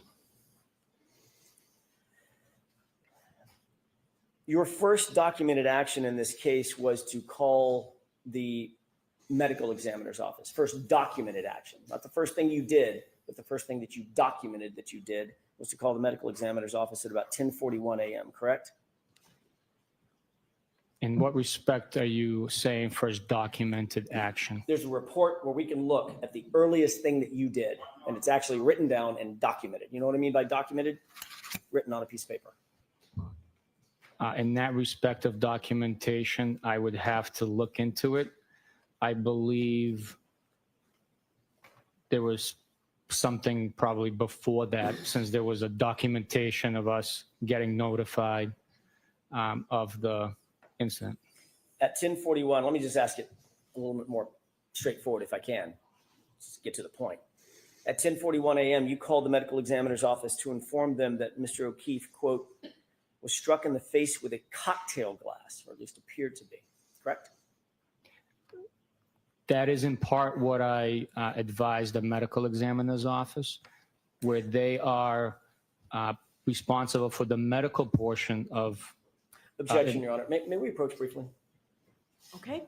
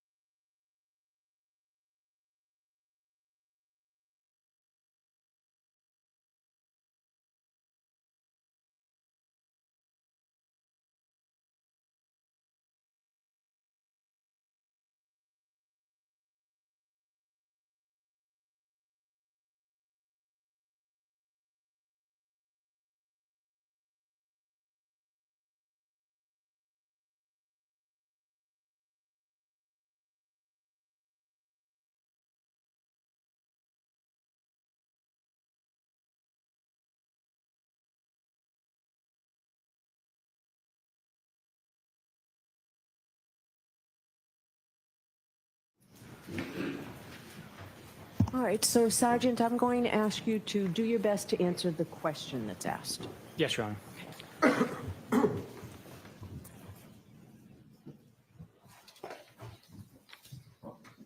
May I have just a moment, Your Honor? Yes.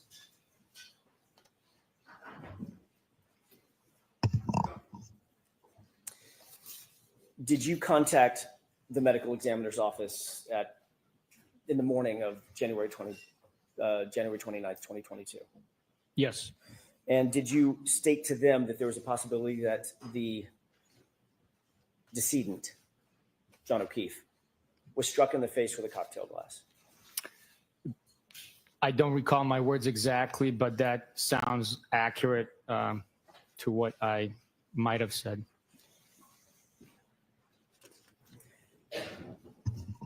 At least your initial investigation during those early morning hours, or those critical hours, led you to believe at least that there was a possibility that there was a physical altercation, correct? Yes. What steps did you take at that moment to determine whether or not anybody in the house may have been involved in that physical altercation that you thought was a possibility?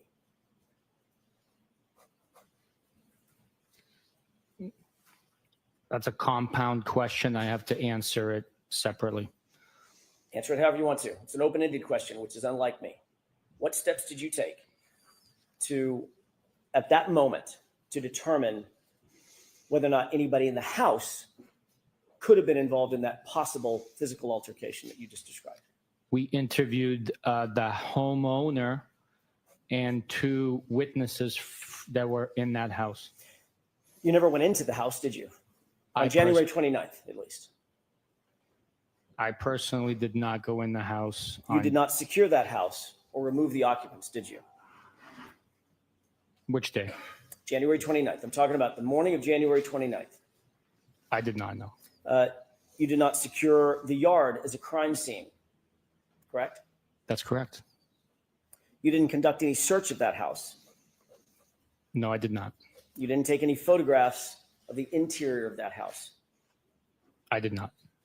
You didn't ask a forensic criminalist to join you and process the house, correct? That is correct. You didn't set up a crime scene log to determine who is coming in and going out of the potential crime scene. I did not.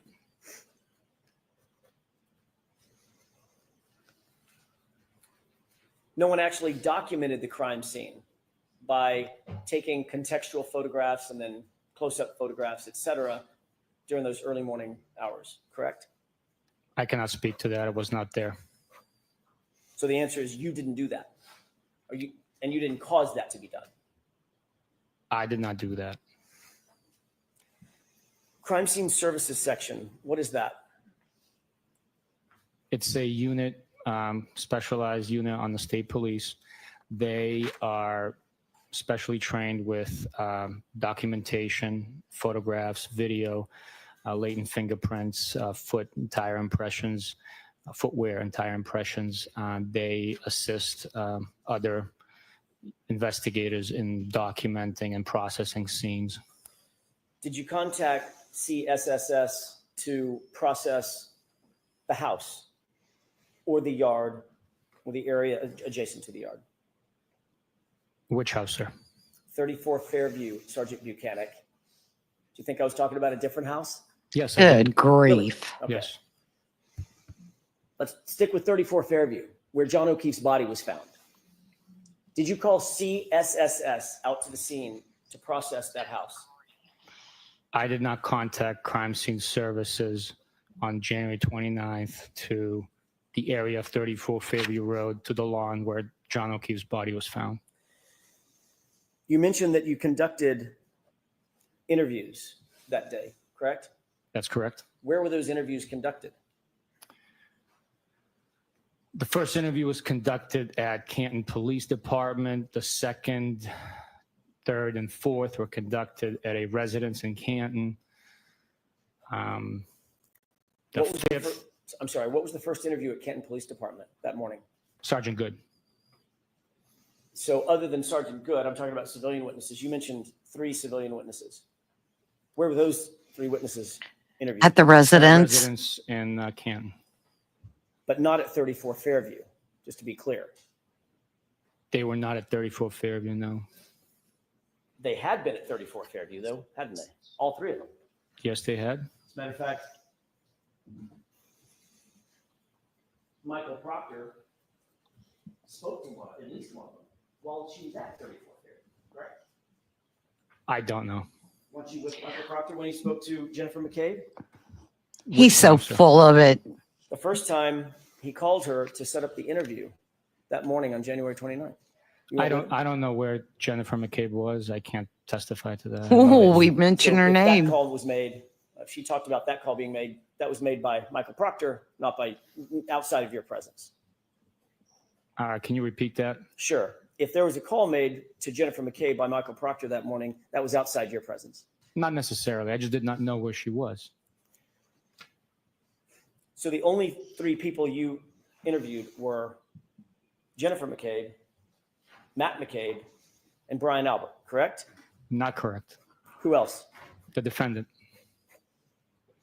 Other than Miss Reed, and before you got to Miss Reed, because you didn't get to Miss Reed till 3:34, correct? In the afternoon. In the afternoon. I don't know exactly what time we began the conversation. I'm talking about in the morning when you were trying to figure out what was going on. You interviewed three people, Yes, we did. three civilians. At one point, we interviewed three civilians, the homeowner at 34 Fairview Road, and two witnesses that were with Mr. O'Keefe and the defendant the night prior, and then one of the witnesses that was with the defendant when Mr. O'Keefe was discovered. And these are individuals that you made the assessment had either been with or shortly been with at the time or shortly before he was last seen alive, correct? Based on the information that we had at that time, one of the individuals was with him right before he was seen alive. And the other Right two, before he was last seen alive. three of the individuals were with Mr. O'Keefe and the defendant at Waterfall, yes. And all three of the individuals were also at 34 Fairview when Mr. O'Keefe arrived. You had that information, didn't you? We did not have information of Mr. O'Keefe arriving at the house. He was dropped off on the lawn. And all three people, all three, were either named McCabe or Albert. Those are the three people that you had information from, correct? Which information? We had information for a lot of different sources at that point in time. I'm talking about the first three interviews that you did, the first three civilian interviews you did that morning. Still on the same thing. You mentioned talking to three people at a residence in Canton. Brian Albert, Jim McCabe, Matt McCabe. All three were at 34 Fairview when they indicated John O'Keefe arrived in an SUV. They all told you that, right? They were inside the home when the defendant and Mr. O'Keefe arrived in the SUV. These are the very people that would have a motive to lie if they were somehow involved, right?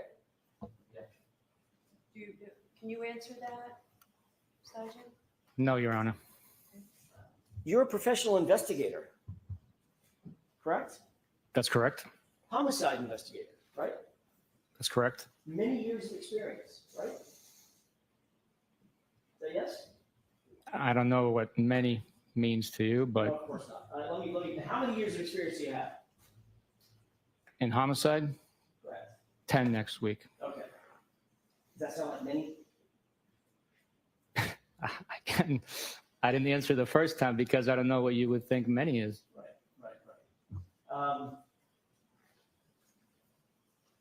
Suspects ever lied to you? Yes. Suspects lie to you all the time, don't they? All the time is not accurate. They lie about certain things to create an alibi for themselves and state contradicting facts or fabricated stories. And if All someone the has, time would mean that they're constantly lying about everything. you understand the colloquialism all the time? I Suspects. do not know the term colloquialism. Okay, let's try it a different way. If these three individuals were involved in the death of John O'Keefe or knew others who were involved in the death of John O'Keefe, who they were close to, they would have a motive to lie about that, correct? Objection.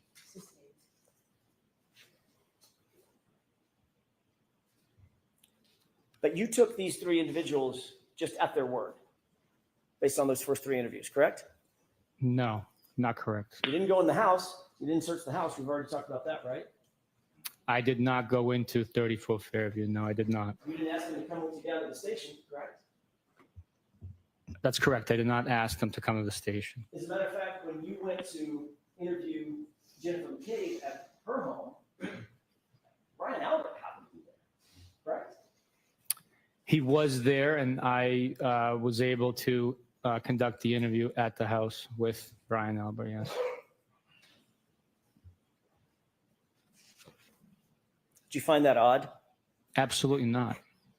Totally normal for you to conduct a formal interview in a homicide case and have an extra person show up at the house just to be there?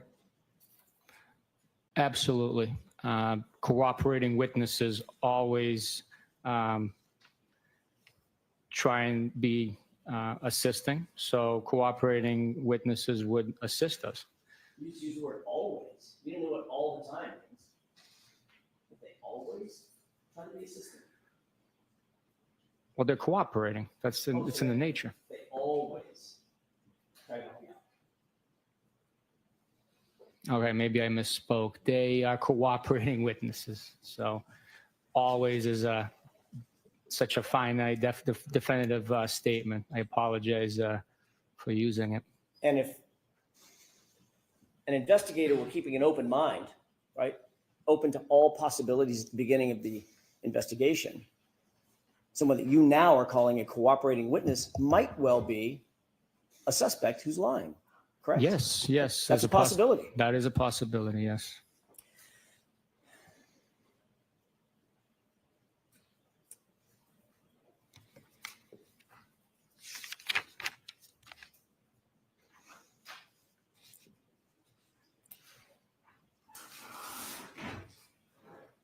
May I have just a moment, Your Honor? Yes.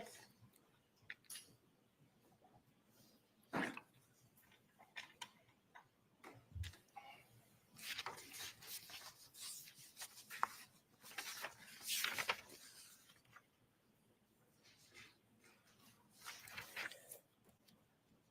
want to shift gears for a second, Sergeant Bukhenik, and ask you about some of the physical evidence in the case.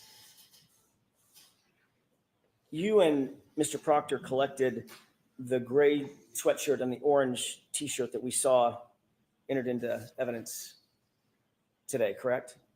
That's correct. You talked about finding that evidence at Good Samaritan Hospital, is that right? That is where it was seized from, yes. You described it as being on the floor, correct? That's correct, yes.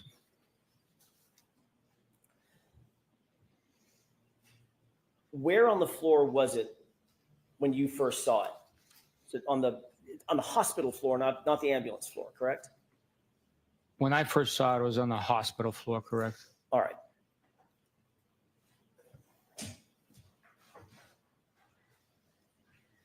May I approach? Yes.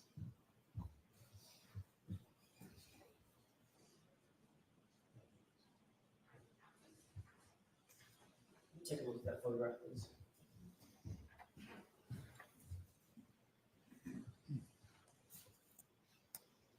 Yes. Do you recognize that, sir? Yes, I do. How do you recognize it? It's one of the photographs taken from Mr. O'Keefe's emergency department room. Do you recognize the shirt or shirts that you earlier described as being in that photograph? There is an orange shirt depicted on the floor to the left side, yes. Your Honor, I'd ask that be marked and entered into evidence. No objection.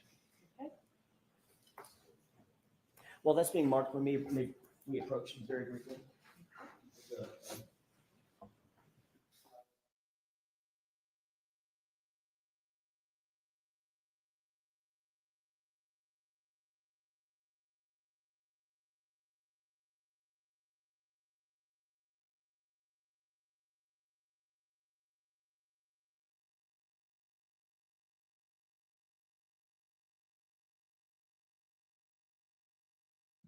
You have to think as jurors, honestly, all the names that have been mentioned who haven't gone on the stand, especially Proctor, why hasn't he been presented? And the defense is clearly bringing his name up, and the state is not. And this, from my understanding, these jurors are like in their late 20s and 30s. I hope they're observant. That's all I got to say.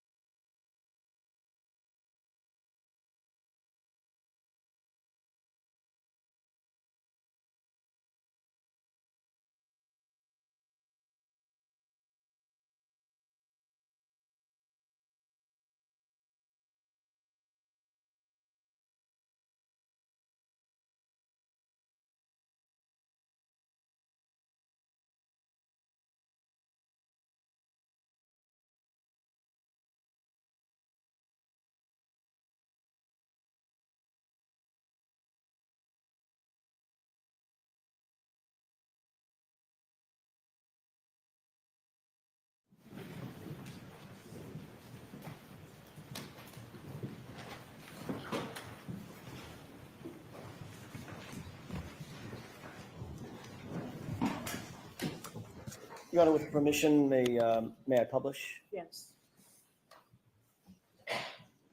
Sergeant Bukhenik, this is Exhibit 110. You just mentioned seeing an orange shirt. Do you have a laser pointer with you? If you don't, I can grab you one. I do. Can you point for the jurors where you were describing the orange? Just pick whichever TV you want to use.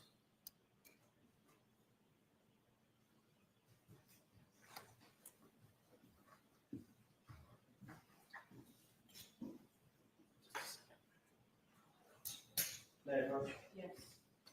You worked early.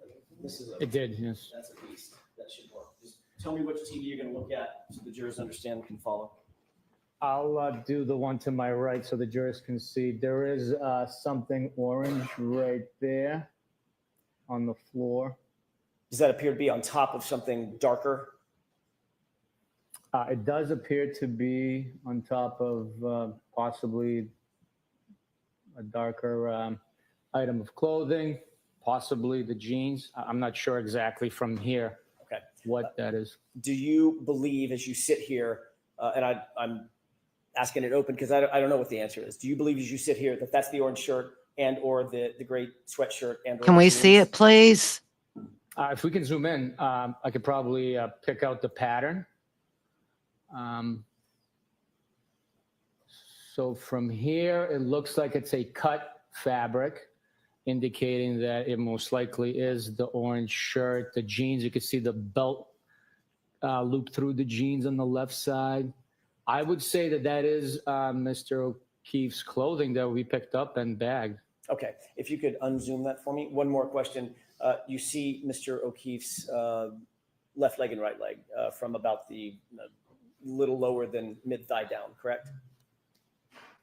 Mid-thigh down, I see his legs, yes. Okay, you see his right knee? The interior portion of it, yes. Okay, do you see any scrapes or marks or cuts or abrasions on that right knee? Not from this point, no. Thank you, we can take that down. May I approach? Yes.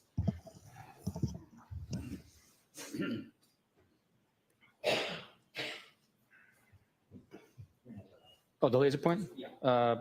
Which one? I think it's this one. They're both the same.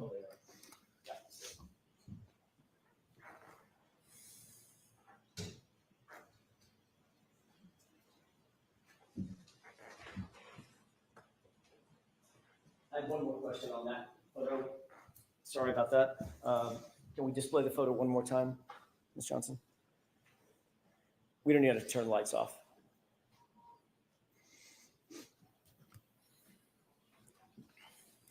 Take a look to the left. Could you zoom in on the chair? Do you see that item sitting on the chair, Sergeant? Yes, I do. What is that? That is either mine or Michael Proctor's notepad binder. Thank you. We can take that down.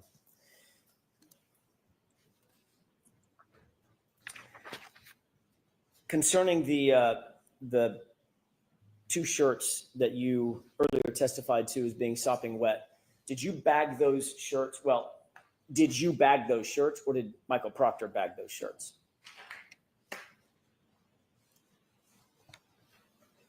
We bagged them together. If my memory is not failing me, I believe Seriously? You don't know? he picked it up and I held the bag open. But I could be wrong. Maybe I picked it up and he held the bag open. That's fine. The two of you together got them in a bag. Yes. Was it a paper bag or a plastic bag? It was a large Stop and paper shop. bag, the size of like a lawn leaf bag you would get for disposing your yard waste. Okay. Is it specifically an evidence bag, or was it something that y'all came up with on the spot? It's a bag that was provided by Crime Scene Services. Okay. So it's an official law enforcement type bag. What, a grocery bag? It was not a grocery bag. It was a large bag. Okay. Understood. Did both shirts go in the same bag? All the clothing items that were in the pile went into the same bag. Does that include the jeans and belt and boxer shorts? Yes. Okay. You went from Good Samaritan, straight to Dighton, correct? Yes. And you are the one that put the bag in your the super cab of your pickup truck. Yes. And then from Dighton, you went over to Canton PD. Is that right?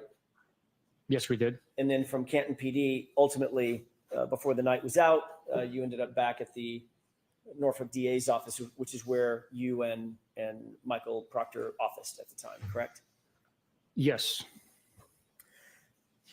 When exactly, if you recall, did you lay out the clothing? You indicated it was sopping wet. You laid it out on a butcher paper. When was that? It was during the evening hours. Once we arrived to the Canton office.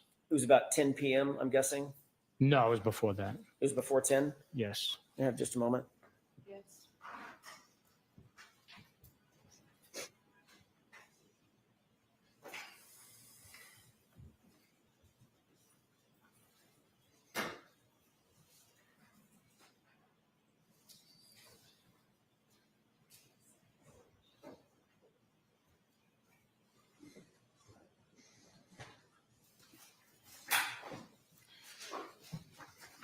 Sergeant, I just want to get the record as clear as possible. Did you testify at a hearing last year, at a proceeding last year here in this courtroom, that it was about 10 o'clock at night when you finally got the Ooh, clothing laid out on the butcher that's paper? kind of a sneak in saying there was. Based on the context on the question, I might have estimated to be Okay. around 10. I would have to take a look at the exact language being used. That's fair. I'm not trying to hold you to anything. I just want to make sure we get it as clear as possible. Mayor, Coach. Yes. Kind of sneaked in last year in a hearing, testified. Trying to keep the trial out of it, but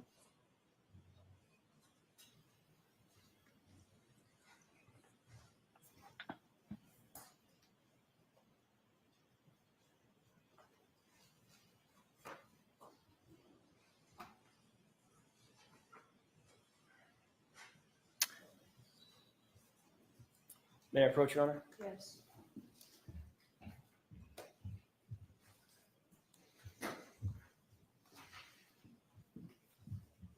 Sergeant, does that refresh your recollections to about the time that you ended up at the office to lay out those items on the butcher paper? That refreshes my memory to my testimony prior. And that was about your prior testimony. It was about 10 p.m. When asked about what time the items were laid out, I indicated previously it was 10 o'clock approximately. You didn't stay there all night with those clothes. No, I did not. You left the clothes with Michael Proctor, did you not? I can't testify to leaving them, quote unquote, with Michael Proctor. We laid them out together in the drying area on the butcher paper. And then at some point I secured from the office. I don't have a memory if he left with me or if he remained to do additional tasks in the office to, you know. You Whatever we have to indicated do. that those clothes stayed in that room starting on January 29th, 2022, so that they could dry, correct? That's correct, sir. Ultimately, they were bagged after they were dried, correct? At some point they were, yes. Who had access to that room where they were laid out on butcher paper in those intervening, those subsequent days? Anyone that had access to the office with a proper key card authorization would. Right. They said that access to the yesterday. And area. of course, that includes you as a supervisor, correct? It does. It also And includes Michael Proctor. Proctor. It does. And those items were bagged on February 4th. Is that right? I don't have a specific memory, but if you can show me a document suggesting that or in supporting that statement, I will Oh, definitely look at it. please. This is getting ridiculous. He comes across to me as a hostile witness. I'm sorry.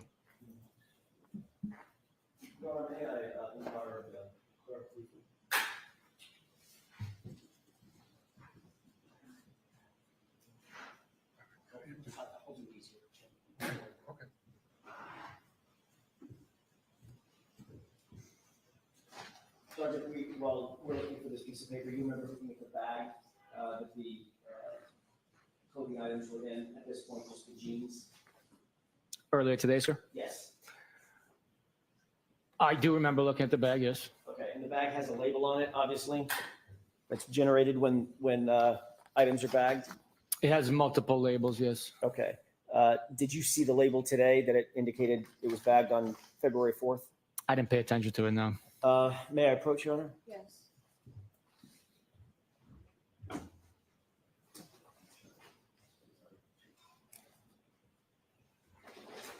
If you could take a look at those 3 pages briefly, that's a colloquy that may refresh your recollection. That's on the last page. I don't know what the colloquy means. Can you? Colloquy, back and forth conversation. I see.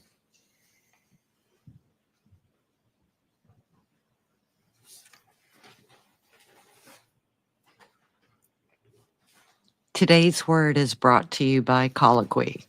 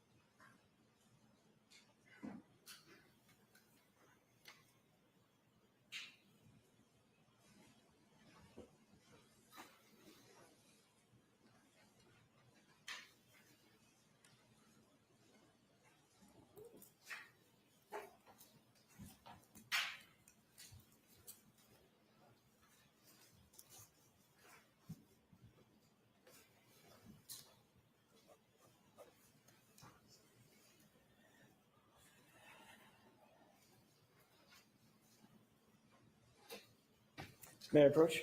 Yes. So, did reviewing that document refresh your recollection as to the date that those items were ultimately bagged and labeled?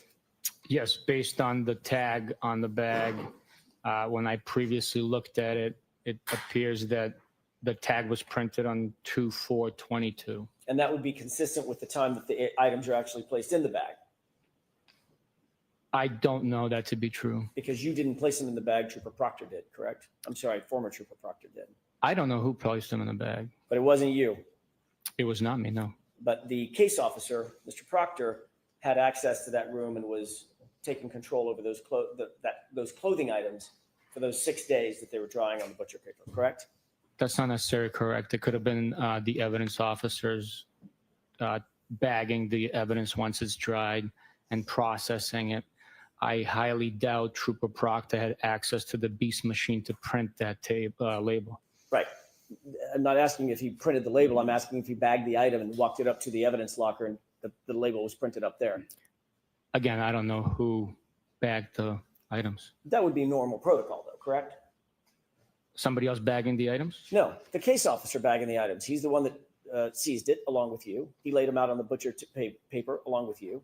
He would be the one to gather them up. I mean, the evidence officer's not going to come down there and do that without the case officer knowing, correct? Not necessarily. The evidence officer's responsibility is to handle the evidence. So I don't know who handled the evidence that day. How would the evidence officer know to go down there? How would he know that there were clothing items being laid out to dry on butcher paper unless the case officer told him? They would walk by it every day and see it. That's their workstation. So Right. they would know that, hey, this evidence is drying. There's only 4 detectives in the office at that time working on this case. We communicate daily. So they would know that, hey, it's dried. Let's bag it up. Well, that's a lot of speculation, especially from the supervisor, literally, who just said, I have no idea who bagged it up. They weren't communicating with you, were they? I was giving you an explanation of what could have happened. Right. Speculation about what could have happened, right? Well, I certainly did not bag that item. Right. But your best estimate would be, knowing the protocols at the MSP and in your unit, would be the case officer who's controlling the items of evidence would have bagged it and submitted into the evidence locker. Trooper Proctor. I do not know who bagged it.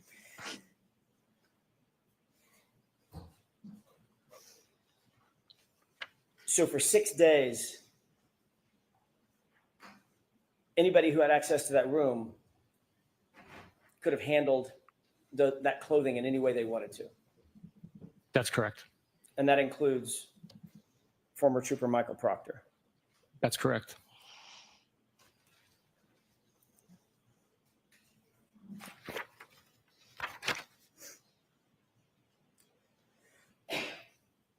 Do you have any kind of log to document what was happening or who was handling those items of clothing during that 6-day period before it was bagged into evidence? Any kind of a log? I don't have a document logging the clothing laying out there. It was documented in reports and processing, I believe. But Have you ever seen a log? I'm not talking about a report after the fact. I'm talking about a log, real-time log, indicating who may have come in and handled or touched or manipulated those clothes in that 6-day span of time before that. I have never seen a log like that, no. The fact is, we don't have a single document establishing the chain of custody for those items between January 29th and February 4th. That's correct, isn't it? That is absolutely not correct. Where's the log of the document logging what happened to it? We seized the clothing. It was in our possession. It was transferred for processing. Sergeant, I'm asking you about a log, a written piece of paper, something that looks like this. It's got writing on it that logs the item between January 29th and February 4th. That doesn't exist, does it? We did not create a log to document the documentation, Thank so it'd be redundant, really. You indicated on direct examination that you personally participated in 2 searches at 34 Fairview, one on February 4th, one on February 10th. Is that right? That is not right. What did I get wrong? I was also there on the 3rd, 4th, and 10th. Who did you go with on the 3rd? That was Trooper DeChico, Michael Proctor, and I conducting the first excavation. And about what time was that? It was during the morning hours. I think earlier I said it was somewhere between 8:30, 9:30. I could have been half an hour later. I'm not exactly positive on the exact time we began the excavation. And the other 2 searches were the next day, February 4th, and then February 10th. The next time I was at Fairview Road and involved in a collection of evidence was on the 4th, when Canton PD documented the one piece and I collected, and then the 10th.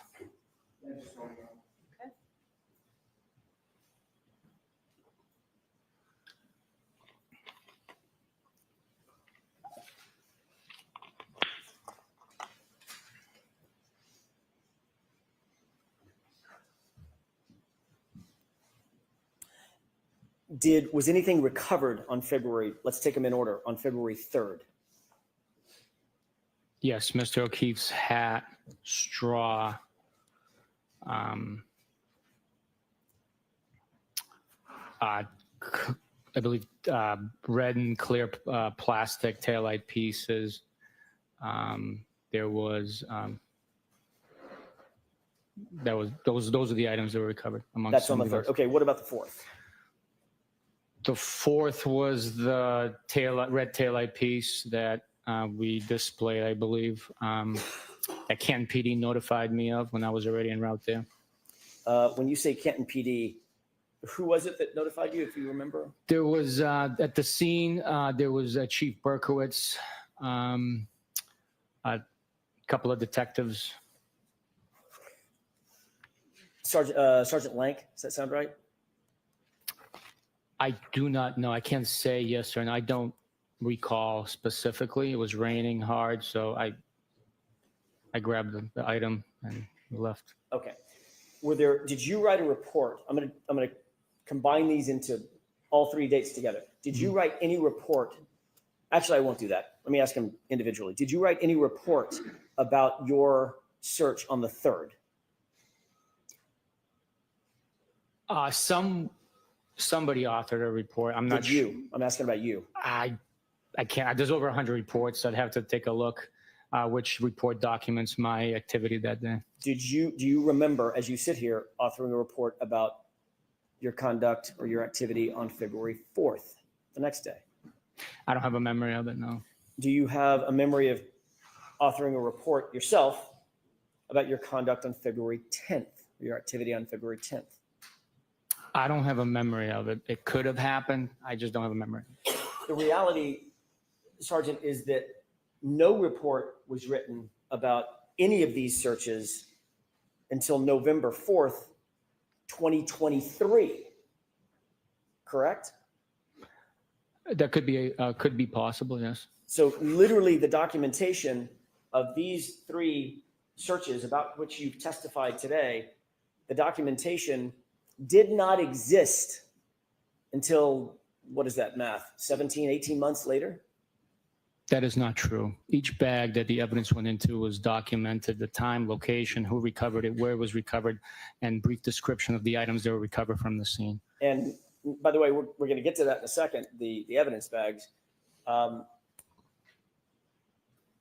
report is designed to memorialize exactly what happens, when it happens, why it happened, who was there, what time it happened, things of that nature, correct? That is one of the purposes, or some of the purposes behind the report, absolutely. Yes. And the report in this case that documented these 3 searches involving you, Trooper Proctor, I think Trooper DeChico, even Canton PD officers, there was no memorialization in a report until nearly 18 months later. Is that right? It's possible. Yeah, we write reports at different times. Yeah. I want to ask you about this February 4th visit to the crime scene. You indicated that sometime in the morning, 8:45, 9 a.m., something like that, you responded On the 4th, sir? on the 4th. I was driving to work, so I would have to say 8:45 or so. Yeah, I mean, I don't have the exact timestamp, but if you know, if you have something to refresh my memory, I could tell you if that's accurate. I'm not going to hold you to the exact time. It was in the morning on the 4th. It was. All right. Did you know Chief of Police Ken Berkowitz before you responded on the 4th to 34 Fairview? Yes, I knew who he was. I had met him previously, and he was present on the 29th when the vehicle was delivered to the Sallyport. He was actually in the Sallyport, at least at some time, when the vehicle was delivered, correct? He was there at some point. I had a conversation with him. Okay. Tall guy, short guy? Chief Berkowitz was a shorter guy. Okay. Do you know who Brian Higgins is? I do. What's your relationship with Brian Higgins? Uh, Or what was it? I should be more pointed to this, Sergeant. What was your relationship back in 2022, January of 2022? Brian Higgins was a federal agent, and I crossed paths with him on a couple of investigations, strictly professional relationship, a federal agent and a state trooper. So not a personal relationship, more of a professional relationship. Correct. Did you know him to have a personal relationship with Chief Berkowitz? I did not know. Didn't Brian Higgins actually tell you and Michael Proctor in an interview that he had a personal relationship with Chief Berkowitz? He called him one of his better friends. Sustained, ask it to- Sure. During the course of your investigation, did you learn, although you may not have personal knowledge of it, did you learn that Brian Higgins and Chief Berkowitz had some sort of a personal relationship? If you show me a report stating that, I would like to take a look. If it's written in a report authored by me or that I approved, I will take it for to be fact. As you sit here now, you don't have a memory of that conversation with Brian Higgins? Do I have a memory of having a conversation with him and him sharing that information with me? That's it. I don't have a memory of him sharing that information, but if you have a report that was authored by me or Michael Proctor or any trooper in our office that says that, I will take it as gospel and testify to it. Okay. Well, I don't want to take up the time to look for it. We'll put our hands on that. But in the meantime, let me ask you a few other questions. You were contacted and told to respond to 34 Fairview because Chief Berkowitz had been driving by and saw something while he was driving by, correct? On which day, sir? February 4th. I'm sorry. February 4th.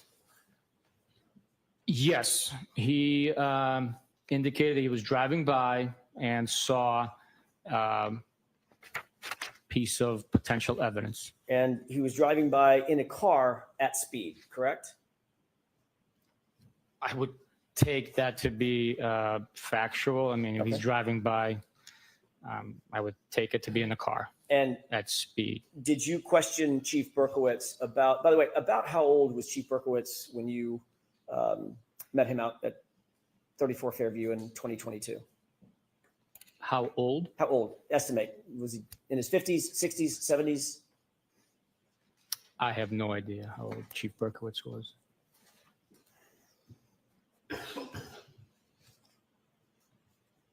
He indicated to you that he was driving by and saw a small piece of red taillight from his car. Is that right? Sustained. He indicated to you that he was driving by and saw a red something from his car, correct? Sustained. Did you question Chief Berkowitz after you learned this information about him driving by? Did you question Chief Berkowitz about how he could possibly see a piece of red plastic from his car? No.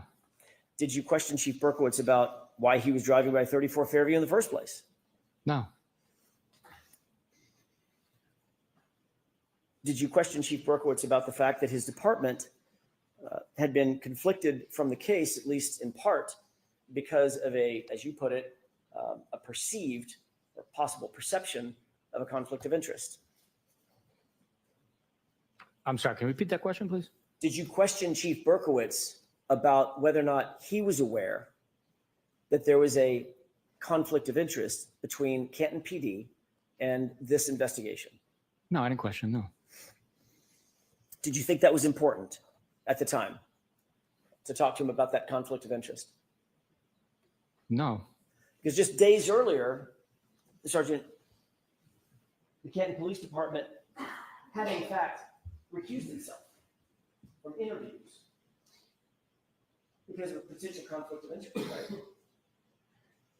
right? To prevent any perceived conflict of interest, they recused themselves from being involved in interviews. But I wasn't pairing up with Chief Berkowitz to interview the taillight piece. I mean, I don't. No, I didn't figure that you were going to interview the tail piece.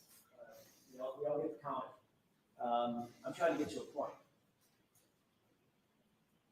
3 or 4 days after, 5 days after, 6 days after, Canton PD recuses itself from these parts of the investigation because of a perceived conflict of interest. The brother of the homeowner, being a detective, the chief of that department drives by in a car and supposedly sees a piece of plastic. Right? I'm sorry? I object.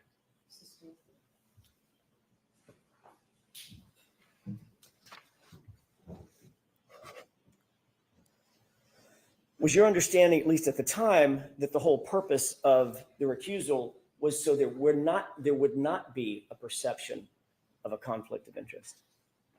To avoid that? I didn't give it much thought of the understanding why there was a recusal. I was told that they're not going to conduct interviews with us, and me being on the mission of conducting this investigation, assisting with this investigation, collecting evidence, I just knew that I needed more manpower. And the Canton Police, being, having recused themselves, weren't going to be available to provide that manpower to conduct interviews. And yet it was the chief of that very department that was standing out in front of 34 Fairview when you pulled up that morning. With his detectives, they were at the location. They weren't standing outside. They were in their vehicles because it was raining really heavily. Well, Can we end at this? we can, Your Honor. All right. Sure. All right, so Sergeant, we'll be bringing you back tomorrow. Thank you, Your Honor. Folks, that is for today. Those same cautions, please do not discuss this case with anyone. Don't do any independent research or investigation into the case. If you happen to see, hear, or read anything about the case, please disregard it. Let us know. Be very careful with your social media use. And again, Sergeant. All rise for the court, please. Parents, close your notebook. Follow me. Can I see counsel about scheduling, please?